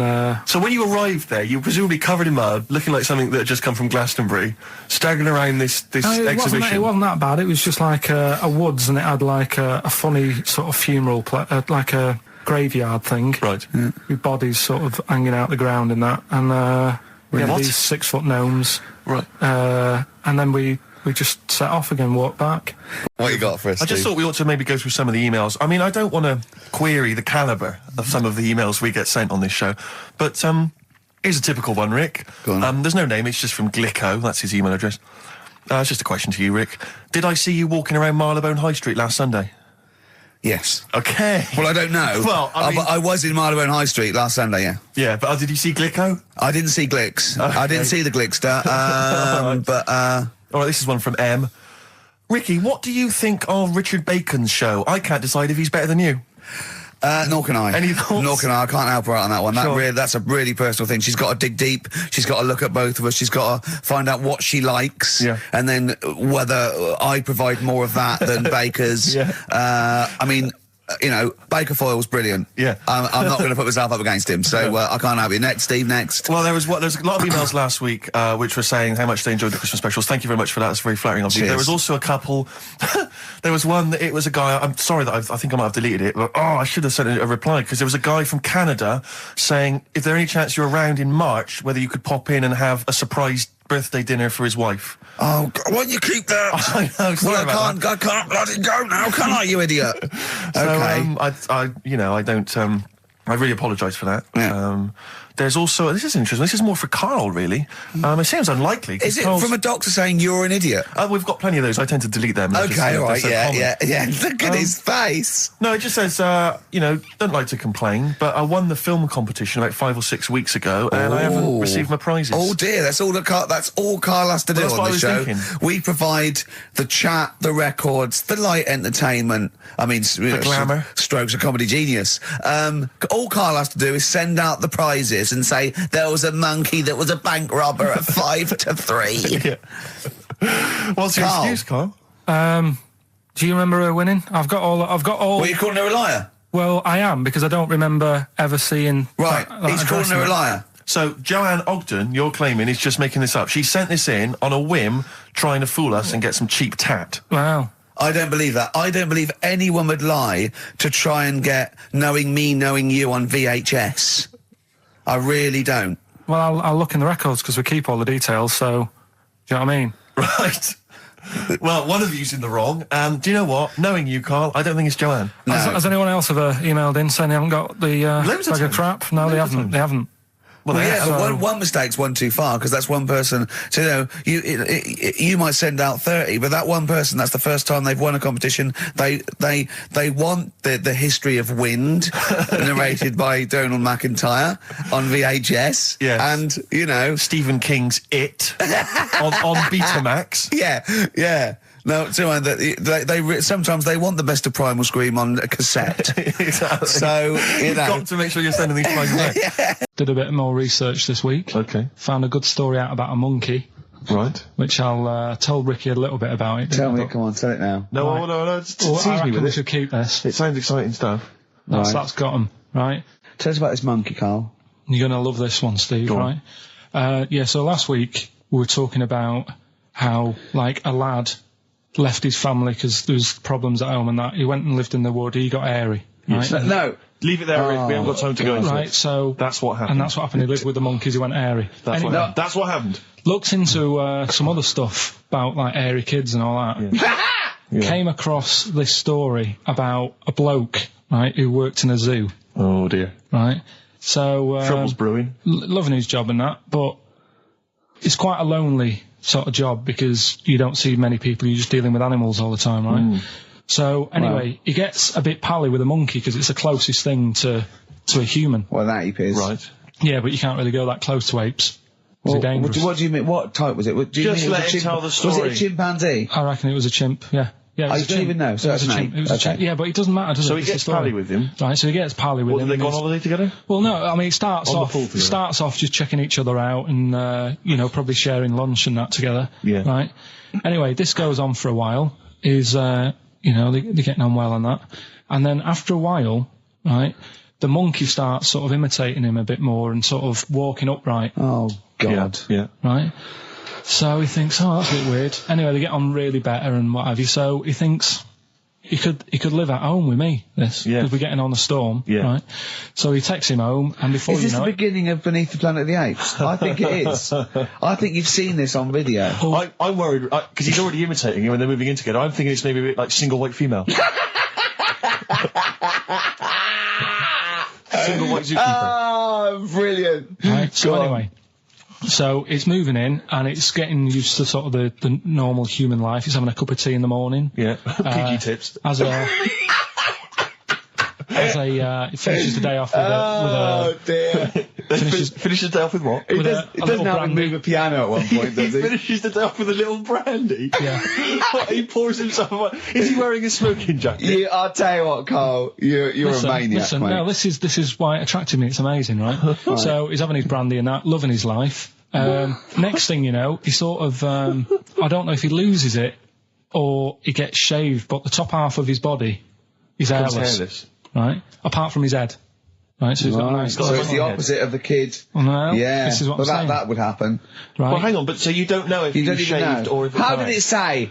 Then the hairless... What? I'll bring it in for you, the story, and then you can see if I've gone wrong. Keep going. Anyway, so this is going on, and he's having a great life. Then the zookeeper starts getting a bit annoyed because he's having a better life than the zookeeper. The zookeeper's in the zoo. This is such So the zookeeper's still got to do a day's work. The monkey's at home, he's partying. Well, it gets to a point when he says there's no point you coming in to the zoo because the whole reason of you being there was because you're being kept there. Right. And he didn't want to bring the memories back, so he said, you stay at home.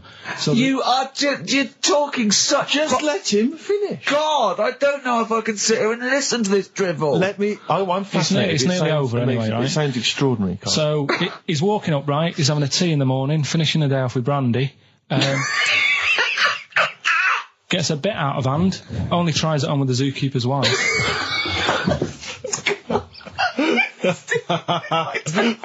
Make him go away, Steve. How does he do that? Well, because he's around humans a lot, he becomes a bit of a charmer. And, but what is it that he could do to seduce her? Pick fleas out of her? He didn't say. He was built. Yeah, he was well hung. So what about that? What do you mean, what about it, Carl? It's obviously not true.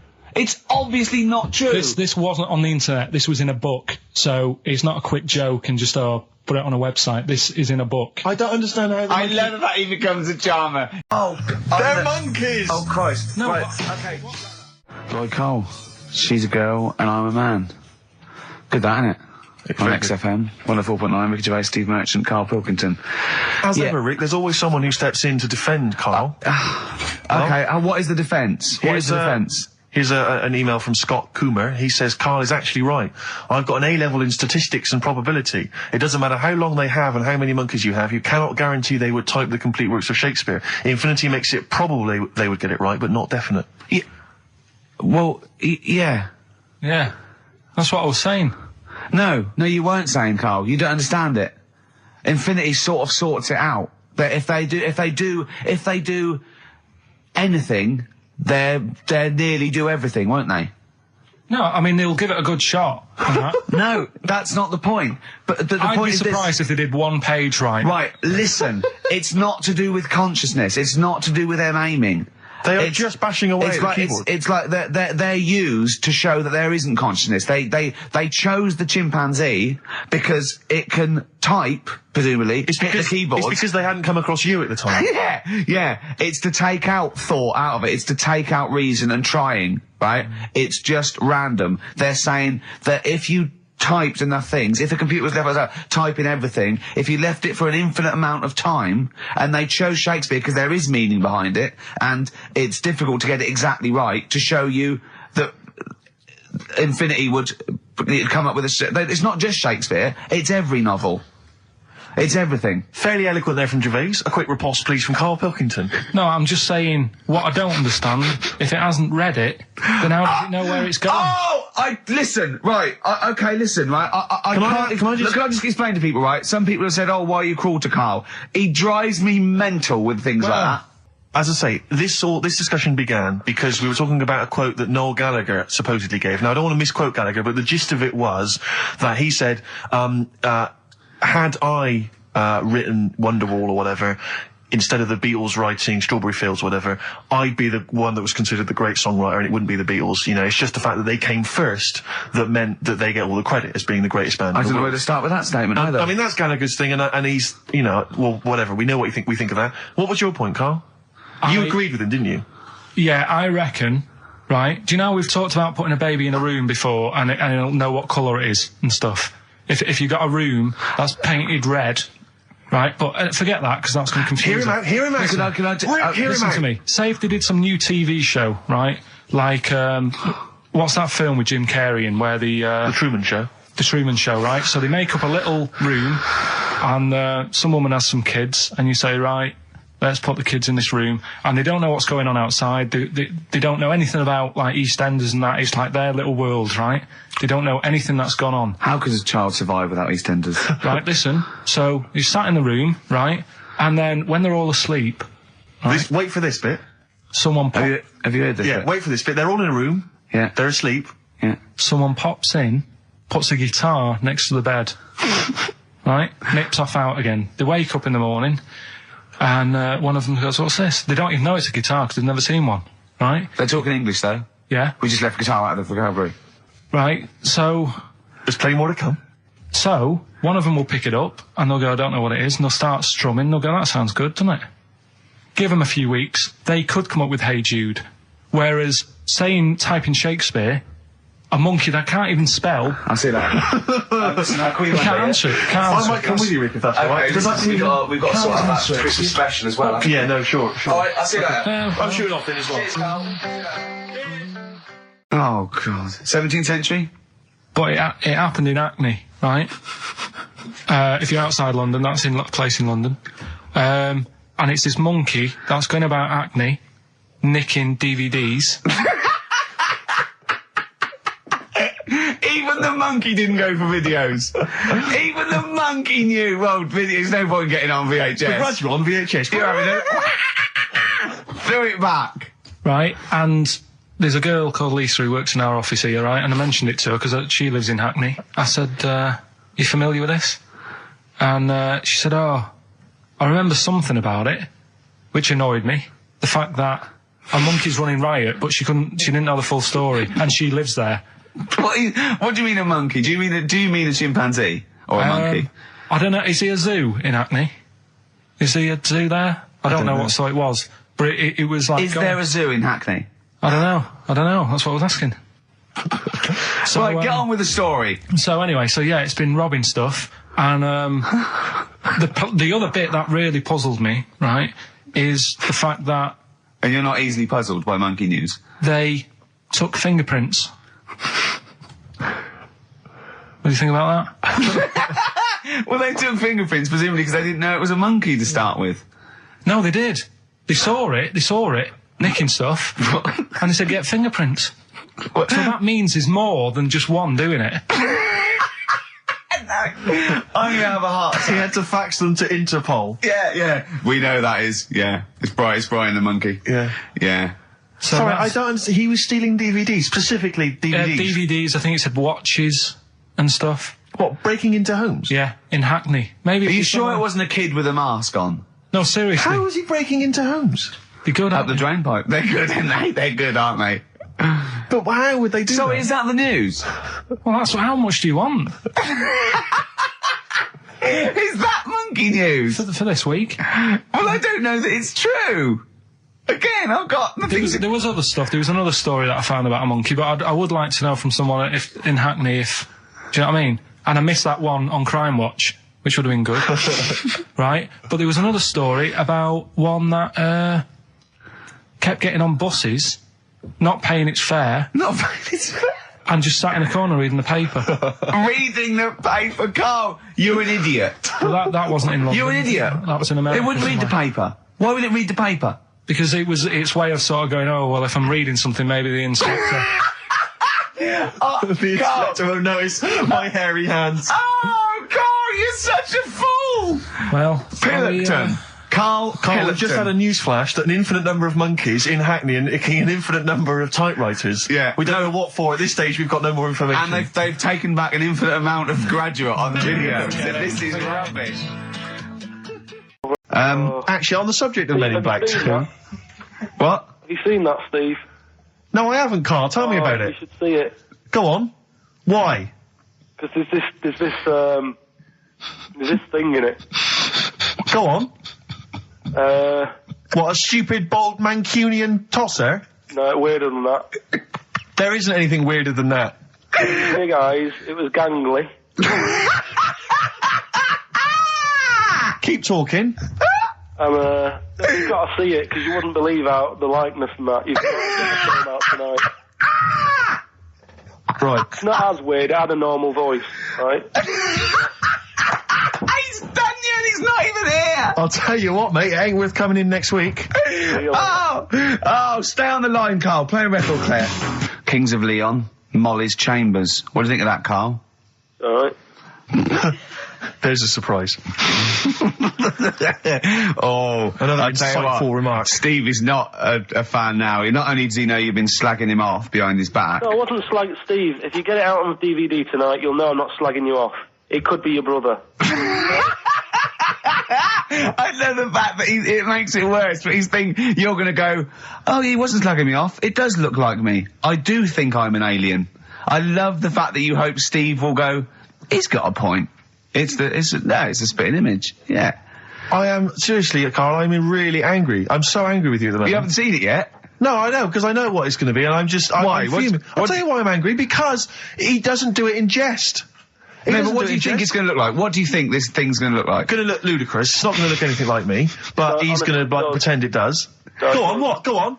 No, it does look like you. Yeah, of course it does. And you looked like the Human Z.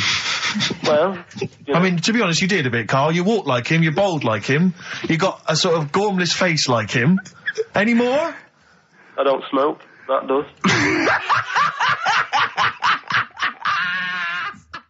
Oh, chimpanzee that monkey news. Okay, There's been quite a lot of stuff going on. There was a few bits in that Guinness Book of Records book that cost me 20 quid. Yeah, well, that's not news, is it? They printed that probably last September. No, so that's there's one in there. New music.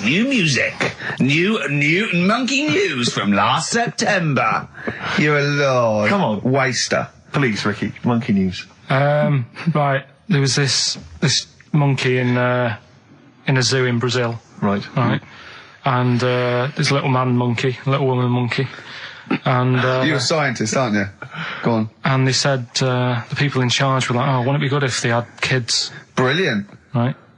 So anyway, the chimps used to stand sort of, they'd have their little caves each, and used to sort of lean on the fence having a bit of a chat and stuff with each other. Right? Well, just gossiping, gossiping. The equivalent sort of thing. Yeah.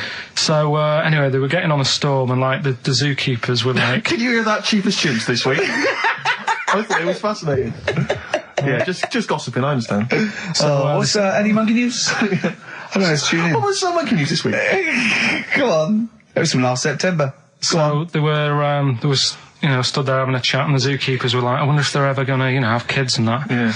Anyway, it went on for ages, this just chatting, no sort of action. So what the zookeepers did was, they said, I know, they'll have kids. Are we letting that go? They were just chatting, are we just letting that go? We're letting it go. What I mean? Just doing whatever monkeys do. Okay. Right? So the zookeepers were like, I wonder when they're gonna, have some kids. Yeah. Anyway, what they decided to do, to egg them on. Yeah. Bought one of them a suit, one a wedding dress. Right. Keep going. No, I'm not having it. Shut up, Gervais. Fade him down if he's going to interrupt. I want to hear the rest of this. They got married. So they got married? Yeah, they got married. Right.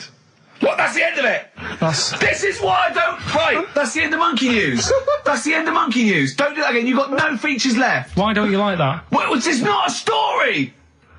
It's about two chimps chatting, which doesn't happen.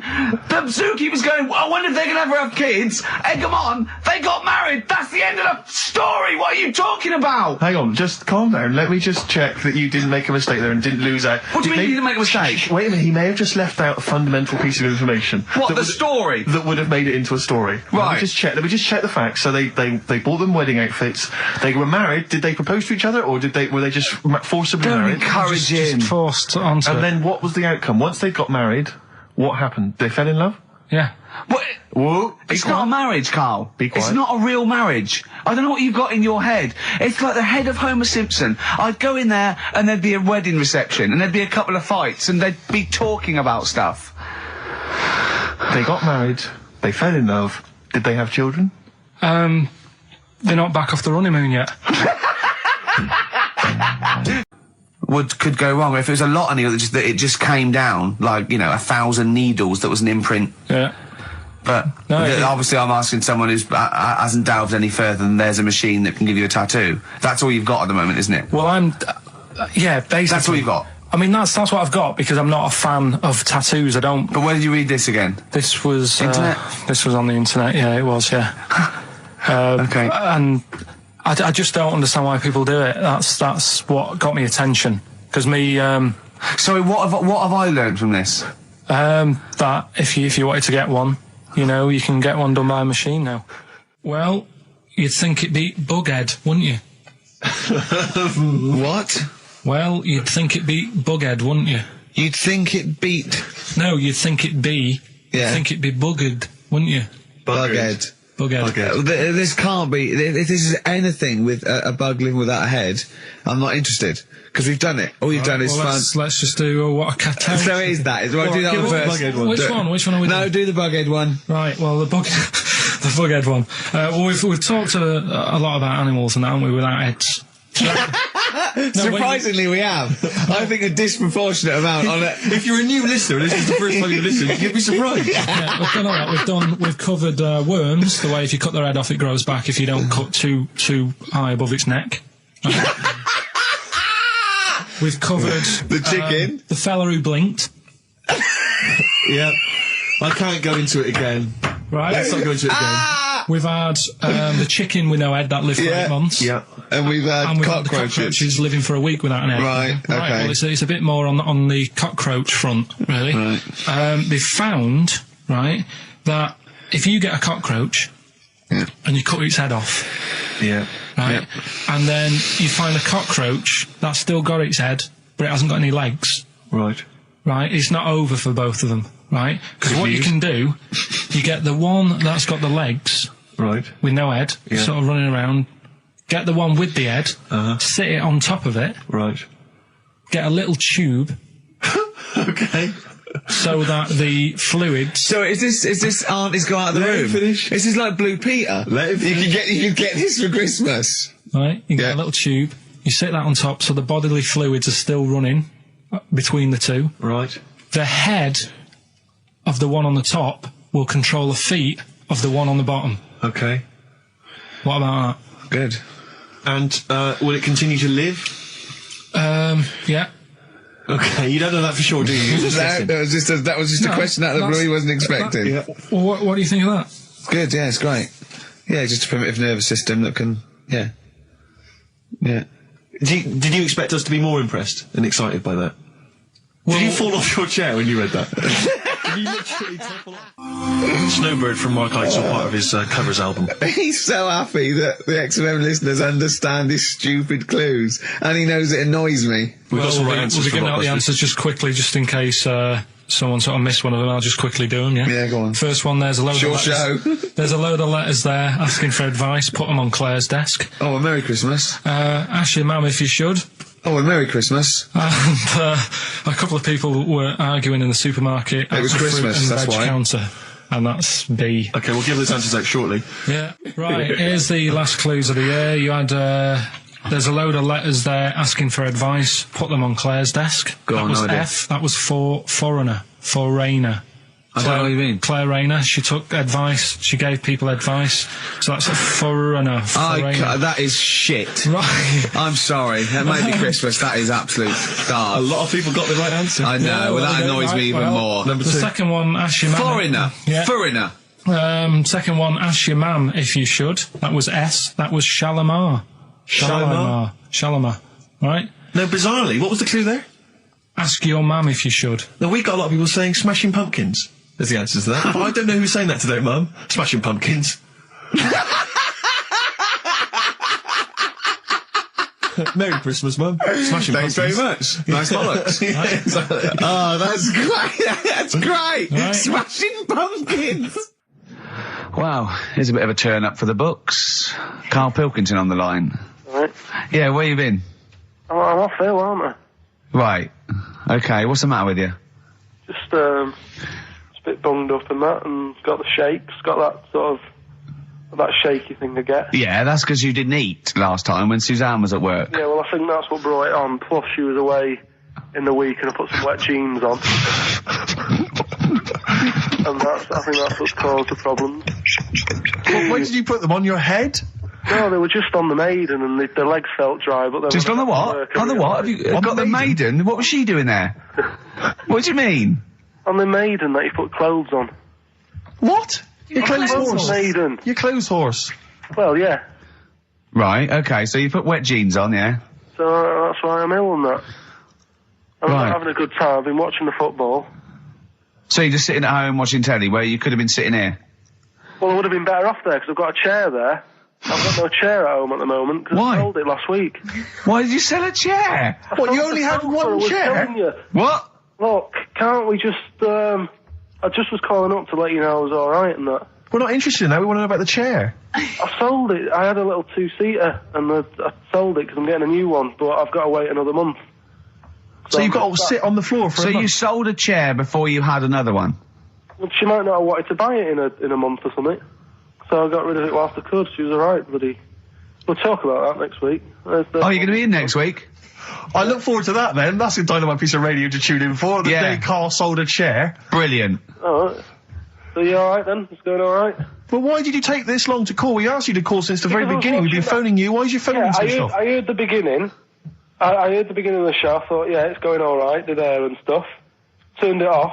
You turned it off? No, I put a tape in though, because even though I'm ill, I'm still showing an interest in it. Well, you're not, if you're watching football and shaking.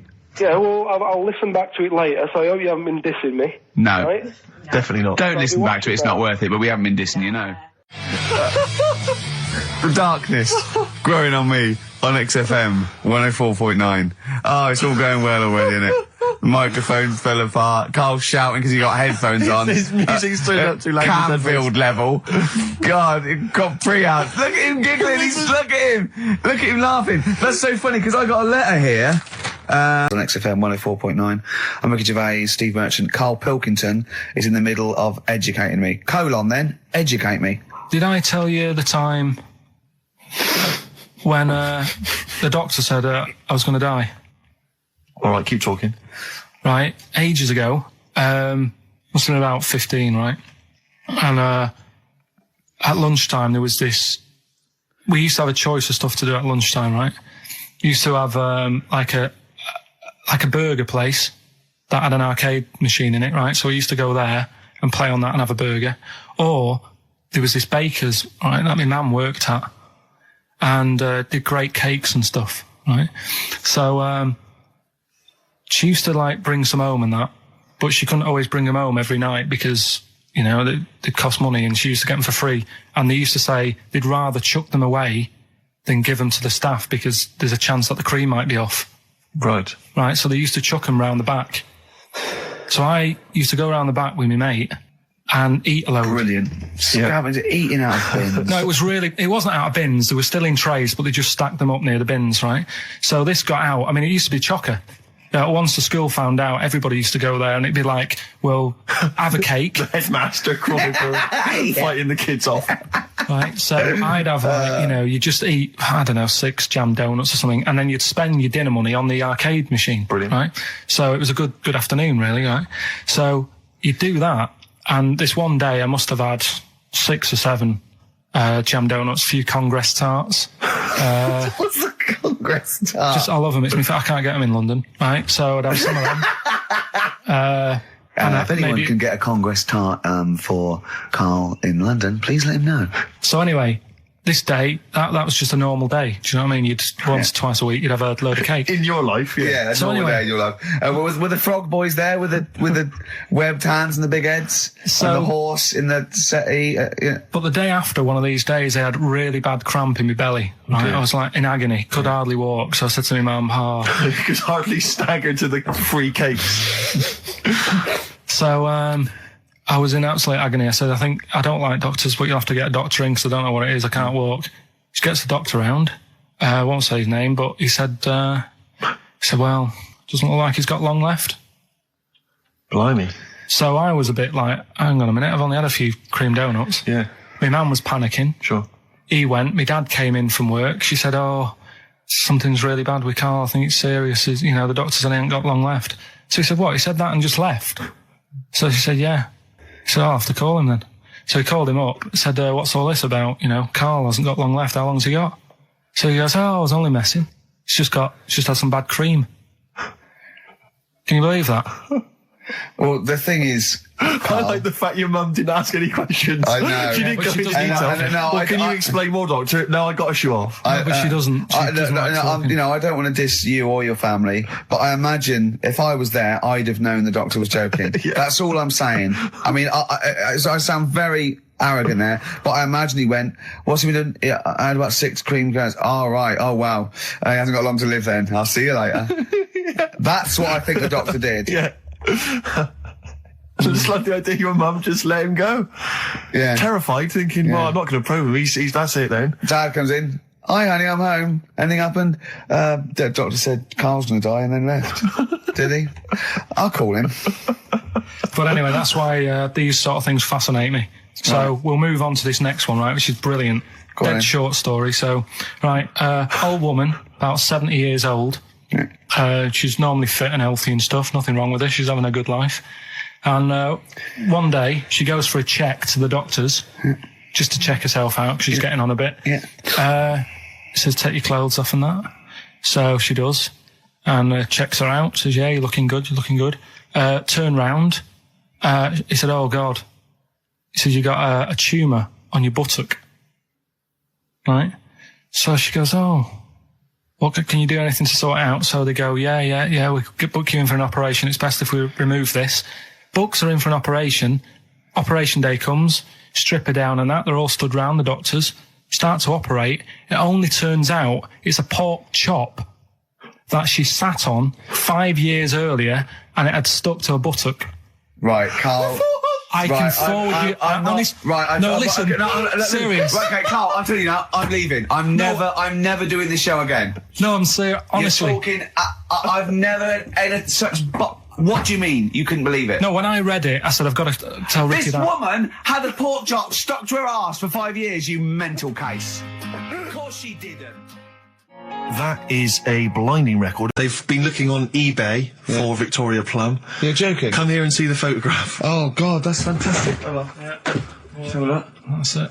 Oh, God, he got that for his mum. It's the worst piece of tat I've ever seen. Karl! Karl. Imagine how... Oh, gutted. Karl. Imagine how... Look, think of him now, right? There it is. That's the worst thing I've ever seen. I'll tell you, it looks like a Diddy man gone wrong. It's it looks like a extraordinary. Diddy man prostitute. That is. Is that the one, Carl? Is that... Well, it was a different colour. I had a yellow at mine. No, but look.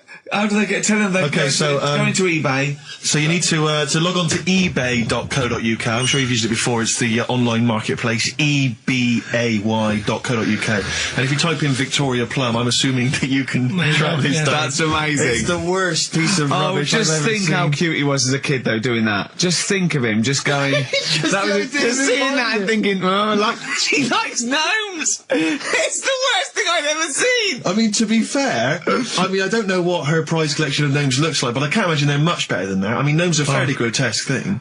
But certainly your mum's taste and discretion is... Did you have those houses on your estate? You'd go in there and it was just loads of those dolls still in their packaging all around the room. And sort of like one of those homes that keeps the sort of packaging on the three-piece suite. Why don't you buy another one for her for Christmas? Yeah. It's $3.99 it looks, but that's £2.49 because that was $399.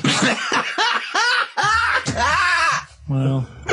Oh, buy it, Carl. No, because I've sorted out her passport this year anyway. I'll get her that next year. Right, so listen, right? Okay. John Lennon. Happy Christmas, war's over and all that. Indeed. Yeah. Brilliant tune. Great tune. And well, I've had a great time. Merry Christmas, everybody. I hope we haven't offended you by some of Carl's rantings. Just think of what he's gone through in his life. That Victoria Plum incident. Carl, I've got a little gift for you here before we go. Oh, you're joking. I haven't got you anything. Well, no, you haven't got your girlfriend anything. I wasn't expecting much. It's not exciting, but it's worth taking. In fact, why don't you just re-gift that straight away? It's alright, cheers for that. He hasn't even looked at it.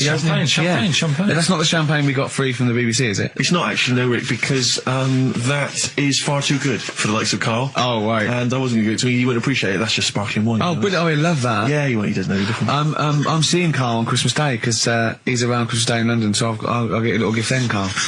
Alright. That'd be good, wouldn't it? It'd be a nice little... Okay, answers. We must give the answers. You would have to go to bed at 6, though, so we can play. Can we finish there now? Yeah. What do you mean? What do you mean? Can we finish there now? Just play the ads and go. What? No, what are you talking about? We're going to play Joey River all day. Play that then. Goodness me, Carl, look at you. We haven't got time. Merry Christmas, Carl. Merry Christmas, Carl. Enjoy the champagne. Let's give him a little kiss. A little kiss. Oh, no, with tongues, it's Christmas. Oh, don't. Stop messing about. Get up!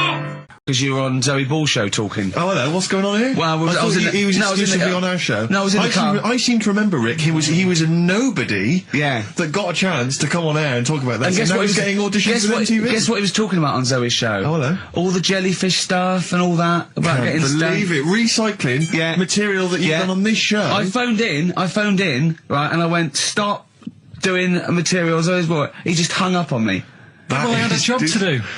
Who do you think you are? Your ego has just gone through the roof. Hang on a minute. What? I had a job to do in the week. They asked me to drive the desk for Zoe, right? They didn't say talk. Zoe, if she talks to you, you can't just ignore her. Yes, you can. Well, you Who can't. is she? Who does she think she is? You made a promise to us, a pact, that you were our kind of monkey. Yeah. What can I do? If someone takes time off, I've got to do it. It's my job. Yeah, but you don't have to talk. You don't have to use... You're the head of production.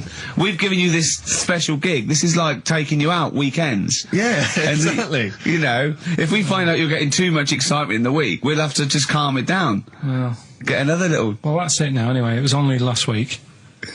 I feel like kind of solid. I feel betrayed. It's like you were having an affair behind our back. Yeah. And you rumbled it. He was doing all the stuff. He was doing all this like, oh yeah, jellyfish and this, jellyfish yeah, because that. she was asking, and I thought it was a good way of promoting this show, actually. Oh, did you mention the show? Yeah, I did at some point. Did you? What did you say? I just said more about that on Saturday afternoons. So you talked twice? I only heard you talk once. So you're talking all the time? Well, about 5 times in the week. In the full week. 5 times. Deary me. And one, it was just stuff. You could never be a monk, could you? Chatting away all the time. Right, what have we got? I blame Ball as well, to be honest. I feel Ball's slightly responsible for it. Yeah. She can't find her own, gibbon to get on the show. Yeah. She can't find her own kind of, loser, then don't start stealing ours. Outrageous. Well, coming up. Right, yeah, maybe we'll get Fat Boy Slim in. Indeed. Next. Yeah. Saturday, if you're listening, Slim. Yeah. Come in on the show. what's his name? Ernie or something? What's his name? Norman. Oh, yeah. Right. Ernie! Yeah. I don't know. That's great, Ernie Ball. Yeah. No, he wouldn't change his name. Ernie Cook, that's it, yeah. That's great. Anyway, coming up today, we have got Educating Ricky. Right, Yeah. okay. Is this the last one? You've promised it might be. I believe there's a book out that might help me with this feature, so we'll see how it goes. I was thinking of new features in the week. I've got, wanted to come up with, I wanted to do Celebrity Fact Club. Celebrity Fact Club. All right. I've just got to get some celebrities in first before we can kick that off, so maybe in the new year. Ball and Maybe Cook. Zoe Ball, yeah. Ball and Cook. Yeah, Start off. Maybe, right. And I've also got... Cook and Ball stories. Yeah. That's nice. Good one. Cheers. Thanks, Carl. Yeah. Maybe you could sell that to Zoe's show. And I'm also thinking Through the Ricky Hole. Through the Ricky Hole, okay. What's that? That's, I'm quite... No, you just got the title again, haven't you? Yeah. Okay, play record. So, Rockbuster's coming up as well. Yeah. Right? Yeah. Eminem. Lose Yourself on XFM 104.9 and Ricky Gervais with me, Steve Merchant. Hello there. But not Karl Pilkington. No, Carl, no. He's gone back to Manchester, innit? It's better than London. Yeah. You don't know it. Manchester's better than London. Instead, Claire Sturgis. Claire Sturgis round of applause for Claire, yeah. Good work. Thanks. Yeah, the posse's Yeah, I he's will- coming there in sort of the camouflage gear and is that quite trendy? Is that what the kids Do are you know, wearing it's now? funny. Someone actually mentioned Or that are this you on morning. manoeuvres? Yeah, I am exactly. actually, taking time out this Yeah. morning from what I normally do. Sure. I missed the second half, talking like that, of Celebrity Boot Camp. I don't know what that Coolio. is it? The fella from Milli Vanilli. What, the one that's not dead? Eh? No, the one that killed himself, Steve. Okay. No, I just want to clarify for people. A lot of people don't realise that one of them is dead. Right. I thought it was important to mention it. Actually, I didn't know. I'll be honest with you, I hadn't thought it through. No. It was a piece of interesting Milli Vanilli trivia that I had, and I wanted to slip it in. But it wasn't I could really have found- trivia, I tell you because what, it was a question. You went, what? The one Rick, who's not what dead. I'm saying, Rick, is I could have found a more tactful way of bringing up the death of one of Milli Vanilli, because I think there's a lot of people out there now upset. Maybe Claire Actually, didn't yeah, realise. people who didn't know. That's quite a shock. I didn't see, I mean, I should have sat people down. Who died? Vanilli or Millie? I think it was Millie. No, Right, it's okay. Millie. What? I don't know. No, but I didn't know. I'm that guessing. is- Actually, I'm guessing. What? Wait, no, I'm about not that? confusing Milli Vanilli and Scritti Politti, because I mean that is a danger. Oh no, you're thinking of the fellow out of Grumple Palumple.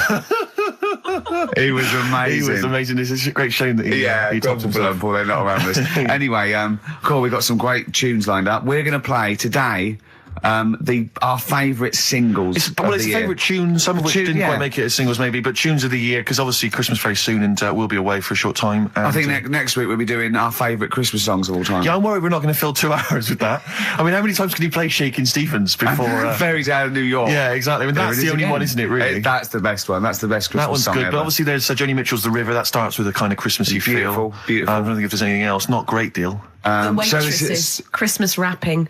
that one? Is that Favourite of brilliant? mine. Is that good? Yeah. So this is Christmas. John Lennon.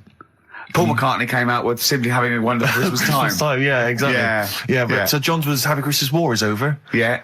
Yeah. Of course it wasn't, but Hey, optimistic. but I mean, at least he wanted No, to be. he was dreaming of it. He was dreaming of it. Yeah. That's, I mean, and, bless him. and to show how much I he don't. hated John war. Lennon's dead as well. I don't know if anyone's. Yeah, no, they do. aware know of that. That's just another bit of I rock and roll like trivia. John's protest against war. He stayed in bed for a week. Yeah, I've been doing I've done that. that, I've been yeah. protesting against war for ages. Yeah, I'm yeah. eating hamburgers. Yeah, absolutely. Against war. Absolutely. I just got into Burger King on the way here. I went into the counter. But of course, that's not. I mean, not product placement there. And there's a number of other burger joints that people may wish to go to if I they often go to choose. McDonald's. Yeah, I often go to exactly, McDonald's. But I went into Burger King because it's close. And I went in there. It's convenient, but then often McDonald's will be convenient. I mean, Convenient. McDonald's is just convenient. Depends where you are. Just as convenient depending where you are. And I said, can I have a cheeseburger and small fries? Take away, please. And he recognised me. He went, oh, I've seen you on telly enough, one, yeah? He went, there's your meal. So I went, thanks. He winked and went, I'll put large fries in. Brilliant. So that's so it's paying off. At last, true genius is being rewarded But I'm by just the intrigued to burger know, joints. because I mean, there's been a couple of times where I've been with you, and we've gone to a restaurant and someone's given you a free meal or whatever. And I it's the know. way that it's like you don't ask for it; it's No. just kind of offered. But I don't know what they're expecting in return. Nothing. I mean, do they Nothing. think that you'll go away and you'll always think fondly of Chad, who works in Burger King? I just think they think, oh, I don't know. They make. I'm like going to give him a little treat. Yeah, I know. I don't like it, but then I'm always grateful, and I never. Yeah. But the thing is, I'm slightly embarrassed. Did anyone around you hear what had happened?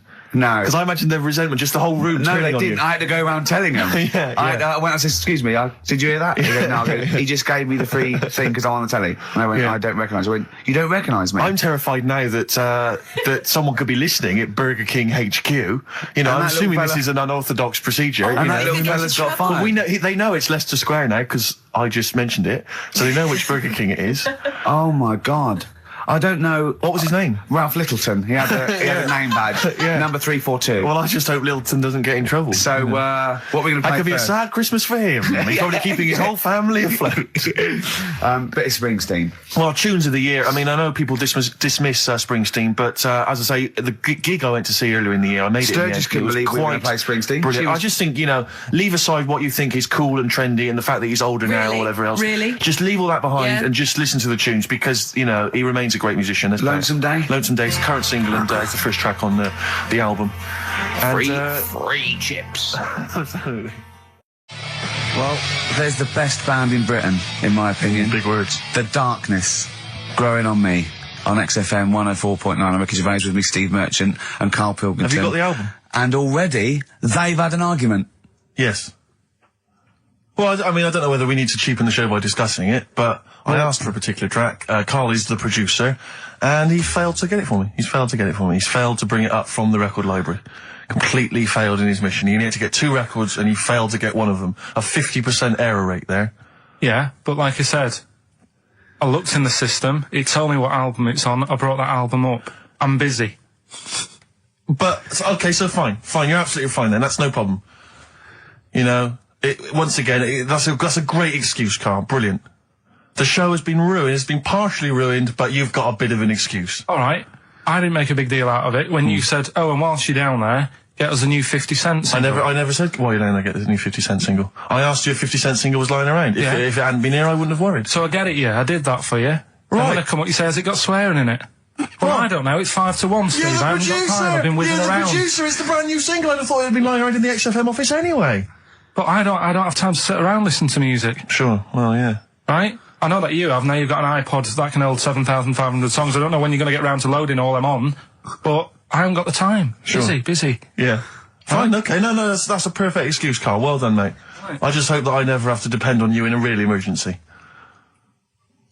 I had a bit of bad luck as well. I wanted to play REM, and maybe the listener can help me here. Can you email in ricky.gervais@xfm.co.uk if you know what song I'm thinking of? It's an REM song. I think it's on the album of the last one before.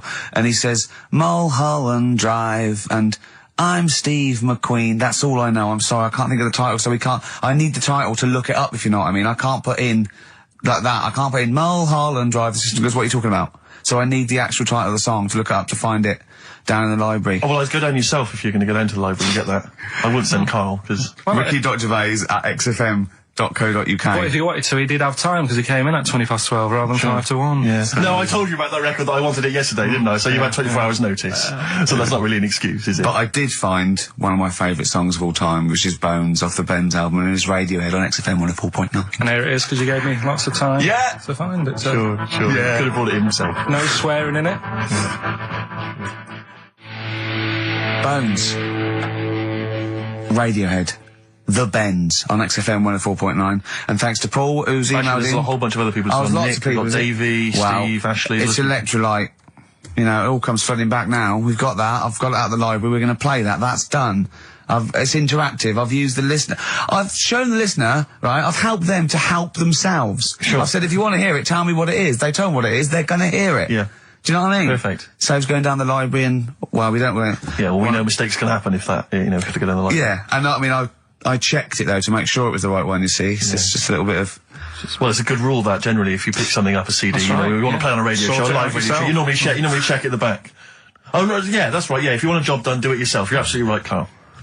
So... But anyway, look, let's all make friends, let's kiss and make up. Yeah, touch and make up. Yeah. Let's just... Well, I'm up on Karl at the moment because it was my birthday in the week, and not only has he bought me a little vibrating thing to put on the chair, because I've got about that, so that vibrates, that. Actually, we can hear it. Yeah. Yeah, I'm going to do it between records, though. Right. And what's that doing to you as you It's do just, that? it sort of like sends a little pulse into your sort of muscles, relaxes, doesn't it? I've got to relax on air. If I'm relaxed, the listeners relax, we're all happy. Sure. He's also got me this little electronic bongos, and I thought we could do like, oh, chimpanzee that, monkey news, so it's like a jungle sort of thing. Sure, yeah. Brilliant. Well, that's supposed to be one of the great jingles that even has. So I've got the vibrating. Oh, chimpanzee that! Monkey news! Dr. Fox, if you're listening, I think you'll know that's a clear improvement in this show. So thank you for those. It's alright. Yeah. What did you get him? What did I get him? I couldn't get him anything. I was too busy buying myself an iPod. You're joking? Well, it's a little bit gay, isn't it, giving gifts to blokes? Yeah, it is, but for someone who's like major... Yeah. Play a record. Someone who's major? What do you mean, someone who's major? Well, because he's a major celebrity? No, made you. Oh, made you? Yeah. Right. That's Yeah. Crazy Beat. Blur. Alright? On XFM 104.9. Brilliant. Yeah, so I also got, Jane got me a few nice presents, including my favourite of all of them, a real bow and arrow. A real bow and arrow? Yeah. Right. And what, you know, you're going to rob from the rich, and give to the poor? Yeah! When my head goes into the basket, I'm going to blink a lot. See how many times I can blink. But if you remember, when Carl first told me that, it was, I think it was Simon or Nick that pointed out. He goes, no, that's not quite right, Carl. Carl told me that he had his head cut off, and when his head was in the basket, it looked up and said, count how many times I blinked. Yeah, but he believed that as well. So he was happy. He was happy with that. Sure. Do you know what I mean? So yeah, a couple of weeks ago, there was a guy, he had his head cut off, and before he had it off, he'd said, I'm going to blink to show that there's life after death. And he did 32 blinks, right? Sure. So you two were sort of pointing that down the other week. Yeah, we were sceptical of that. So I looked again on the internet? At some other website. Yeah. And there's a guy... Sorry, it's the website, just to clarify, the website is the place where you bought that property on the moon, didn't you? Because it was a bargain. Right. So, this guy... Been gazumped.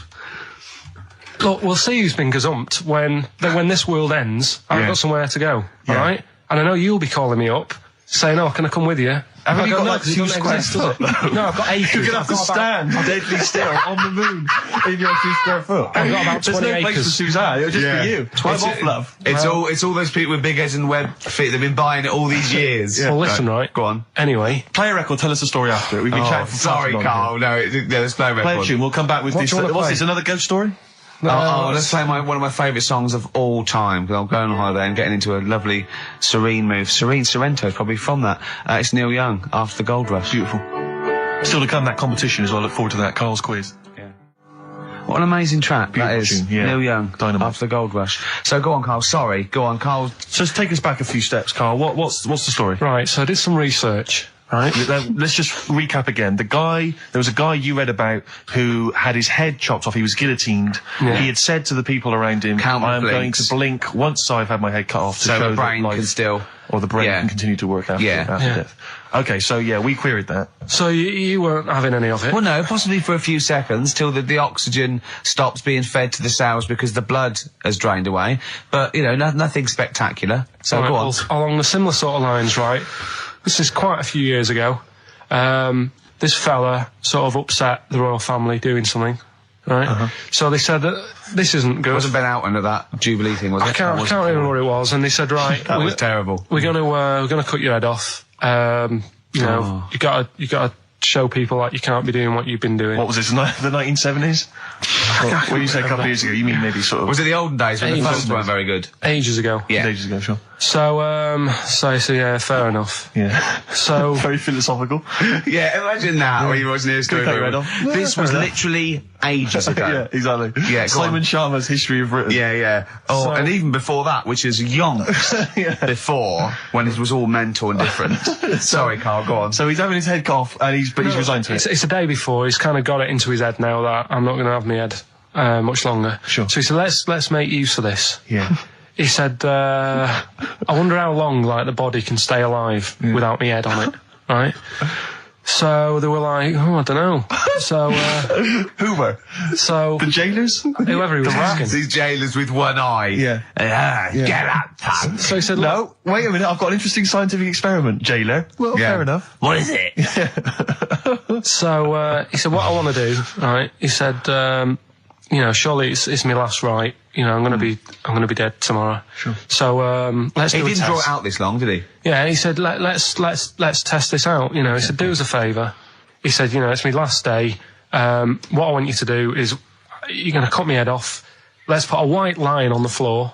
Right. And see if, because there's no point asking how far he can sort of walk without an head if there isn't a line, because you don't know what to count. Do you know what I mean? If he loses his head and he's running around all over the place, you can't really count That's that. not impressive enough. Yeah. So they said, let's make a white line. Sure. Yeah. Who said this? He did or they did?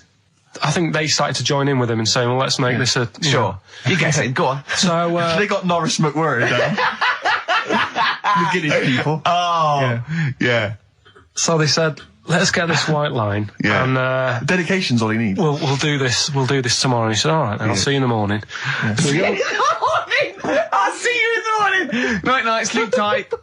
Bye. I love the fact that Carl knows exactly what was said. Yeah. That's beautiful. Yeah. He doesn't know the story or what order it's in or when but it he knows was. exactly what was said. But he knows the intricacies. All right then, see you in the morning. Bye. Oh, kissy. Oh, I'm not like that. Oh, you joker. Don't let the bed bugs fly. Yeah. Anyway. So he gets up. Do you want a paper tomorrow? No, I'm all right. Go on. He gets up and they say, right, today's the day and that. And he said, well, I've got used to the idea. So here's a white line for you. Got used to the idea. Go on. So they go, right, you ready then? And he said, I go on. And they cut his head off. And the body walked 32 steps without a head. Wow. 32 steps. Incredible. And that's the lesson, really. Did it get as far as it walked along the white line, did it? Yeah, it stayed along the white line, did 32 steps, and then started to stumble a bit, and it just fell over. Yeah. But, it was a test that your body can still keep alive for a little bit. Yeah. When you've lost your head. Absolute twaddle. Absolute twaddle. What do you reckon you can do then without an head? How many steps? Nothing. There'd be muscular spasm, right? Yeah. It would twitch a bit. You could not distinctly take 32 steps. The body don't... Yeah. Is the doctor still on the line? Yeah. The fella that bought 6 parrots. Yeah. And, you could have got 32 steps. Right, so you don't believe that. Doing a bit of line dancing. Right, you don't believe that, but something that you do believe is that a cockroach can live a week without an head. It can. Slightly different kettle of fish there. Why? Wow, insect to human is what I'm thinking. Yeah, that difference. There's not that much difference in some insects. Do you know that a snake has a heart and lungs and kidneys and stuff? Go on. No, well, I'm just saying. So? You're making out as if they're a totally different, species. I am making out. I mean, call me old-fashioned. Do you know what you're talking about, mate? I don't want you embarrassing yourself, Rick. Yeah, I am suggesting they're totally different beings. Yeah, that is, yeah.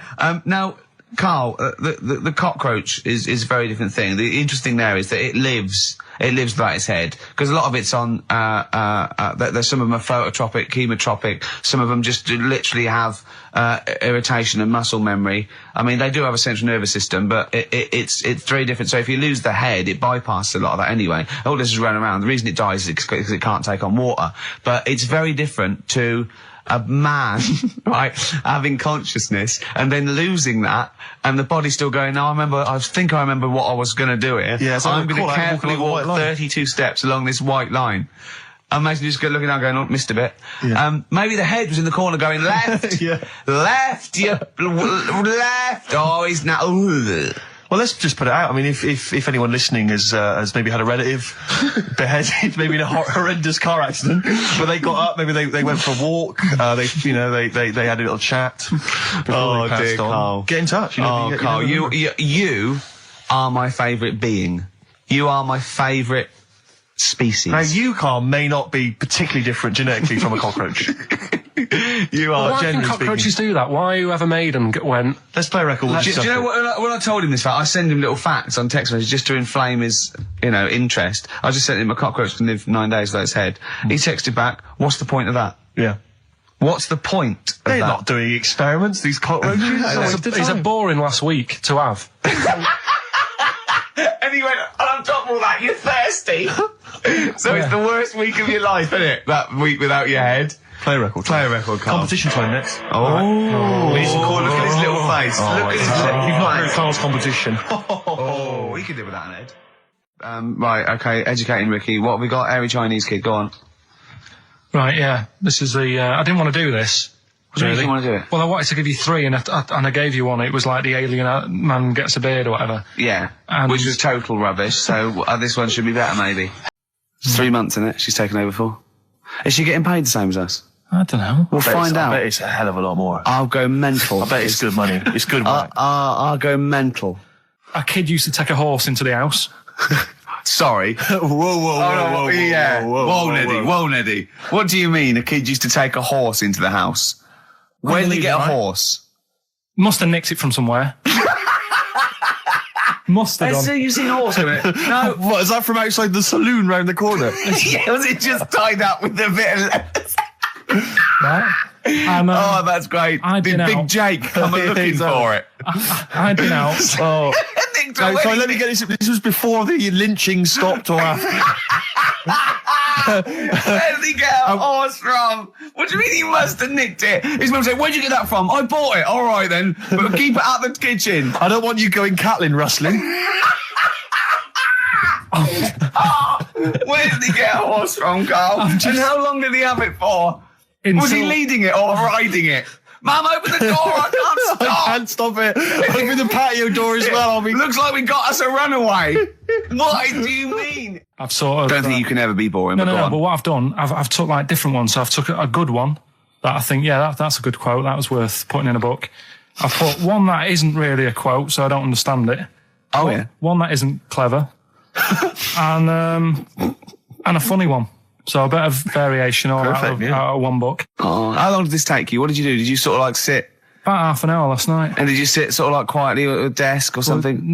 No, just in the lounge with the telly turned down. Oh, right. Just to give a bit of light to the room. Just had it on, but turned down. Have you figured out lights yet? So, so the first one, and it was like they stuck some bacon on his head. And as ever, the vital piece of information, i.e. the reason, Carl seems to have forgotten. Because the worm was in his body, and they said everyone likes the smell of bacon. Including worms. Again. Even a Vietnamese lake worm. They love Remember bacon. Remember last week when I said about the little fella with the bone with no brain, and you were proved wrong? No. Please. No. We were saying it wasn't a little fella. We were saying it was a stillborn child. It wasn't a little fella. You're changing it now. You weren't having any of it last week. Right, hang on a minute. I'm getting confused. There was a Vietnamese snake that went inside of a soldier. A little like maggot or some sort that you have to get out of your body because it causes problems. Yes, and so in order to get it out of the body, they strapped bacon to his head. Yeah. That is great. This doctor. And did that work? I think so. They had a picture of him smiling. Oh, God, what, the worm or the bloke? The bloke. Oh, dear. Honestly, I hope someone knows the story. Right. It was about 3 years ago, I reckon. Okay. And, it did work. GI bacon. So this is why what the worm burrowed out of his head to get the bacon? Get to the bacon. Right. That's great. When my dad was when he was a taxi driver, yeah, you used to have to sort of do your bit for the local area. Oh God! By taking the Forrest Gump people to Blackpool. Yeah. Is that what they're called now, the Forrest Gump people? Is that what the organisations that support them ask for them to be referred to? A minibus with Life is a Box of Chocolates.com. Forrest Gump types. It must be, so you work with these people. The people with learning difficulties. And they used to get 5. Coming home must have been a busman's holiday. So he got 5 of them in the cab. Yeah. And he had to go to Blackpool, and 4 of them were really good, behaving themselves, didn't mess about, weren't fighting and stuff, but there was one who was just causing loads of trouble and he couldn't control him. Oh, and what you've got to be able to do with people like that, you don't want them to get stressed out because it's not good for them. It stresses them out, and you could end up with a bit... Thanks, Dr. Carl. You could end up with a bit of a riot on your hands. So... So he thought, I'll nip this one in the bud right now. And he pulled up just on the outskirts of Blackpool, and he took the one out that was causing problems and put it in a wheelie bin. Oh, no. Oh, I'm sorry. I apologise. He did what? Oh, he did it for the good of the others. He put it in a wheelie bin. He was having a good time. He thought it was one of the rides. Can you stop saying it? He had another problem similar to it, where he had a little minibus, and it was his job to take a load of old women to the bingo hall, and it was miles away. And he took him there. There was no problem. About 10 old women in a minibus. One of them was causing trouble. So he pulled over. No, right? So he took him there. Everything's fine. He dropped him off. They had a lovely night. Yeah. Right? They had a lovely night. Won a bit of cash. Coming back, it's a bit of a late night, and they all started moaning at him, going, "I want to be dropped off here. Take me there. I want to be dropped off first. I've got to get up early. Blah blah. You know, my husband's expecting me. I'm already late. Take me here first. Take me there." And he just pulled up in the middle of nowhere, said, "Get out." And he made them get out, and they all called for taxis. They charged that company who was meant to be taking him home in the minibus, and he got the sack. My mate, Anthony, his mum called up my mum and said, I've got to meet up with you. I've got to have a word with you. And she said, what about? She said, I don't want to talk about it over the phone. So she goes, oh, right. Well, yeah, come round tonight then. So anyway, my mum sees me. She don't want to be in an awkward position and, like, be a bit embarrassed and what have you. So she sees me and she goes, right, Anthony's mum's coming round. What have you been doing? Yeah. So I go, oh, God. I said, I've been nicking stuff. So she goes, like what? So not big stuff. I've had a few calculators and Mars bars and stuff. How many? I'll just work it out. Hold on. Works out at 7.2 per day. So, how many calculators do you need? So it was when that phase. You failed maths, didn't you? Everyone wanted a calculator. It was like a trendy thing, wasn't it? Right. Oh, yeah. In Manchester a couple of years ago, yeah. So anyway, so I told her all this and I confessed to, like, computers will make it there one day. I confessed to There's magic in the back of battery. Go on.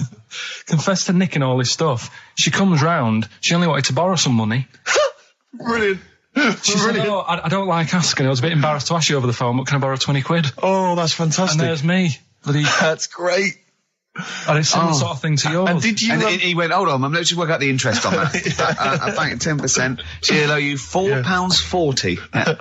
Oh, so your mum was a loan shark. yeah. And did she mention? She went, I just with that other, because what I'm saying is presumably you got your mate in trouble. No. Right, you didn't. No. She went, no worries, I'll just go and get my purse. It's on the dressing table. Exactly. Yeah. Carl, do you want a cigar? Well, quite, yeah, but what is exciting, surely, is the razzmatazz and the brushing shoulders with the rich and famous. I'm not into that. You're not? No. I don't feel you're going to appreciate this like we thought you would. It's weird, because Suzanne said to me this morning, who would you like to meet there? Yeah. Is he anyone who, like, you can get close to and it's like, God, I really admire your, big fan of yours or whatever. And this is me and Steve, so you're here now. Well, I really admire your big fanny. I didn't... What did you say? What did he say? If you're a big fan of it. Oh, right. Yeah. And, sorry. There isn't anyone, really. Do you know what I mean? You two are all right. Thanks. Jonathan Ross, is he going? He might do, I don't know. Hang on, wait a minute. I can't help but feel we could have exploited this more. We could have maybe run a competition to let someone win. Yeah. If you're not going to appreciate it, Carl. Yeah. Are you going to get a trouser suit? Are you going to get a ladies' trouser suit? I just think then, if you go sort of like looking macho and walking down with him, they know that you're not really partners. And I just think it's a slap in the face for BAFTA. That's true enough. No, it doesn't matter what you wear, though. Look at Elton John. Can't you mince a little bit? Can't you at least sort of walk a little bit mincy? Because you've got such a macho sort of mank walk. Elton John's fella doesn't look gay and stuff he wears and that, does he? Do you know what I mean? It means nothing. No, but that's because Elton's doing the work for him. No, but... by dressing as, like, some kind of restoration dame. Yeah. Right. Go on then, Carl. Second one, then. This is a bit easier, but I still think it's a good one. So this is, we should explain what this is if you just tuned in. It's one of those stupid lateral thinking problems. That Carl himself has created. Yeah, that was his homework. Right, this one. It's a fella. He has a normal day doing stuff. Nothing wrong with him. Right? And it's the twist in the tale. It's just like Tales the Unexpected. Yeah. Just a normal day, nothing wrong with him. Hold on, though, he's got the legs of a fish.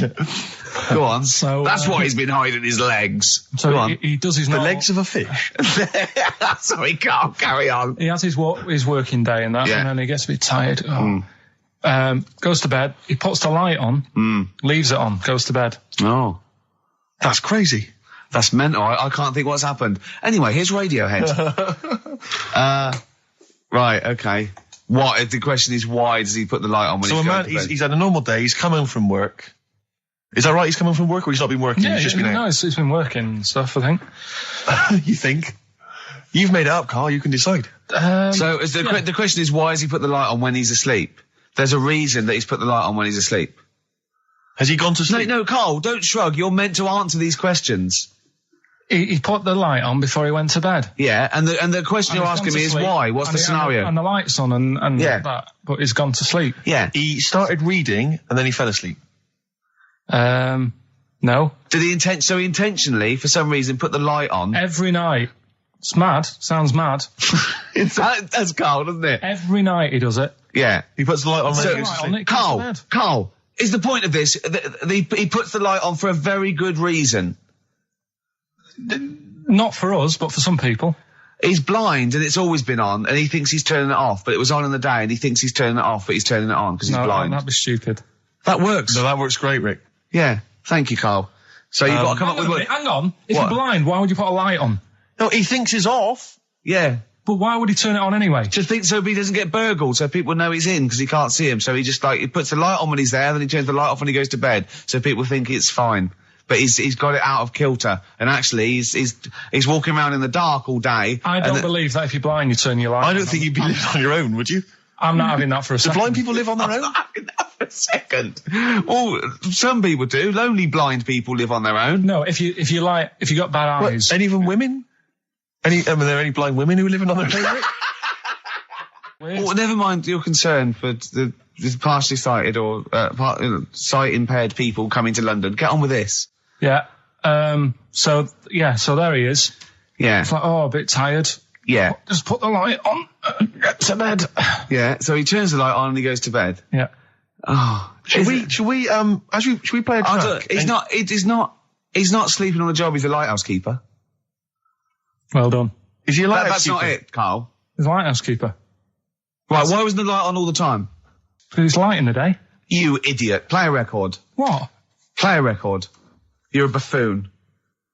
No, actually, the light isn't on in the day, is it? No, Rick? it's not. I think you're the buffoon. Yeah. Carl has won!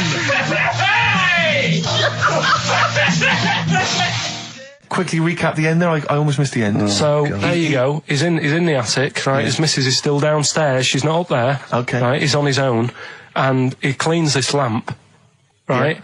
And this fella appears out of all this smoke, and he's wearing a nice pair of 501s, and he's wearing a shirt, and there you go. 104.9 XFM, Ricky Gervais, Steve Merchant, Karl Pilkington's pressing the buttons. Right. We're playing some great moments from the last 3 weeks. And some great records, Steve, from the last 2 weeks. That's true enough. Yeah. We're not actually here today. What are you up to today, Rick? It's 8 hours earlier, so this is about 2 o'clock probably. Mm-hmm. So it's about 6 o'clock in the morning. I'm still in bed, mate. I'm asleep in my hotel room. Now, where are you? We're in LA. Los Angeles. Yeah. City of Angels, Rick. Yeah. City of Angels. Yeah, and so that's what we're doing. We're doing stuff like that. That's why we're not here. We're not here next week either. So next week is the best of this week. All right. So here's the first bit.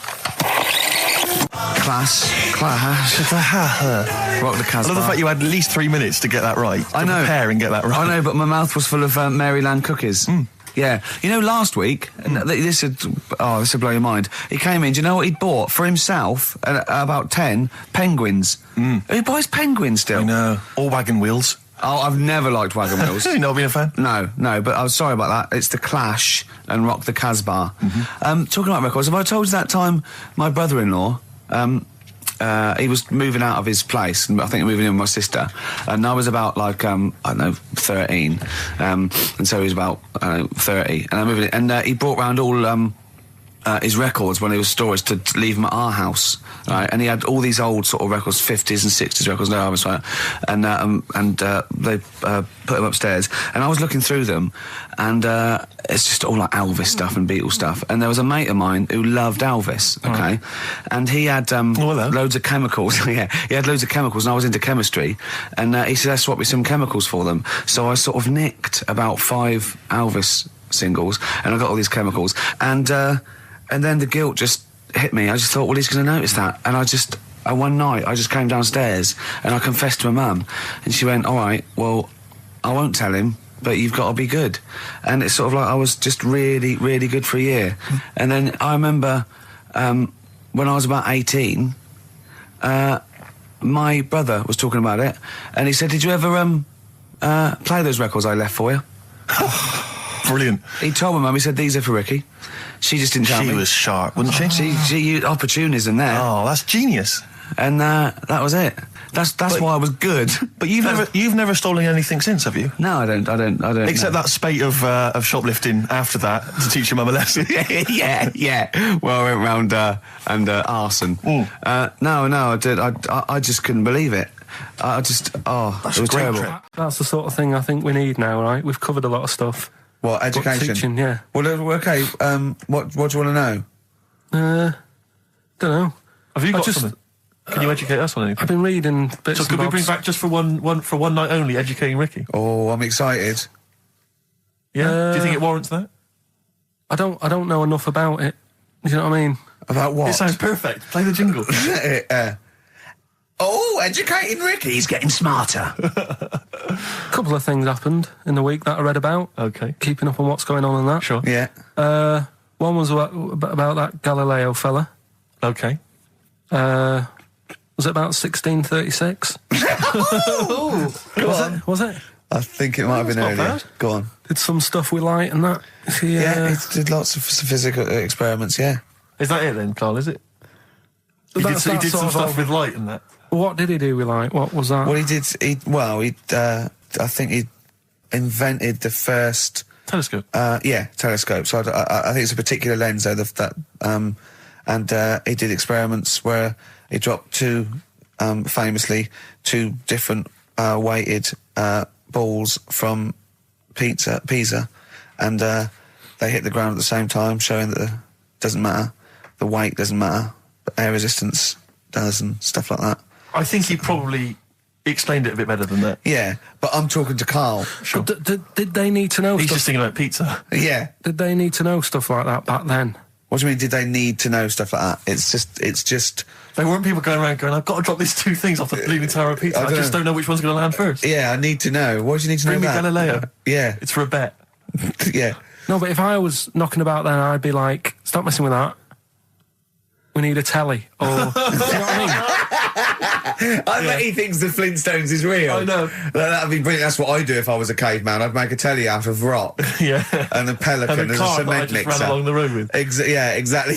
Yeah, we need a car. Yeah. Well, we haven't really got the internal combustion engine. Can you stick your feet through the bottom? Yeah, just get me a car, for Christ's sake. Anyway, so I learned that. And then... What? You learned his name. Yeah. Other people I'd learned the name of this week. Oh, if a chimp could watch telly. Go on, Carl, go on. Brilliant. I love that. That's like a ride song or something. That's my favourite one. Ride-ish. Ride-ish. Feeder. Just the way I'm feeding on XFM 104.9. Rick, quick question for you. I'm thinking a lot of people maybe are tuning in for the first time because of the advertising campaign. Sure. Should we reintroduce Carl again? I know we've done this a few times in the past, but just worried that people are going to not really kind of get the measure of him. I'm Ricky Gervais. I'm the one off The Office. Yeah. Steve Merchant. He's not the one in The Office. He's not Gareth. Some people think he is. He's got a funny, weird West Country accent that actually Mackenzie was affecting for the role. Steve wrote it with me. He's the tall, lanky fella. Carl is our sort of, I say producer, but he's the one that pressed the buttons because I was Dog's Body. Yeah, but I mean, it was just because I was too big to run the desk. Yeah. I used to have to do. Literally too big. You couldn't get behind it. Yeah. And then we discovered that, he looked a bit like a boring sort of, all right, yeah. But then when we sort of, poked him with a stick, he came up with, he doesn't realise, but some of the I think, some of the funniest extraordinary things I've ever heard. Say hello, Carl. All right. Yeah. Well, classics, I think, so far, that have gone straight to the list include, have you ever used a Y front correctly? Yeah. Brilliant. You never see an old person eating a Twix. Eating a Twix. These are sort of things. He's back on his campaign to get rid of jellyfish. Why is that, Carl? Oh, did you see the paper yesterday? Go on. There's a jellyfish, right? It's about 15 foot long, about 5 foot wide, and there's a fella swimming next to it. And the paper's going, oh, look at this we've found. There's loads of them in Japan. Yeah. And it's because the water's getting hot, so it's making jellyfish really big. Oh, dear. How's the campaign going to get jellyfish get rid of them? What was your point about jellyfish? They don't do anything? There's no point. They get in the way. It ruined my holiday, because I got stung by one. Yeah. But you think the same thing about Liverpudlians, and we can't just go around, wiping out things that ruin your holiday. Well, let's do the jellyfish first. And then we'll move on to the Scousers. Yeah. But yeah, I don't know what they do, and I'm trying to look on the internet. I've been busy this week. You're jellyfish now, not Scousers. Yeah. I don't know what they do either. To sort of try and work out what would happen with the sea if it didn't work, because they say, like, if there's no... See, this is what we're talking about. People who've listened for the first time, they've got to listen to every word you say. You want to find out what would happen with the sea if it didn't work? If jellyfish weren't in there, do you know what I mean? Because stuff like coral, apparently the sea would be in a right state if you didn't have any coral in it. Fish, do you know what I mean? I always worry about how many fish we're sort of eating. Because you go past... Sorry? No, do you know, like, you go in Marks and Spencer's or Selfridges... There's loads of fish in there. And there's really fancy stuff that you think they've killed that, and it looks good on the counter, pretty impressive. Yeah. But is anyone going to buy it? Yeah. Do you know what I mean? It's a big, like, a shark sat in ice. Yeah. And you go, yeah, they've got like, a lot of fish... For sure you won't go around the Tate Gallery? Do you know what I mean? I've never seen a big shark sat in ice in Selfridges. They do it. And it's like, you go in the morning and you can go back at night and the same shark sat there.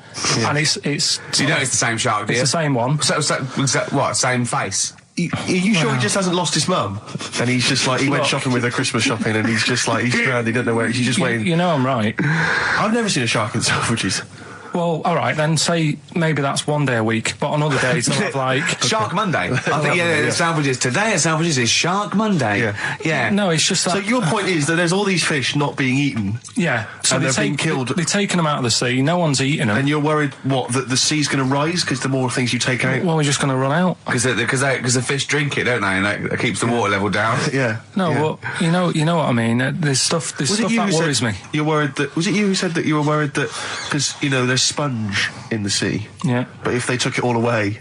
No. Is that him? That's a Stephen Wright joke. Is that Stephen Wright? What's the joke? Sponges grow in the sea. That kills me. How deep would it be if they didn't? I love the fact that he confused you with Stephen Wright, who for a living purposely says ridiculous things. Yeah. Does that worry you, Carl? Well, think about that and play a record. What do you want? I'd love to. A classic, a beautiful song by Simon and Garfunkel, April Comes She Will. So we've talked in the past about snails who sleep for 13 years. No, you have. That's never been confirmed. In fact, the expert hadn't heard of it. Well, they do. Okay. I read it on different sites. Okay. So how much does it take to wake them up? Got you. What do you mean? Well, they sleep for 13 years. Yeah, but it's probably... But I don't know what you mean by sleep. It's not the same sort of pattern that we have in a mollusk, is it? There's different... What is sleep? It's when you're sort of shut down and... But they can estivate. They can actually literally shut down. No, but they didn't say that. They said they sleep for 13 years. And I mean... Have you ever had, like, more than 10 hours sleep? Yeah. Feel really groggy? Well, no, I feel good after 10 hours sleep. I feel rough. I just was thinking what a snail would be like. Be like, oh... Be even slower than normal. Be even slower than you. Play a record. Girlfriend was away, wasn't she, yesterday? Yeah, I always have a problem with that. Because you don't go to bed, do you, early? Do you know what I mean? You sort of think... I just always find that thing that if, you're used to living with someone... Yeah. One of you will go, let's go to bed, then you'll go, all right. But when you're on your own, you go... You just forget to go to bed. I just stay up. Okay, stop eating now, Carl. You've had all the food. That's just a plate. All right. Okay. Yeah. No, I stayed up and watched... there was a thing on about Dracula. Right. What, Dracula? And I found a flaw in it. Go on. Not the fact that is the living dead and is and drinks blood to stay alive and he doesn't reflect. And he can turn into a mirrors. bat. Well, and you can go on. The mirror thing, he can't look in mirrors, can he? Well, he can look in mirrors, but he can't see himself in a mirror. Yeah. Right, that still doesn't work. Go on. It doesn't work at all, Carl. It doesn't work Go anyway. on. Well, centre parting's always really neat. His centre parting's always really How does he do it if he can't look in the mirror? Blood on the floor or something it was called. Rubbish. I love the flaw in the Dracula film is that his centre parting's too neat. How did he do it without a mirror? Was it a documentary about Dracula? No, Yeah, there was the real Dracula. Bit. Yeah, the real Dracula, the It's true just a story. film. It had blood on the floor or something. It's called. Yeah. It's rubbish. From 1970. Yeah. Right, but you say that and watch that. You know there aren't Yeah, really sure. vampires in that sense. Yeah. Yeah, but it still annoys you that his centre parting was too neat. Well, if you're going to do it, do you know what I mean? I'd like to see him with a fringe sort of pushed forward and maybe a hood up, alright? Come to suck your blood and that, alright? Yeah, just bits of tissue paper all over his face where he's cut himself shaving. I can't see bloody mirrors annoying me now, innit? I'd love to see that. A little mank Drac. That'd be great, wouldn't it? Well, that might be a film that we do in our movie. Mancula. Just getting onto that. Mancula. Count Mancula. Alright? You got any rave music? Got any Oasis like that? That'd be brilliant. He came from Manchester. Please welcome Mancula. Alright? That'd be great, wouldn't it? His hair's a mess. Well, I can't see in the mirror, can I? I phoned Carl up in the week. Yeah, and I said, what are you doing? He went, well, even though it's one of my days off, I'm just doing some research on the web. Found anything that said, yeah, I'm doing science. And then he said, you can get wigs for dogs in Tokyo. That's his scientific fact. And I went, what do you mean? Dogs, if they need a wig? I said, if they need a wig, what? Dogs going bald? And he went, like, this is fine to him. He went, it's a stressful city, Tokyo. The world's all right with Carl. He's always got an explanation. I've only ever seen him confused once.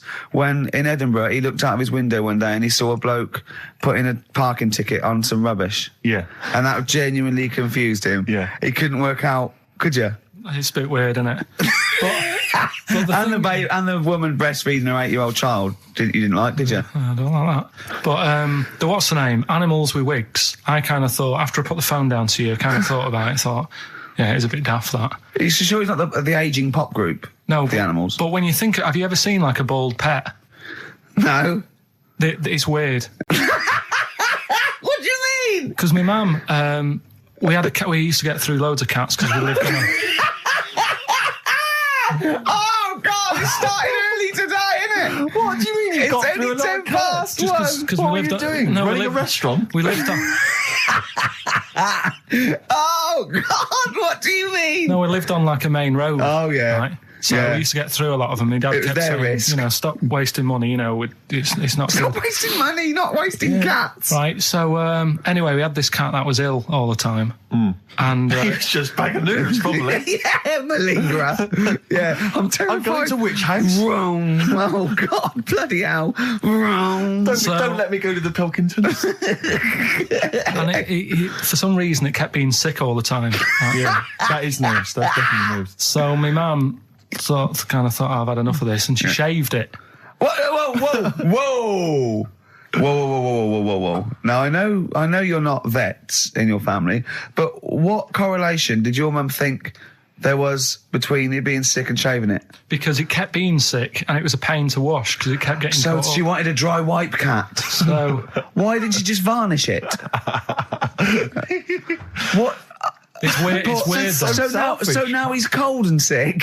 No, but not all of it. She left sort of the back half, but sort of from its waist, sort of. I love that. Shave it because it's sick on itself. And That is it was the genius. weirdest looking thing. I mean, normally I like cats. I'm always like giving yours a stroke on the head and that. Yeah. But as soon as she did that, it was like, oh, Yeah. can't touch it. And then So now it's sick, cold, and hated. Yeah.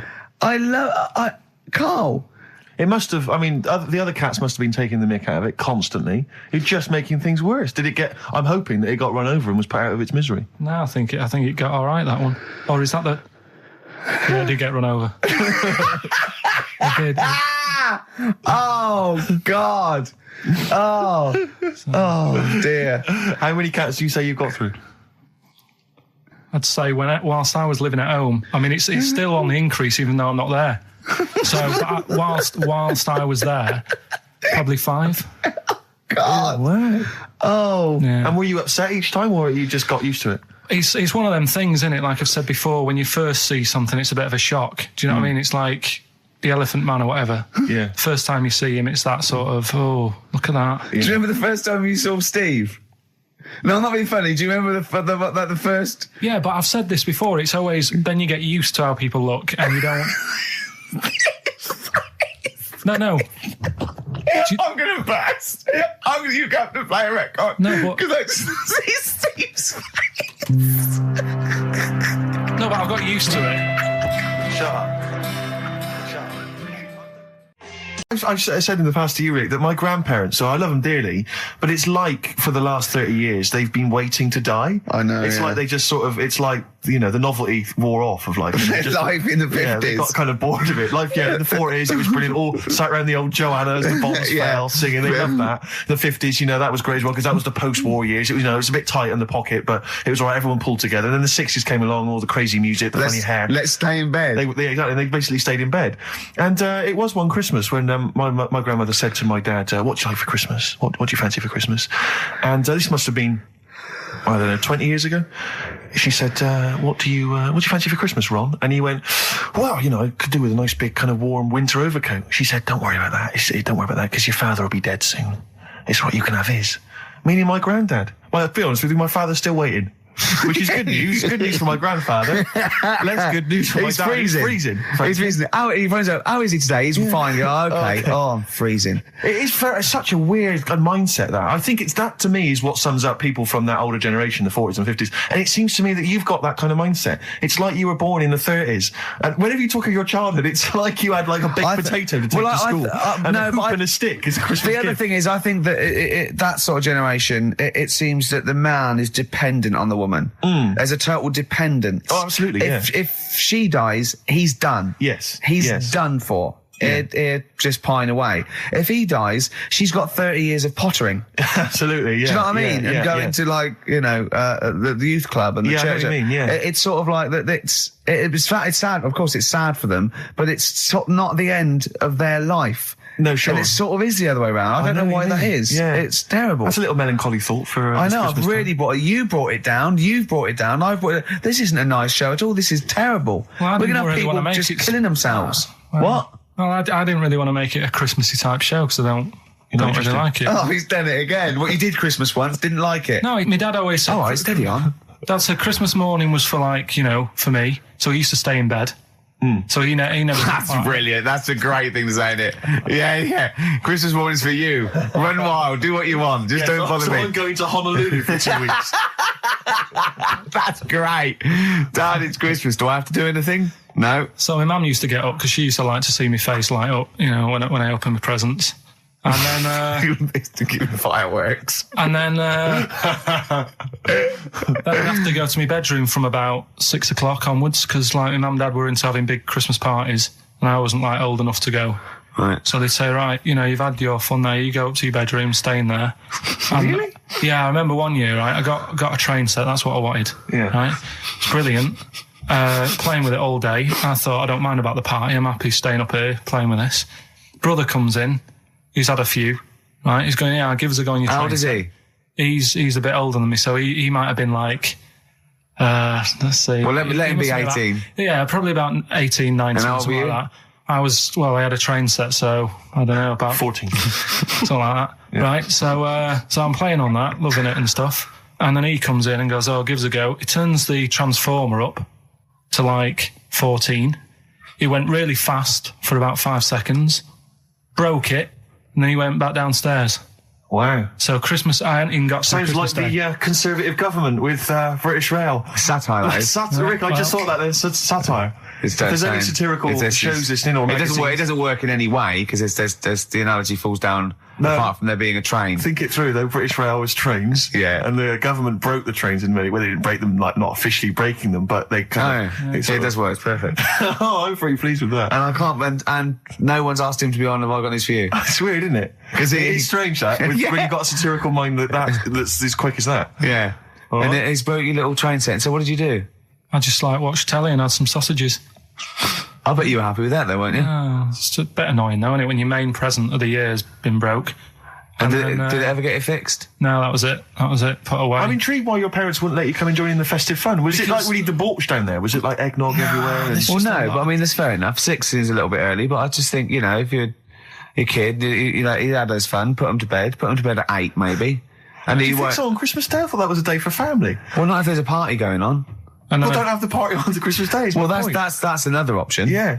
Your parents are weird, aren't they? A strange breed. Well, I think that was the year, right? You're talking about buying presents and stuff. I think I did treat my mum to... I didn't buy my dad anything. I think that was like when I got a bit older, he used to get me dad something because he wasn't that bothered anyway. No. So, got me mum. There was a cheap shop, right? Of course. Thank God for that. Called Snips. Right? So I went in there and I thought, let's see what I can get her. And remember Victoria Plum? I don't think so. Well, it's like a fairy character. Right. I mean, mum's into gnomes and stuff, right? So I thought, right. She must be pleased with you, then. Victoria Plum. I was thinking, is that one of the neighbours? Is it like a brandy liqueur? Do you remember Victoria Plum? Victoria Plum. Victoria Plum, yeah. It's like a little fictional sort of character, right? Okay. So I saw it. I thought, yeah, she'll love that, right? So I did my paper round, saved up for 2 weeks, right? Oh. Got that sorted. Went to Snips, bought the Victoria Plum. Next day, I'm in town with her, right? So I think, I know what I'll do. I said, come in here a minute, right? So we go in and we're looking around, and I tested her, right? I went, look at that there. That's all right, innit? And she goes, oh, it's bloody awful. Oh, Carl. Oh, Carl. Oh, God. So then Christmas Day comes. I said, don't bother opening it. She said, no, why? I said, no. Why did you still give it to her? So, well, it's too late. I'd already bought it. Oh, Carl. So she opened it, and I was like... And she said, oh, that's nice. I said, why are you saying that? I said, the other day, she said, it's bloody awful. She said, oh, no, I thought you were pointing at something else. Oh, no. So that's why I don't get anyone anything anymore.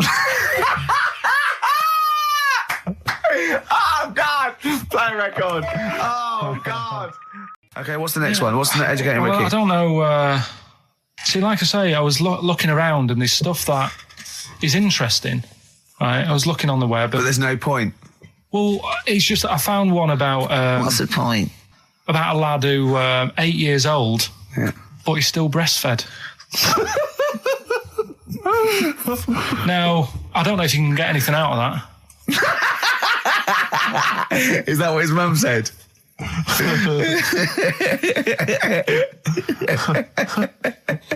What do you mean I don't know if I can get anything out of that? You don't need to. No, it's just that, Where did you read that? That was on the internet.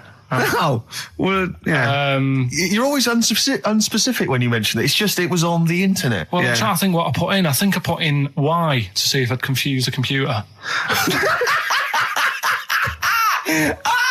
Go! You are... No, honestly. I did a search, put in Y, and it came up with funny things that, like, why is this person doing that? Why is that? And it had a picture of this 8-year-old lad, sort of, on his mum's nipple. And it was saying, is this healthy? You sure that wasn't asking you that question?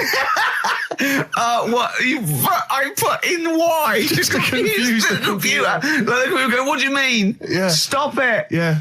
Oh, look, last week I was walking home with him, and I went, he was saying something stupid, and I went, I've got a competition for next week. Let's do a phone-in, and it's called Karl Pilkington, Genius or Fool. Yeah. Right? And he went, No. I went, why not? He went, well, it'd be confusing because they say there's no difference between genius and being a fool.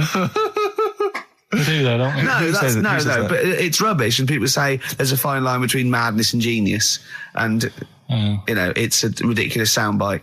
They don't say there's a fine line between a genius and an idiot. Well, the people who do are idiots. Yeah. So what would you do there, though, just to sort of wrap that little thing up? What would you do? That lad loves his mum's milk. What are you asking me to come up with? No, I'm a just... title for the story? No. It's just what would you do? Right? What do you mean, what would I do? Well, it's causing a bit of a problem in the area. Right? What area? In America, I think it was. Oh, America are a problem, are they? George Bush is worried about this kid who's breastfeeding at 8. Imagine it like this, right? Right. No, so, Carl, what are you asking me? About this spurious story you saw on the internet? I saw on the internet, there's an 8-year-old lad, he likes his mum's milk, and he's saying, is this right? Should it No, be it's going not. on? But what do you want Ricky to do about it? It's not his responsibility. Yeah. No, but the little town that he lives in, they're all causing an uproar, right? Going, this isn't right. You know, I can't let my kid play out in case he's in the garden with his mum getting a bit hungry, right? So, what should they do? Because his mum's saying, well, he likes it. Yeah. And he, you know, what do you do? I don't know the laws. No, but I'm not asking you to sort out the laws. I'm just saying, if you lived in that neighbourhood, what would you say? If you went up to him and said, look, everyone's getting a bit fed up with this, look. I'd say, what would I do? What do you mean, what would I do? what are you asking me? Right, it doesn't matter. No. What are you asking me? What are you asking me and Steve and the public? I'm just saying, say if you live next door to this woman. Yeah. Right? The kid's hungry, 8 years old. He's out playing on his bike and he goes, Mum, I'm getting a bit peckish. And he goes, all right, son. She whops one out. And he starts having his milk, right? You live next door, you're putting your washing out and you see this going on. You're getting a bit sick of it because it's gone on for months. 8 years, I assume. Why is it your business? Why are you such a nosy neighbour that you're concerned? What would you do, Carl? Let's turn it back on him. Yeah. What would you do? What's your solution? What would you do? Well, I thought I'd say, right, why are you doing this? And she'd say, because he likes it. And I go, all right then, put it in a bowl first. And you think that would sort that out? No, because I was thinking about the whole thing, right? And you do that when you're a baby and everything's all right, innit? Yeah. No one bats an eyelid at a little baby having a bit of milk from its mum's breast, right? Yeah. You'd almost say it was natural. But you grow out of it. It's like you don't see. It got me thinking about things you don't see. And you don't see. Did you put this into a computer? Show me things you don't see. What else don't you see? Well, you don't see like an old man having a Twix. You never. So what? You know the terrible thing about all this, Steve, is he's right. You don't see an old man. I know that's a terrible thing. So what they have got, right? They've made old man toffees, haven't they? They've come up with Gervais. Is that a song? Oh God! You don't see it. So they've got their Werthers, right? Yeah. So, look at him. You think he's giving a lecture at Oxford? It's not going anywhere. No, go on. Sorry, go on. I'm just saying. Right. You grow out of things. Yeah. And the old man, I'm sure when he was a kid, he'd have a Twix. Yeah. Now it doesn't look right, so he's having. It doesn't look right. So, right. I don't think Werther's originals were specially designed for old people. I think they were sweets that just happened to have been made for years. That's why old people eat them. Yeah. They didn't go, hang on, there's a market here. I've noticed old people aren't eating Twixes. Quick, let's make some old man sweets. But the little advert, he gives it to his grandson as well, doesn't he? He goes, I have a Werther's original. Now, I think it cuts, though, before he throws it back in his face and get me a Twix. Wandy. Ricky Gervais, Steve Merchant and little Karl Pilkington and his magical little manky round baldy head. He was described as a wacky mank in one of the papers this week. Really? Brilliant. Well, remember we were talking about it last week about he came round to my house and I popped out my Mr. Johnson, sure to take a little look at. And his two that made daughters. the papers. That made the papers. Wow. What paper? It wasn't front page of the Times. It must have been like the Daily Star or something. Just squeeze Live 8 on the second page. Yeah, so Wacky Mank. Wacky Mank, that's Wacky great. Mank. Wacky Mank. We had an email from someone that reckons they remember you from body popping round Salford way. Yeah, Eccles Precinct, apparently. You know that, don't you? I wasn't doing it round there, though. What do you mean? I was round Stretford. Stretford-Arndale. And what were you doing? What sort of body popping was it? Just a bit of everything. Caterpillar. Bit of moonwalking. Do you have a little piece of liner you used to carry around? Well, mates had that. Right, you didn't Borrowed bother theirs. Borrowed theirs. Were you any good? But you weren't breakdancing, well, you weren't spinning on your head and stuff, you were more body popping. Well, I hope he wasn't spinning on his head, because you know that can sort of give you little brain damage and things. Well, it can give you brain damage. Also, it can wear your head down, and also it makes your head perfectly round. Yeah. Because the gravity is pulling on. But if you keep on doing it, obviously it's going to wear your hair out, yeah. So you become sort of like a stupid, bald, and roundy-headed. Yeah. So I very much doubt that you did do any of that. Did you, Carl? Didn't do any of that. So you're shooting off in a minute, aren't you? Well, yes, because we were trying to make poverty history, Carl. Yeah. People are making poverty history all over the place. They're putting on a wristband, and it seems to be working, because I haven't been poor for ages. I haven't been poor. And Alex had a stop bullying.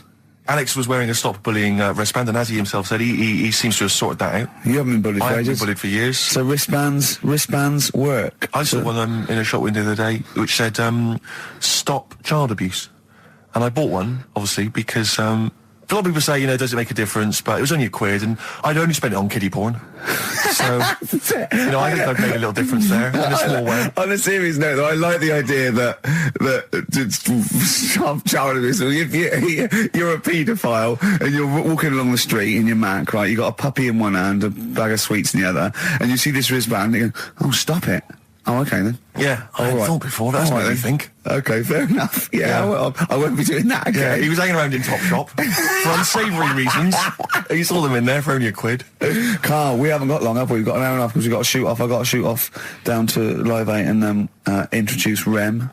So we got a lot to pack in. We got the Rockbusters, and then we give away. I just saw those. I'll finish the sentence in a minute. I look forward to it. I'm getting excited. Yeah. I'm getting excited. So we got so much to pack in. Yeah. I haven't got time to finish all my. So listen, right? You know the things we're giving away. The signed little Homer. The Nigel Tufnell thing and the Flanimals, right? It looks brilliant. They've done a brilliant job, the people here at XFM. So take back all you were saying about them, Carl. And also we should say as well, you've still got a chance to win that, because if you get today's Rockbusters, you go straight into the hat for the big draw, so you've still got a chance to win all those top prizes. Play a record. Bit of Monkeys. Yeah. Monkeys. Pleasant Valley Sunday. Alright, do you like that, Carl? It's alright, yeah. What's it about? Well, if you heard, it was a sort of description of, typical suburbia, isn't it? Here in status symbol land. It's a sly dig. When the monkeys get a bee in their bonnet about something, you better not. You do not want to be on the receiving end of that. Yeah. We've got a good song with a story later. Go on, what we got? Don't want to tell you yet.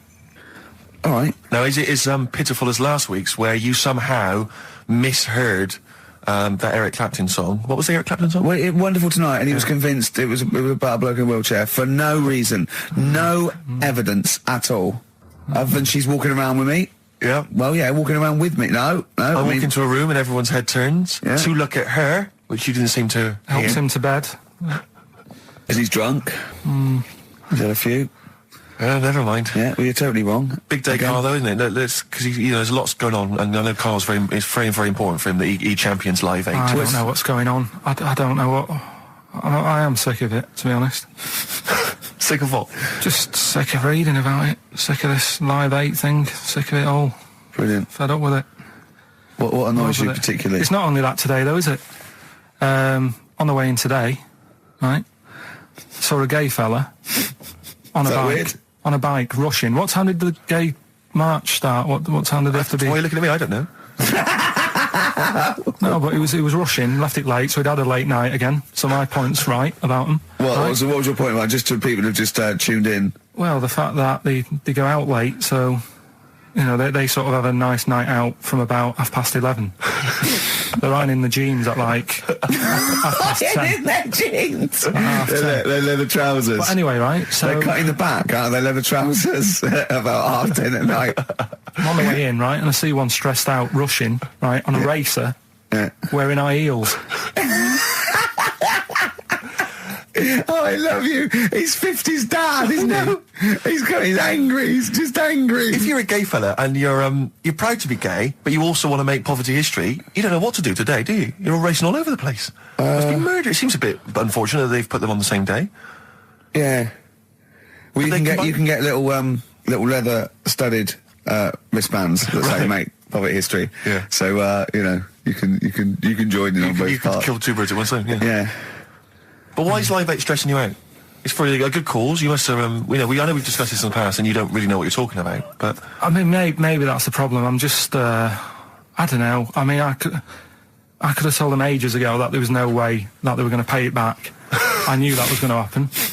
I love that. But they didn't consult you, did they? When they were handing out this money willy-nilly to people who were dying, you could have had a quiet word with them. All I'm saying is... You could have said to Harold Wilson, Harold, you're not going to get this back, mate. Obvious. You are not going to get this back, mate.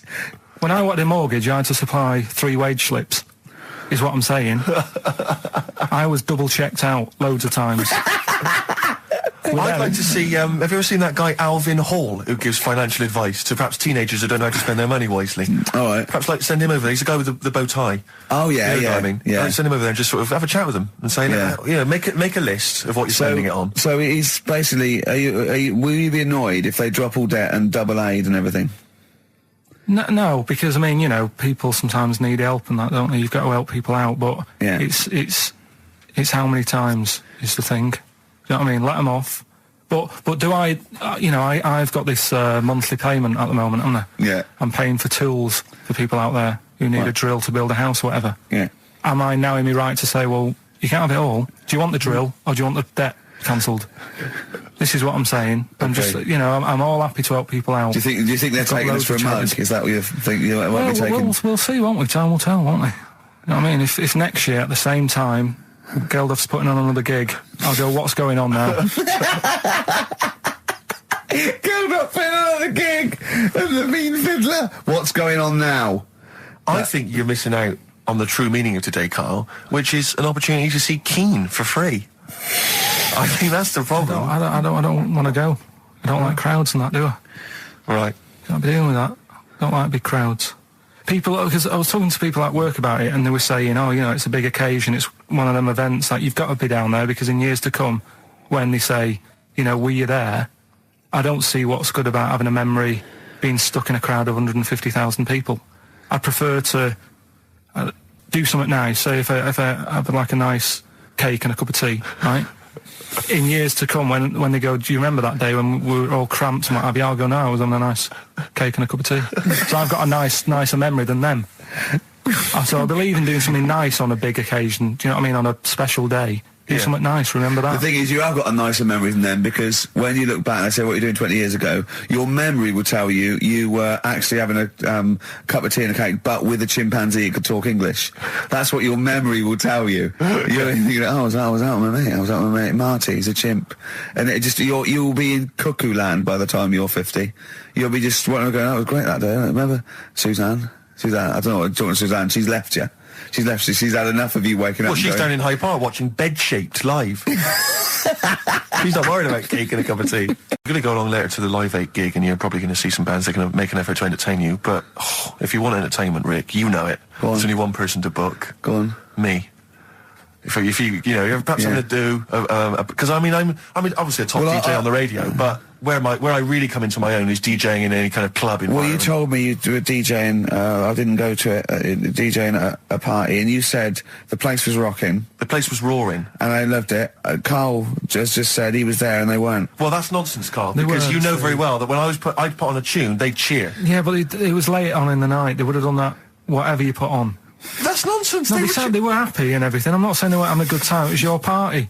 It was all right, but they weren't going mental like you're sort of making up. They were definitely going mental. When I put on the Proclaimers, they could not believe their luck. They would have walked 1,000 miles.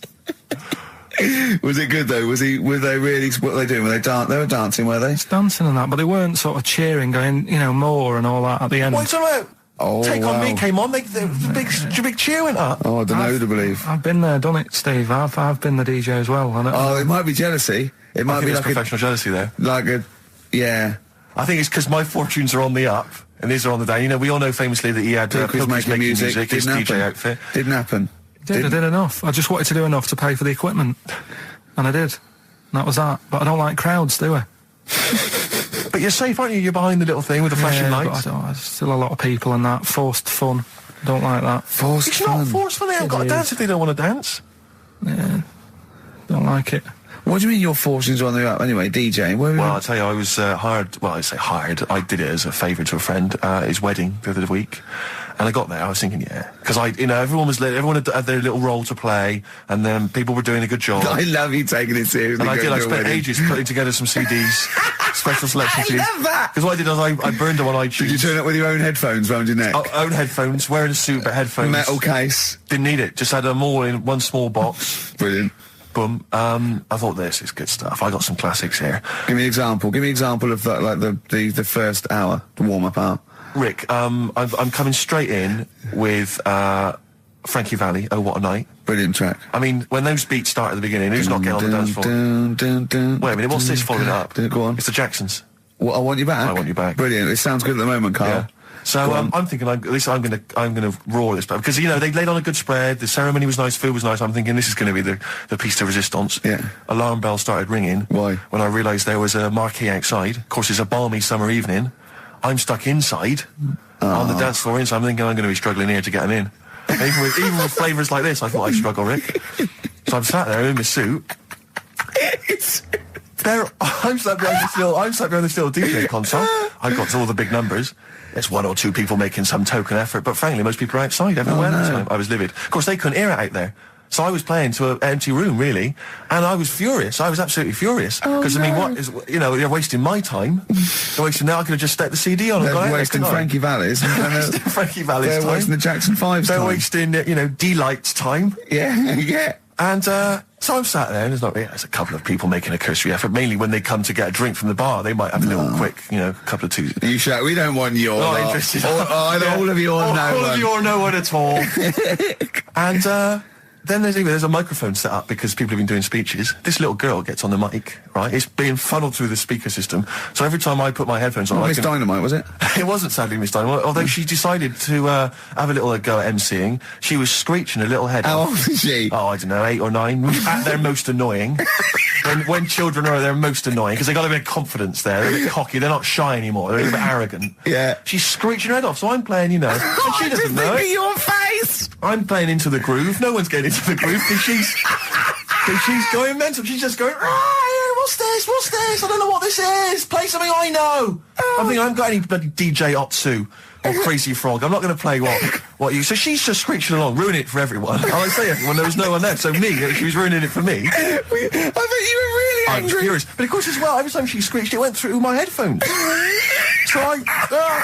So, of course, and then her dad comes along, right? And I'm thinking, all right, he's seen what's happening. Just imagine you in your suit, sweating, getting annoyed at someone ruining your set that no one's listening to. I think, her dad's coming over. He's going to put pay to this. He's realised that, she's causing a disturbance. He comes over there, joins in. No. Sits her on his lap. He's just saying, she's having a well of a time. I'm thinking I'm furious. I'm thinking it's his responsibility to shut her up. He's not going to do anything. What can I do? I can't step in. No. And I know very well that if I interfere, he's going to say, oh, well, she's enjoying herself and no one's dancing anyway, and we've just got into a fracas. Yeah. I didn't want to start a fight. No. Because I don't know, but he'd have knocked you out, wouldn't he? Someone would have got knocked out. And I'm not saying who it would have been, but, but to bear in mind, Rick, there would have been 2 of them. And, so I didn't want to get into a fight with him. And, anyway, so I'm playing. Anyway, so my friend came along. He realised what was happening. And I didn't have the guts to unplug the microphone. Because he'd have known, you see. Yeah. So I got my friend to do it when she had her back turned. So he pulled the plug out. The microphone went dead. She went, what's going on? I went, I don't know what you're talking about. I said, I don't know. She said, where's the microphone? I said, you must have broken it. I don't know what's going on. Someone will probably make you pay for that. Anyway, at least we shut her up. That is great. But it really went from bad from worse. And there's that thing when you panic, you start panicking. So you're putting on a lot of flavours that you would have saved till the last hour. What are we talking? Boom, boom, shake, shake. Exactly. You're throwing him in early. Love Shack's coming on way too soon. Really? Oh, Love Shack before 11. It's heresy, but I had to do it. But anyway, in the end, I made the bride go and get some people in. I said, look, it's your special night, all right, and they're going to enjoy this. I'll be honest, love, this is a washout, and it's up to you to turn this wedding around, or I'm walking. I'm walking, and I tell you, they're going to have a sour memory of this evening, unless you bring some people in. Everyone in dancing. So she got him in at the end, and I'll tell you this, Carl. I mean, I don't know what you say, but they were loving it. They were absolutely loving it. A bloke came over and said, have you got Amarillo? I said, no, but I put on something even better, Delilah. Wedding crowds always go for Delilah. A song, of course, about old man killing his wife. It always goes down very well. Carl, strangely, at weddings. They get into a sort of hokey-cokey thing. They went berserk for it. And I was following it up with, I had the monkeys, I had all sorts going on. Brilliant. Of course, you know what happens. I'm going great guns. People are absolutely loving it. They're rocking it. I throw in, I had something cracking on at the end. Come On Eileen, of course, was on. People were going berserk for it. Which is unfortunate because the bride's name was Eileen. Yeah. And then the bride pipes up. I'm throwing the bouquet. So they all traipse off outside again. I was furious. Oh, no. I plugged the microphone back in. I said, what are you doing? We got, but they went out. Then, of course, you can't get them back once they've done that because all the women are running around. I got the thing. And then they got to wave everyone off, throw the confetti. They ruined your day. I was having a great time and they ruined it. She ruined your special day. She ruined my special night. It's a slightly truncated show, isn't it, today, Carl? We've got monkeys I would trust. I don't like change, and that's what's happened. I'm not You don't, do you? You're like Rain Man. Yeah. He really is like Rain Man. Anything change, he's got to get in a little routine. You can't. I don't like to. I'm not like Suzanne's mum and dad and what have you, where routine cannot change no matter what. Like what? Well, we've talked about it where if it's a Tuesday, I'm having sausage, egg and chips no matter where I am. That's what they're like. Right. That's what they'll remember actually. When I'm saying about stuff about Live 8 and all that, people will remember. If people said to a dad, you remember Live 8? Okay, what day was it on? Tuesday. Well, I had sausage and chips. Nothing changes. But the thing is today, normally we have a bit of a, I know what we're doing where and all that, and it's all sort of messed up. We don't usually know what we're doing where. We say, what should we do next? But I know, like, Rockbusters has been done early. Right. So that's normally done at about 5 minutes. That's really throwing you. I say, I just don't. I don't like all this change and that. It's messing about, isn't it? Rain Man. So what do you want now? It's a slightly truncated show, isn't it, today, Carl? We've got monkeys I would trust. I don't like change, and that's what's happened. I'm not. You don't, do you? You're like Rain Man. Yeah. He really is like Rain Man. Anything change, he's got to get in a little routine. You can't. I don't like to. I'm not like Suzanne's mum and dad and what have you, where routine cannot change no matter what. Like what? Well, we've talked about it where, if it's a Tuesday, I'm having sausage, egg and chips no matter where I am. That's what they're like. Right. That's what they'll remember, actually. When I'm saying about stuff about Live 8 and all that, people will remember. If people said to a dad, you remember Live 8?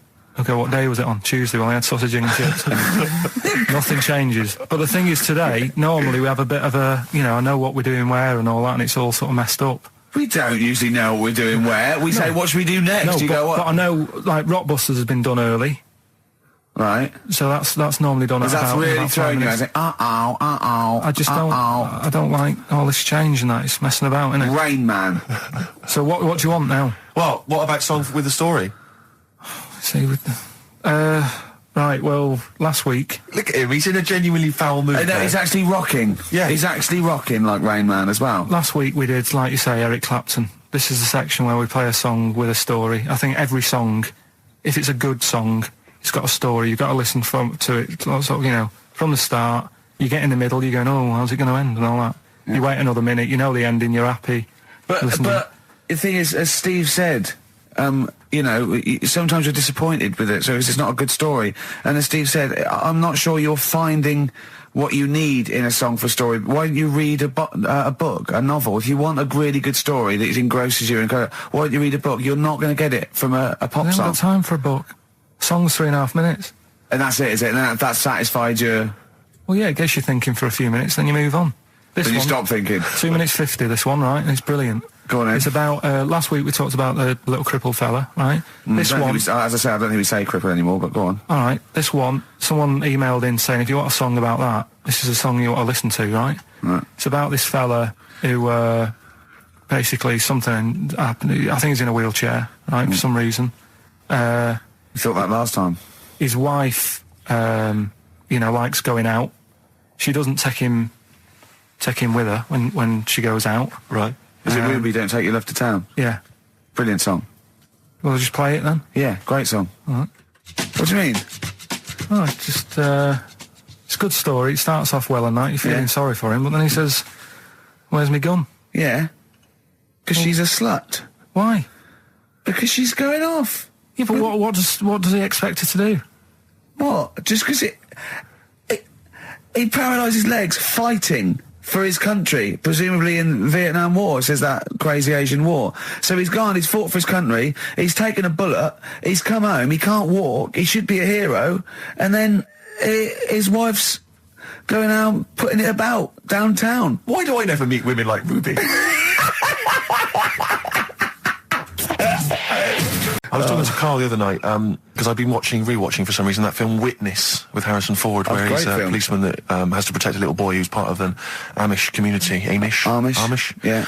And I tried to explain to Carl... You look plain, John Book. Exactly. And I've obviously tried to explain the Amish to Carl. He'd never heard of them. Completely stony-faced. Amazing.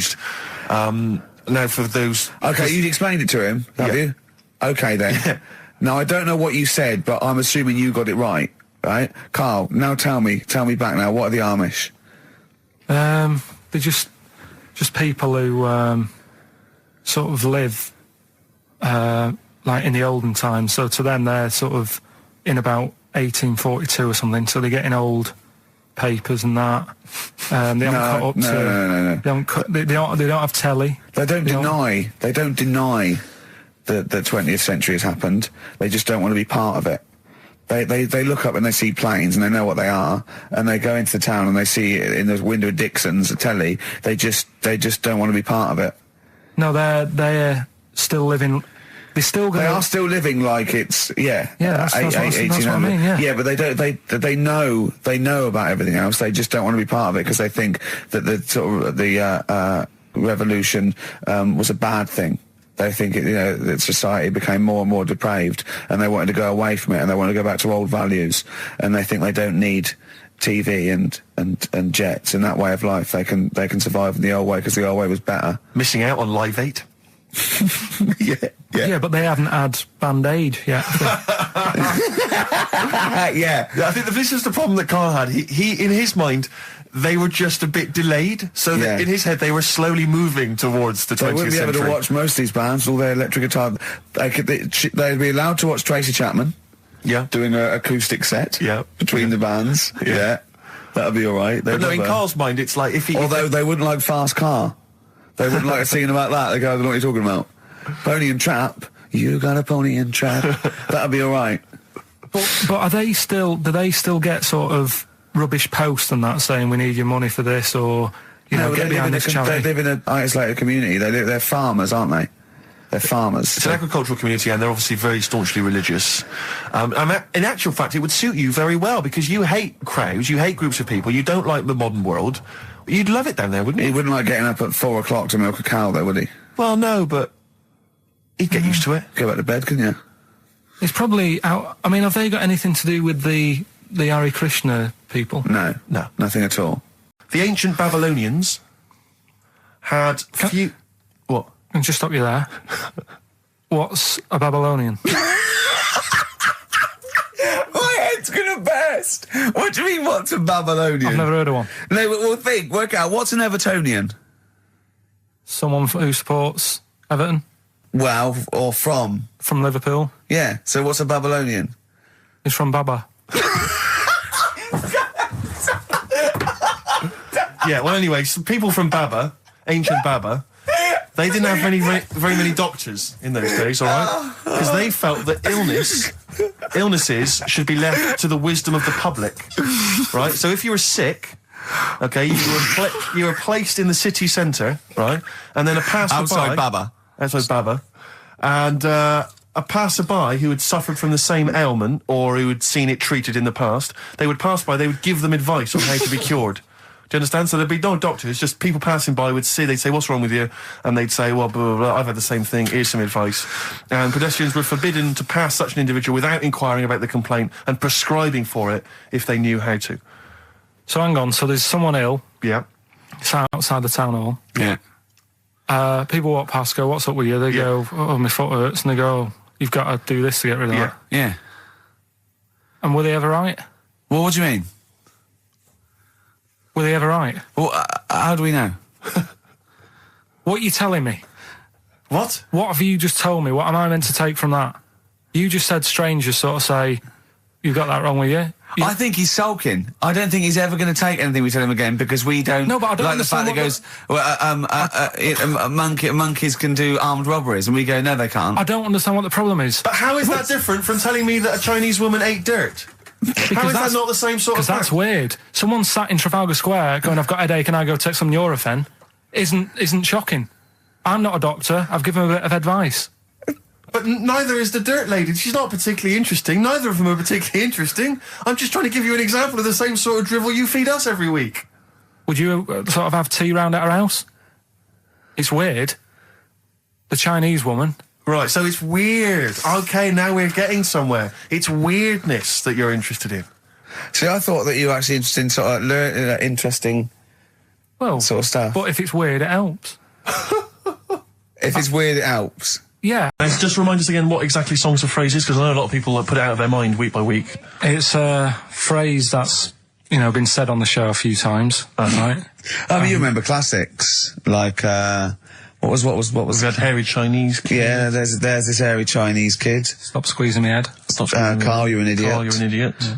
Some classic phrases. Classic phrases. And so you use various old-time songs and you put them all together and that spells out the phrase. Before we play that, let me tell you now, you can win. Look forward to this.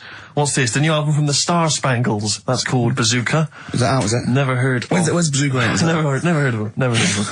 The best summer holiday album in the world ever. You've got the treats on there include the Fast Food Rockers and Laz Ketchup. Yeah, I'm waiting for their second single because I don't know what that's going to be about. Sure. Is it going to be a bit more fast food? Maybe like Pret a Manger? Yeah. Yeah, lovely. This is very good. Yeah, 2-disc set, the best of David Bowie. Inspiral Carpets, the best of them. Still don't know how they spring that over 3 seasons. No idea. Bowie's is one. Yeah. We mentioned it last week, the American Song Poem Anthology. That's kind of a kooky collection of songs. And we've also got a couple of DVDs here. Stephen King's Rose Red. I've never heard of it.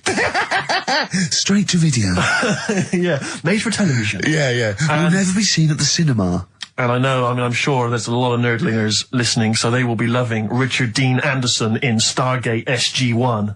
Yeah. Free inside, there's a collector's card, plus you can win some exclusive memorabilia.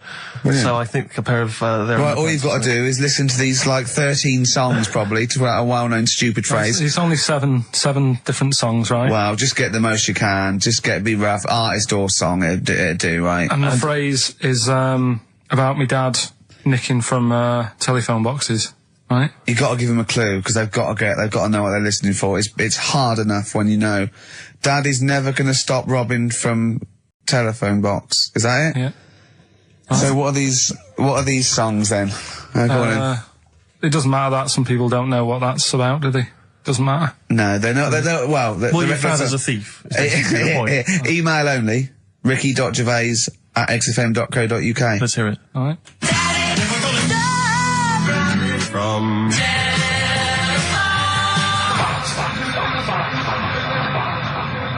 All right. Also not grammatically correct. No. So it's Daddy never gonna stop robbing from telephone box. Can I ask, because after last week's show, when you had your breakdown, you went off to Hastings with your girlfriend, stroke carer, Suzanne. Now, what does she... Because whenever we meet Suzanne, we bumped into Suzanne recently at the BBC, Ricky and I. She's always very nice to us, very polite, we have a nice little chat. But I'm always wondering, what is it that she thinks of us, really? Because I'm assuming you immediately go home and whinge. No, but they tortured me. You saw they tortured me on air. Now, what does she make of us? Did she listen to the show last week? Yeah, she did, yeah. She knew I was annoyed. Right. So, she sort of gave me a look like... You know what I mean? Like that, because we went to Hastings. That wasn't because you had, Marmite or something over your face? No, it was just like... So we didn't talk for a bit, I just was like, getting over it. Sure. Thinking, I'm sick of this. Yeah. Right? Is the new kitchen really worth it and all that? I phoned him up and left a message after the show. I said, you seemed a bit quiet when you left. I just want to make sure it wasn't anything I said. Well, no one... You're still doing your Samaritan's work? Yeah. And did it ring or did you just ignore it? Let it go to answer machine? I think I turned it off. I left it off, didn't I? Yeah. I just left it off all day. And But what does she make of us? Does she genuinely think... Does she not really like us? I think it's weird, because there's no one who... who she doesn't really like, which annoys me, because she says to me, I'm the opposite, do you know what I mean? I'm like, oh, everybody annoys you. Yeah. And it's like, well, but that's my choice, right? Sure. And that's why I don't bother getting mates and that, because it's just hassle. Yeah. Right? Yeah. But the problem is, sometimes me being like that affects stuff that she wants to do. So, you know, if a mate... Like see her family and friends. Well, let's not say her family or friends, but say if one of her mates had a baby. Right. Right? Right. I mean, you know... Naming no names. No. So this happened? Well, I've just got to watch what I'm doing, haven't I, now? The builder who knows you're slagging him off and saying he nicks stuff. Yeah. So, you know, she's got a few mates who have had kids recently. Right. Yeah. So one of them had a kid, yeah, go on. Right. And, she wanted to go and see it, right? And she said, you can come with us. And I was like, oh, you know what I feel about babies. Sure. You've seen one, you've seen them all. Yeah. So, they all look like Mel Smith. Why do I need to see another one? Yeah. Right. And she's like, yeah, but come and see it. You know, you get on with them. Come and see them. And I was like, it's a long way away. Yeah. You know what I mean? That's probably narrowed it down again. Yeah. So, and that annoys her, because I can't be bothered. Do you know What I did mean? you say? Did you say, oh, no, I'm not coming to see him, I don't I'm like not him? going all the way to Swindon. What is he, did he, yeah, or Birmingham, or Cornwall. Yeah, well, you know who you are, if you had a baby, sort of in the last, and Carl didn't show up, and Suzanne said, what the excuse did she say? You were working or busy or? No, well, to be fair, I was working, right? And they are nice people and stuff. Oh, now you're backtracking, because now, do they listen? Do they listen to the show? They might do. So you know they listen to the show. So once again, you've got an anecdote where the people who you've admitted to not liking to see their baby or care about them are listening to the show. No. Maybe I don't know. Maybe the builder's listening once again. They're nice people. I like them. Just sneeze in the chili pot. When the kid's older, I'll go and see him. Just, you know what I mean? When it's got its own little character. As a baby, it could be any baby. You know what I mean? It's got nothing to offer me. I know what you mean. It could be a toy baby. But you know what I mean? It could be a bag of sugar. Right. Can I do a little psychological test on you? On me? Yeah. Okay. It's brilliant, this. Someone emailed it in. Brilliant. Right. Little story with a question at the end. Okay. Right. This is going to be so annoying. No, it's not, honestly. Well, it is, because you're going to think it's science and it's going to be trite. Alright, well... Go on. Right. Little story first, right? There's this funeral, right? And this girl was at a funeral. Same funeral? Yeah. Right. It was a mother's funeral. Oh, yeah. Right? She met this fella who she didn't know, right? But she thought this fella who she met was amazing. She didn't know him, right? But she thought he was brilliant, right? Like a dream fella. Right. And she fell in love with him, right? But never asked for his number, his phone number, right? And she couldn't find him. Now, a few days later, the girl killed her own sister, right? Yes. Question is, why did she do that? Okay, well, it's one of those stupid things then, isn't it? So it's not logic. It's what am I thinking? No, it's not. Seriously, it's a proper, it's proper real mental logic. test. It's a proper mental test. A mental test. It is a bit mental. So you understand the story, yeah? Kind of. Let me just get it right. So there's a funeral. A girl goes to the funeral of her mother. Yeah. She meets the guy, or she meets the guy at the funeral. She meets the bloke. He looks all right. I fancy a bit of that. Right. Has a chat with him. Yeah. But doesn't get his name, doesn't get a phone number or anything. So to cut a long story short, the things are asked, right? So the reason she kills her own sister, is this something to do with finding out something about the man she met? Well, just answer the thing. Just why do Oh, okay then. I'll answer it then. She went mental. He was a spy called Derek. What do you mean, just answer it? Anyway, I'm testing Steve. Right, well, she killed her own sister because her sister had stolen some money from her and was sleeping with her husband. Is that it? Well, I don't know, Carl. It's an answer. It's an answer. What's the answer on the paper? So, well, come on, Come on! Well, the answer is... No, an answer is... that she was hoping that the guy would appear at the funeral again.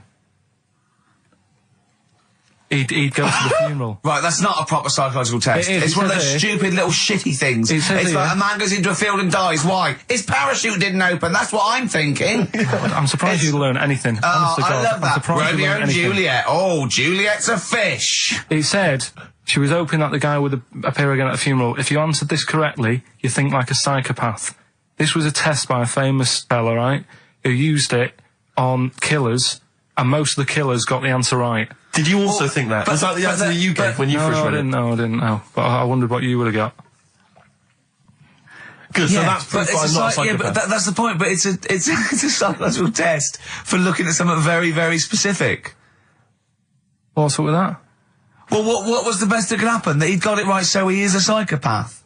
We've had some tears and laughter. I mean, the only real thing that we learned from today's show that's corroborated and is absolutely true is that, remember, Mancunians take off more sick days than any other area, 11 days per year, compared to sort of like 8 Liverpool. And from that we extrapolate, do not trust Mancunians. Well, I'm not saying that. I think that's a bit harsh. I'm saying, you know, make sure you get in writing that they're not going to have more than sort of like the average number of days off per year. Yeah. Or You know? if they start taking loads off, fire them. Yeah. Do you know what I mean? Right, Carl, we've had a good day? Mm. We're going to end with a beautiful song, aren't we? Just to show we're all still friends.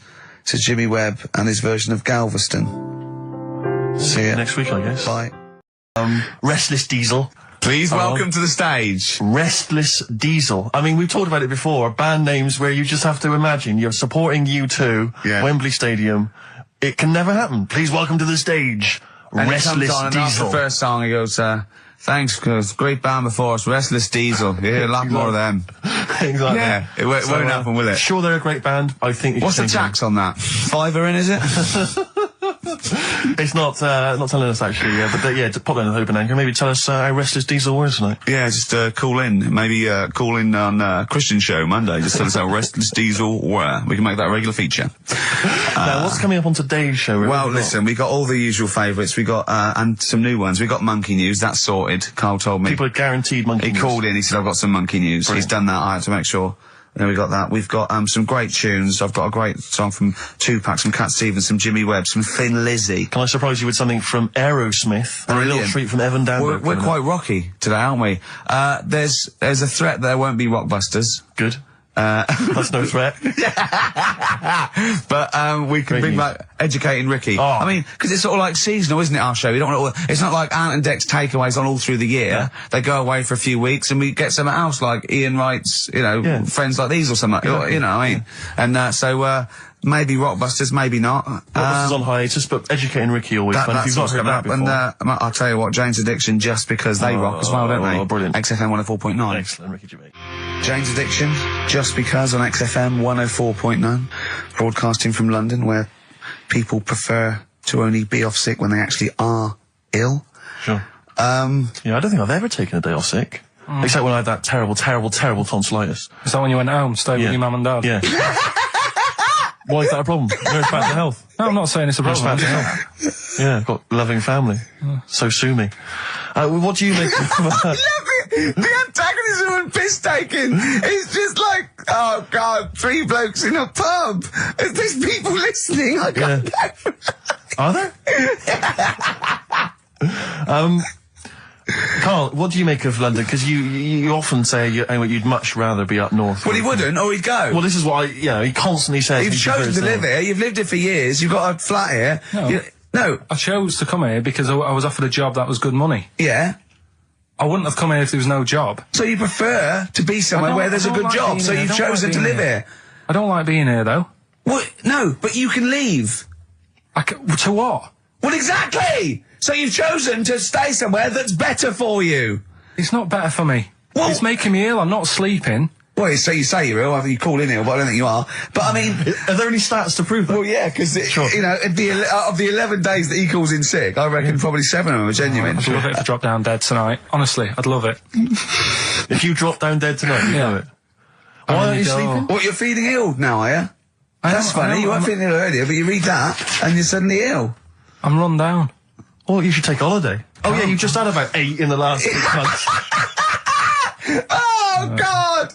Why are you run down? Why are you run down? Yeah, what have you done? You sit in a little air-conditioned office. I haven't got time to tell you. Let's move on. Let's get on with stuff. What have we got anyway? Because we didn't have a chance to meet up this week. Me and Ricky could have done, but you said you were busy, Steve. Yeah, so that's probably why you don't get run down. But finishing work at about 4 o'clock. No, so I could have had the meeting, but we gave you a time and you suddenly decided with very little notice that you couldn't make it. So make it meetings and that. Oh. So what have we got? What have we got? It's 1:20. What have we got? We're on till 3. Well, we've been talking, we've been doing well, we've been playing some great rock and roll, we've been playing some lovely songs, we've told them, we've explained the survey, just for employees, be careful. Yeah. We've, put that out there, we put a shout out there, people know you're... Would you say it was probably safest if you are an employer to never employ Mancunians? Well, I wouldn't go that far. I wouldn't go that far because, you see, that's only an average. So I imagine some Mancunians, like, Londoners, are nice, reliable people. It's probably just a few bad eggs that throw the stats up a little bit. People that would go,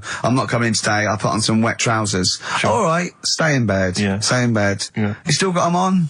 Yeah. Well, pop them off. Yeah. Put them on the radiator and go to bed with a little duvet. That'd be the best thing to do. Yeah. So, all right, Carl? Right. What's your attitude? Is it because you're tired? Yeah. Well, why are you tired, though? You weren't saying that watching those Channel 5 films again, were you? I'll tell you what, me and Steve were having a little meeting yesterday over lunch about, planning stuff for the show. And, Gary Kemp came up to me, started having a little chat about old times, and, I went, oh yeah. As he went away, Steve said, right, think of this. He said, Rick, don't take this the wrong way. Remember that sentence, don't take this the wrong way. So there's a right way and a wrong way I could have taken this comment. He nodded to sort of Gary Kemp and went, he's aged better than you. I went, well, how could I take that the wrong way?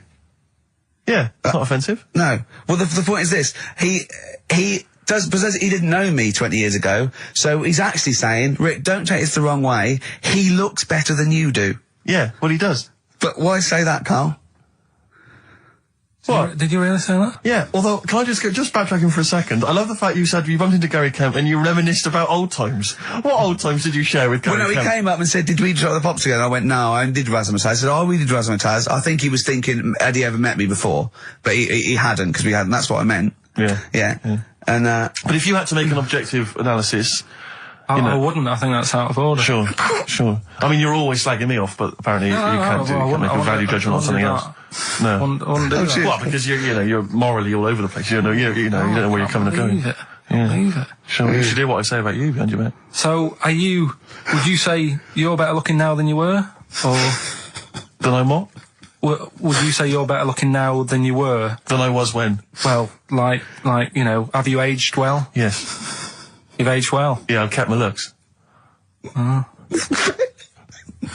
of Dando? Bit Evan Dando, this would be lovely, yes.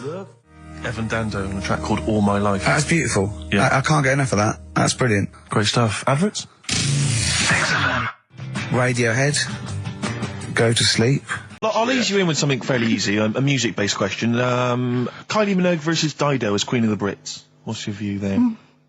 Go and have a watch. It doesn't really matter, does it? It doesn't really matter. What doesn't really matter? With the Brits. I was watching it the other night, and I think Kylie will be a good-looking old woman. Okay. Do you ever do that sort of thing? Steve, I want to celebrate with you. Every time he opens his mouth, it doesn't matter. I want us to open a bottle of champagne. I know what you mean. Do you know what I mean? It's sort of like we did that. Yes. No, do you ever do that, though? Look at people, and another person who springs to mind, Jenny Powell. I don't think she's that good-looking now. Who's Jenny Powell? Is she that girl that used to be the assistant on Wheel of Fortune? Yeah, I think she's a bit over the top for a young woman. But when she gets older, I think she'll be a bit of a stunner. Okay. So for you, Kylie, whereas you don't feel that about Dido, is that right? She's alright, she's normal. I prefer Kylie's sister to Kylie. She looks, I can imagine her being hard work to live with. And who, Kylie? Not being washing up and that. And right, sure. Being a bit fussy. Okay. And what do you make of taxes rising in the next budget to pay for NHS improvements? Well, my dad went to hospital to have an operation once. Yeah. So I feel like it's worth paying it, because I've got something. Because people might have to go to hospital. Yeah. Yeah. But it makes a change when it's someone in your family, doesn't it? Yeah. Because you sort of realise... Yeah, a change is as good as a rest. And the weird thing is, if it weren't for me dad, I wouldn't be here doing this show, because when he was in hospital... Well, no, I'll stop you there. Yeah. To be honest, that's all you need to know. You wouldn't be here, true, but no. But Well, no, because this was after I was born. So, I would be here. But his more direct involvement was what? Yeah, because when my mum was seeing my dad in the hospital, I got a bit bored. Went for a wander, found the hospital radio station. Yeah. And got a gig. Really? So, in a real sense, if it wasn't for Carl's dad, Carl wouldn't be here. And did your dad, like, while he was listening to you, did he, like, sort of tap the nurse and go, can you get that twat off the air? Who's put him in that? Yeah. Oh, go on. Okay, what do you make of the real-life Mowgli who's surviving in a Transylvanian countryside? Apparently, I don't know much about this story. I don't know. You know Mowgli, he's the guy He's from the Jungle Book. Yeah. The little kid that grew up with bears and animals and stuff. Apparently there's a real-life one in Transylvania. What were the things in Gremlins? What were the what?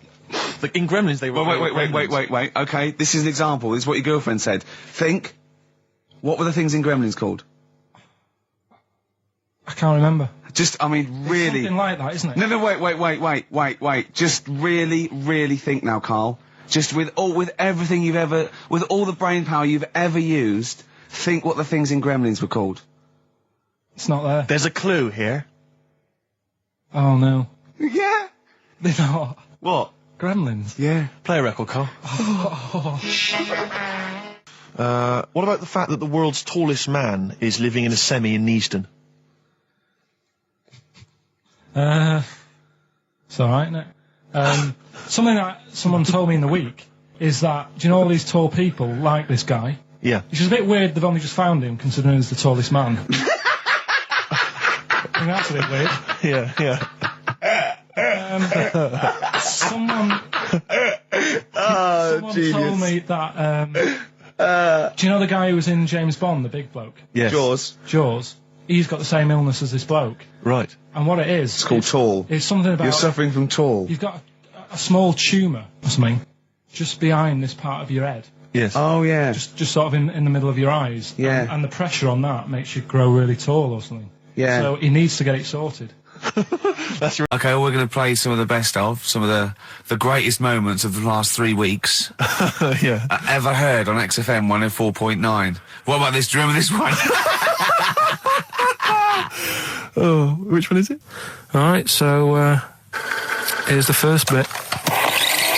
XFM 104.9, Ricky Gervais, Steve Merchant, Karl Pilkington. Tell us about this monkey, Karl. You're going to love this one, Steve, right? Yeah, so last week we were talking about how, like, a lad left his family because there was problems at home and that. He went and lived in the wood, he got airy. Right? Yes. No, leave it there, Rick. We haven't got time to go into right, it. So that's what happened. And that's what happened. He lived with the monkeys, he went airy. That's what happened. Looked into some other stuff about, like, airy kids and all that. Yeah. Came across this story about a bloke, right, who worked in a zoo. Oh, dear. Right? So... Trouble's brewing. Loving his job and that, but it's quite a lonely sort of job because you don't see many people, you're just dealing with animals all the time, right? So, anyway, he gets a bit pally with a monkey because it's the closest thing to a human. Well, that ape is. Right. Yeah, but you can't really go that close to apes. Well, it's dangerous. What do you mean? What type was it? Do you Just mean let him tell the story. Was it a chimpanzee? I reckon it was a chimp, yeah. Yeah, it was you a don't chimp. even know, so it was that's a an chimp. ape. It was a Okay. chimp. Yeah, but it doesn't matter, does it? So he It's the gets story. pally with him. Right, so he gets pally with What, him. do they go on and holiday together? Well, no, I mean, it starts On the off pool together. starts off just checking each other out and, you know, probably sharing lunch and that together. Yeah. Right? Anyway, this goes on for a while. You know, they're getting on well on that. And then after a while, right, the monkey starts sort of imitating him a bit more and sort of walking upright. Oh, God. Yeah. Right? So he thinks, oh, that's a bit weird. Anyway, they get on really better and what have you. So he thinks he could live at home with me, this. Yeah. Because we're getting on the storm. Yeah. Right? So he takes him home and before Is you this know the it... beginning of Beneath the Planet of the Apes? I think it is. I think you've seen this on video. I'm worried, because he's already imitating him when they're moving in together. I'm thinking it's maybe a bit like single white female. Single white zookeeper. Oh, brilliant. Right, so anyway, so he's moving in and it's getting used to sort of the normal human life. He's having a cup of tea in the morning. Yeah, PG tips. As a... has a. He finishes the day off with a. Oh dear. Finishes the day off with what? He doesn't have to move a piano at one point, does he? He finishes the day off with a little brandy. Yeah. What, he pours himself one. Is he wearing a smoking jacket? Yeah, I'll tell you what, Carl. You're a maniac, mate. No, this is why it attracted me. It's amazing, right? So he's having his brandy and that, loving his life. Next thing you know, he sort of, I don't know if he loses it or he gets shaved, but the top half of his body is hairless. Right? Apart from his head. Right, so he's got a nice so it's the opposite of the kid. Well, yeah, this is what I'm saying. That would happen. Right. Well, hang on, but so you don't know if he's shaved or if it's How did it say?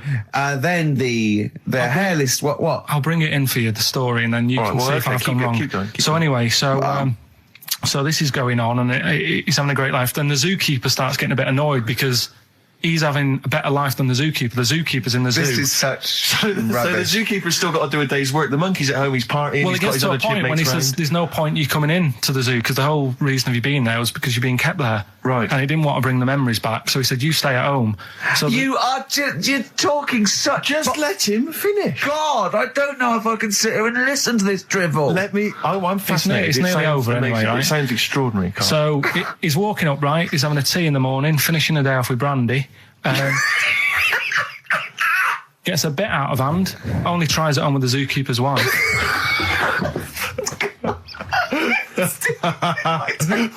Make him go away, Steve. How does he do that? Well, because he's around humans a lot, he becomes a bit of a charmer. But what is it that he could do to seduce her? Pick fleas out of her? He didn't say. He was built. Yeah, it's well done. So what about that?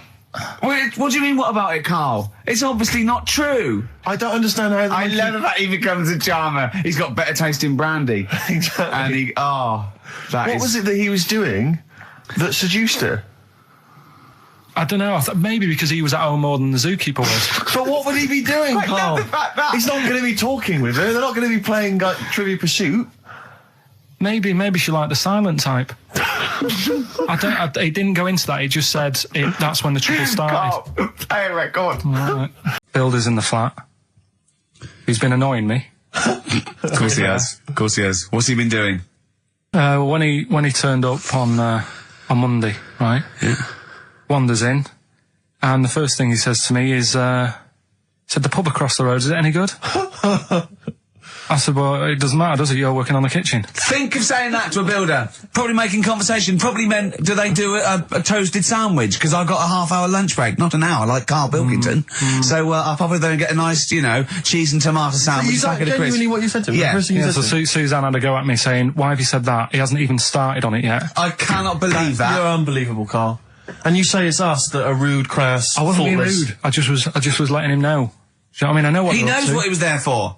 He had it down on his little docket. Do the kitchen this week. Yeah. He didn't come there and go, what did I come out for? Was it to go to the pub for a week? Why am I wearing these overalls? Yeah. Who's the little bald mate twat insulting me? Let me just check. Let me call the head office. I wasn't having a go, though. I mean, they should have finished it yesterday, and they're there now, on their own. And what annoyed me is they turned up late today. Hold on, Carl. I've just realised something. They're probably listening to the radio. This, I assume, tuned to XFM, isn't it, in your kitchen? Yeah, but they don't know it's me, do they? Do you know what I mean? No. They'd go, he's got a whiny mank voice as well. So's the bloke who owns this place. And the bloke who owns this place, when I said, what's that pub like across the road, said, well, you won't be bothering that. He's working on this. No, he won't be able to put two and two together, will he? You've suddenly, the penny's dropped, doesn't it? You've suddenly realised. Look at his face! Yeah. He's suddenly realised they might know it's him. And they could be listening, and they're going to clean you out, mate. Oh, if you are the builder working in, where is it? I won't say the address, but it's Central London, isn't it? Yeah. Go mental. Have whatever you want. Opposite that pub that you like, He'll probably be in there now, so he won't be listening. Oh, insulting a British workman. He should have been in today. Mental. He should have been at 8 this morning, Just which annoyed me anyway. Mental. Why? I really don't understand why they've got to start so early, right? Yeah. But he said he'll be there for 8, turned up at 9:30, right? Wanders in, and what annoys me is, he could have left all this downstairs. He had a paper under his arm, one of those crossword books, and a pot noodle. Now, I'm not being funny, but most of them take up quite a bit of time. A crossword book, he's not happy with just the one that's in the paper. If you're listening, if you are the builder that's listening now, doing Karl's flat, what about pissing in the laundry basket? lonesome day. Bruce Springsteen on XFM 104.9. So, you've realised now that the builder could well be listening, knowing exactly who you're talking about. There's a chance of it. Do you know what I mean? Yeah. I didn't think about it, but you're right, you know, was tuned onto that. I think he did flick it on, thinking about it, thinking back. If so, yeah, he's probably listening now. No, he probably isn't. He probably is about half hour. If he's got any sense, he turned it to Heart or Virgin or Magic or something. But, you know, there is a chance. Good advice to the listeners. Yeah. If you've got any sense, if you finish your crossword puzzles. I think, you know, according to our figures, there's a 5% chance of him listening to it. Yeah. So, if we want to be accurate. Although he is in a house with it tuned to that, so I think it puts him right up to 50% straight away. Then again, Rick, he's got a job of work. So why would he be listening to this show? Well, he's doing a crossword at the moment. Yeah, well. You better hope he's not listening. Well, I mean, they do annoy me. I'm sticking by it. Yeah, anyway, come on, you might as well keep digging. Yeah, go on. No, I'm just saying they do annoy me, the way they wake you up at 8 and then... Well, that's when they start work. Because I told you, I mean... Oh, we'll leave that one then. Yeah. No, but it's like the other day when they came in, I always like to test them. Do you know what I mean? When I had some work done on the last flat that was in, right, that was renting, the builders were in, sorting the shower out and that. They woke me up about 7:30. Yeah. Right? Were you in the shower? No, right. Good thing about cleaning the shower, there's never any hair down the plug hole. Yeah. Right. So, I left early to come to work, right? Sure. And I thought, I wonder what they're doing. I wonder if they have started. So I walked back to go back in. They'd left the flat and they were outside having a Starbucks. And it just annoys me that they couldn't do that first. Do you know what I mean? Have your breakfast first, then come and wake me up. But don't wake me up to then get me out of the flat and then say, right, let's go and have breakfast. Well, they've probably got to get in, haven't they? What for? What for? They can put all the tools in the little lobby bit. Do you know what I mean? Yeah. Just winds me up. Sure. Now the thing is, the guy today who's doing the tiling, that's narrowed it down a bit more, right? When I knew he was in there, I went out for a bit, had a cup of tea and a bacon butty, right, at a cafe. And I went back and I was really quiet, put my key in the door and opened it really quick to see what he'd be doing. And he had actually started work, so fair play to him. What if he'd just been exfoliating himself naked on the kitchen floor? Yeah. I'd say, right, caught you. Don't use my exfoliate. Yeah. So, yeah. If you're listening, go through the wardrobes upstairs. Go through the wardrobe, get some stuff, yeah. They won't get anything. I've put everything in places where they wouldn't think of looking. For jewellery and stuff. So you're thinking that where have you put the jewellery? I'm not saying. Go on. So you're thinking that they're going to thieve from you as well? Okay, so if you're listening, don't think about the obvious places when you're looking for the jewellery. No. But I do things like, I would do things like, you know, just pop a little bit of urine, maybe in the salt cellar or something. Yeah. Just do something. I'd say what I do is I take the toothbrushes in the bathroom, just pop them in the toilet, flush it, and then take them back again, just pop them back in there. Leave them nothing, leave them out. When they were coming last week, I brought the biscuits to work. Suzanne was like, no, you didn't really? No, mates. You no, brought your biscuits to work? No, it wasn't a tin, it was just a packet of good quality cookies. Good quality cookies. Oh. Yeah, you thought I'll be down if they're out there. God. But that's what Suzanne always says, don't know, you know, why you like this, because, you know, it's not as if you've been sort of harmed as a kid or anything. But I like the fact that you just once said to us that you don't need friends. You don't like friends because they're a bit of a pain. Because they call you up and they want to be with you. Yeah, but mates are a hassle. I woke up today, right, and I think it was might have been on 5 Live or something this morning in the bedroom, right? And they were talking about how it's Nelson Mandela's birthday, 80-odd, 20,000 people turning up at his party. I thought, I'm glad I'm not in. I couldn't be doing with that. 20,000 people. Think of the carpet afterwards. I mean, a good percentage of them were putting out fag butts on his carpet. Yeah, after Tommy Walsh and Charlie Dimmock, what's her name, did lovely patio and a water feature. He's gonna come back and he's gonna go, oh, it's ruined. And what's he doing for his birthday? Karaoke? Chinese meal? Bit of karaoke? I wonder what Nelson Mandela's birthday party is like. Big cake. Bit of an enormous cake. Yeah. The Spice Girls jumping out. Yeah, the Spice Girls, isn't it? Well, everyone. I don't know. Yeah. We are the only 3 people that hasn't met him. I thought everyone's file would have been in the cake. Yeah. Yeah. Just in case, you never know. And, if Whitney calls, I'm not here. Have you not invited her? No, of course no, definitely not. Poor Nelson. Happy birthday. How old is he? 85. Oh, well done. No, God bless him. God bless him. Oh. 85 today. Oh. Right. Just suddenly struck me something. I don't know if I mentioned it before. You mentioned that you tried to catch your guy out when you came back once. You opened the door really quickly to see what he was up to. Did I ever tell you when I was at university? Now I'm very tall and I've got enormous feet. Size 14. Size 14 shoes. And when I was at university, everyone, it seemed to me, was wearing Dr. Martens. It was like you had to wear a pair of Dr. Martens. It was kind of the rule. Dr. Martens is big for you. Yeah, so that's a big pair of Dr. Martens. That's where the myth of the old woman who lived in a shoe, I think, I came know. from, people with my size shoes. Anyway, I just literally kind of moved to university. I'd been there for literally a couple of months.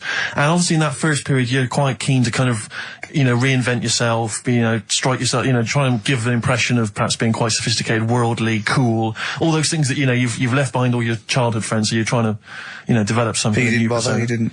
What, sorry? You didn't bother? No. Well, should we play a little record and come back to this? Because I can't believe it started with you slagging him off, Rick, and I've ended up I know. as the monster. I know. Bit of R.E.M. Yeah. R.E.M. and Animal. To sing that Animals would be R.E.M. and their Animals. What are you talking about? Well, no, I'm just thinking. I wonder if there's done a video for Animals and the Animal on a DVD, an Animals DVD. Huh? What are you I'm talking just about? saying. It's R.E.M. there. It's just a good link. R.E.M. Animals on a DVD would be. I've got an Animals DVD out. You've got an Animals my DVD DVD, my live stand-up's out. Buy it. HMV and I don't Virgin. think you should- Well, no, I don't I'm just think you saying. should plug Animals. your- No, it's I don't funny. think you should 'cause- plug no, your stand-up I'm on not the show. plugging it. It came up in the Animals from REM. I don't think you should plug your DVD. Well, buy it now. It's a really good stand-up DVD. If you're going to buy anything, I think I ought to balance this out really. If you're going to buy a DVD, you should probably buy the Office series too, because I get money for That's that. been on telly. Animals. See, Animals hasn't been on telly. The Office has been on telly. It's involved with it. But I don't get any money for No, the I know, Animals but that's DVD. what I mean. I get wasn't everything involved. from Animals, whereas I've got to share The Office, where it was with you and some of the other actors, whereas I get the lion's share. Lion's an animal. The lion's share of Animals. It's all mine, you see. So, the truth of it is that it's not. It's your stand-up, and it's not great. It's a bit but weak. nor's my A acting. lot of the observations Nor's my are quite acting all poor. right. No. You're a but great actor. I'm rubbish in The Office. One trick pony. Well, I I just agree with touch that, my but- tie and I look at the camera, bored with that. Yeah. Animals, whole new side. Yeah. But 15, frankly, you've been 15 quid. You've been doing so much publicity on TV that, if people have seen it all, they'll have probably seen all the best clips. No, yeah. And, but The there's only a Office, couple of decent gags. It's only really the dance, and you can get that on a JPEG. So Some other great stuff Don't in buy there. The Office. There's some other great stuff in there. No. Phoenix Nights is better than The Office. So buy Phoenix Nights. Don't buy The Office. Okay. Well, right. Let's get on with it. That's that. Right. What else is You've happened? probably heard most of the stand-up observations on this show, so... Right. What have you got for us? Available in HMV. Go on. Oh, wow. I'm annoyed. Office. I was walking away from the show last week. I was walking towards Berwick Street, like to look at the records and the record shops. And I was on my mobile phone, and I was chatting away to someone, and what can only be described as a prostitute... Go on. Stood on the street corner. Was she a woman that gives you sex for money? Yes. That is a prostitute. Yes, that's what I thought. Go on. And as I was walking by, she said, "Do you want to buy sex?" Now, You sure it wasn't a market trader giving 6 plums or No, it something? was definitely 6 for a quid? No, it was definitely Go a on. prostitute. Yeah. And what annoyed me about it, what I wanted to pick her up on something, was the fact that I was on my mobile phone. It's like, can you imagine? She was rude. Who would what am I going to hang up? Sorry, Mum, can I call you back? You offer. say you want me to meet more women. And you sent me that 30 quid Exactly. for my birthday. Yeah. Sorry, Mr. Johnson, I'm really excited about the job. Can I call you back? I'm just going to negotiate with a... Howdy, John Boy. All possibilities on XFM 104.9. I'm Ricky Gervais, with me, Steve Merchant and Karl Pilkington, and a few new characters. Steve, I can't believe as that. I said, I know you love Moyles and his sort of wacky stuff, and Chris Moyles, Edmonds, one of the greats, one of the and greats. Edmonds, and just all Well, I'm going to go along the same sort of vein. I've come up with a couple of. Can I do a little? Can I show you one? I'm excited. Okay. Well, it always starts with a sort of doorbell. So it goes, ding dong. I go, oh no, hold on, Steve, hold on, Karl. Who's that at the door? Yeah. Hello. Oh, hello. Oh, look, it's Camp David, the right queer gay. Oh, hello. You look all gay today. Is that because it's nice weather? Oh, no, that's not what it means. Oh, have you got a girlfriend, Camp David, the right queer gay? No, but I've got a boyfriend. Yeah. Oh, bye. Right. Oh, Ding dong. Oh, it's another one. Hang on. Another comic. Hello. Oh, look. It's Holy Fuck, the little funny Chinese fella. Wait, that's his name, Carl. That's his name, Carl. Carl. Hello, Holy Fuck. Harold. Right? Yeah, that's fine. Mr. Fuck, you can call me Holy if you want. No, I prefer to call you Fuck. Yeah. Right? You're right. Nothing wrong with this so far. No. Have you got a girlfriend, Mr. Fuck? Achoo. Oh, you haven't got that SARS, have you? Yeah. No, that's my girlfriend's name. See? Yeah. Just before you go, Mr. Fuck, I've got two things here. I've got a nice Trilby hat that you could wear, or I've got a little lampshade. Right? Which one do you want to put on your head and walk around? I presume the Trilby. No, but it's not. No. Yeah. Lampshade. Lampshade, of course. Bye. See you later. Yeah. I thought they were genius. Can I be honest? I'll be honest. I thought they were brilliant. I thought they were. You didn't steal them off Chris. No. They're original. They're original. Sometimes characters. Chris Moyles has done stuff as good as that. I know. Yeah, I know. But no, these are all mine. So there you go. We'll be hearing more from Camp David, the right queer gay, and Holy Fuck, the funny little Chinaman. What? All right, Carl. Yeah. Is that your sort of humour? It might not be your sort of humour. You just should have run it past me before you did it. Yeah. What one are you worried about in particular? The not Camp David. Well, say his name. No. Say his name. Which one? I don't know which one you mean. The Chinese fella. I forget who that was. What was his name? I can't remember. Well, if you can't remember, it can't be that good, so we'll leave it. We won't do it again. Right? I'll tell you what I've got, Steve. Oh, what? I'll tell you what I'm thinking. Go on. Right. Do you know, like, TV programmes sort of get rested in the winter? Ding dong. Oh, no. Hang on, who's this? Oh, go on. Hello again. Not now, Mr. Fuck. We're talking. Bye. Is that Holy Fuck again? Yeah. God. Look at Carl's face. Right. Okay, that's it now. I'm not answering the door anymore.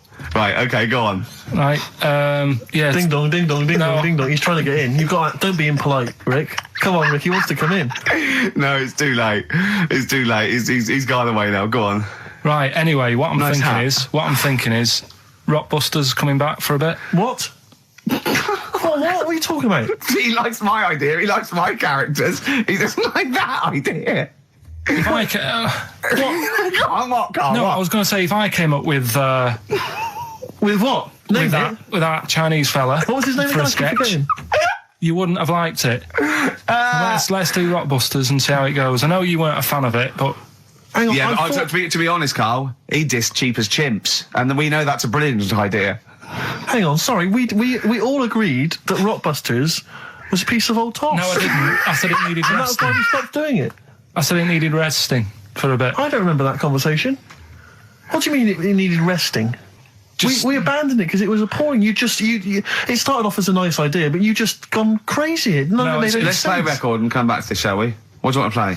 Bit of sugar. Oh, yeah. Brilliant. That cheer us all up. I don't know why you were thinking of bringing this back. I'm genuinely worried about this. Well, it's true. Well, it originated in America.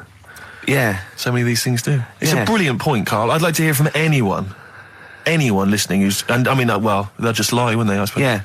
I don't even use sort of flies. No. Usually. I sort of pull my wife around, my sort of tracksuit. That's why I wear sort of like elasticated waistbands all the time. Exactly. Just sort of Speed. Yeah. You got to get in there with the minimum of effort. Yeah, and out. Sure. Often I won't shake. No, no. To my detriment, because it often leaks out a little bit later, doesn't it? Ever been out on a date with a girl where it's just trickled down your leg and you wish it hadn't, and you're thinking, what if she gets my trousers off later? She might smell it or see it. What? What? I don't know. I don't know what I said there. Right. Feeder, come back around on XFM 104.9. You're listening to Ricky Gervais. Yeah, I'm with him as well, Steve Merchant. I was thinking of dropping that.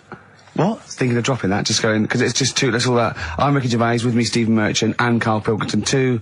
I mean, get to the music, so it's, hi, I'm Ricky Gervais, this is XFM. Sure. Here's Radiohead. Yeah. Something like that, come out, that was Radio at XFM, I'm Ricky Gervais. Tony Blair, what's he all about? Yeah. That sort of, Snap, fast, because I quite, on a serious note, and you've always been saying it. I listened to an old show, because when Karl was compiling those things, I listened to an old show, and I listened to me, and I'm really concentrating now, because I sounded like the most inarticulate, brain-damaged older drunk I have ever heard given a show. Yeah. I mean, I was shocked. Not finishing sentences, leaving out words, slurring, just doing noises that you understand because you know me. Yeah. So I'm really going to make an effort for the listener. Yeah, it's not going to happen, is it? You're going to give up after about 3 But I thought records. you were joking. And I thought it was like, he's taking it there. Did it then, you see? Again, I don't quite know what that sentence meant. No, but... Well, of course, I've got also your body language and your facial gestures, but obviously the listeners have got nothing else. They've just got the voice. They've just got the voice for it. That's all they've got. That's all they can rely on. Yeah. And when Karl Pilkington is the man holding the show together, when he's the that's most quite damning. articulate. Exactly. Exactly. How did I come across? You came across as lovely. I mean, I did an interview yesterday, right? And I was trying to describe you to this journalist, and I was going, it's like a cat can talk. Because the things you say, I just want to know what your world is. You know, when a cat comes in, you go, where have you been?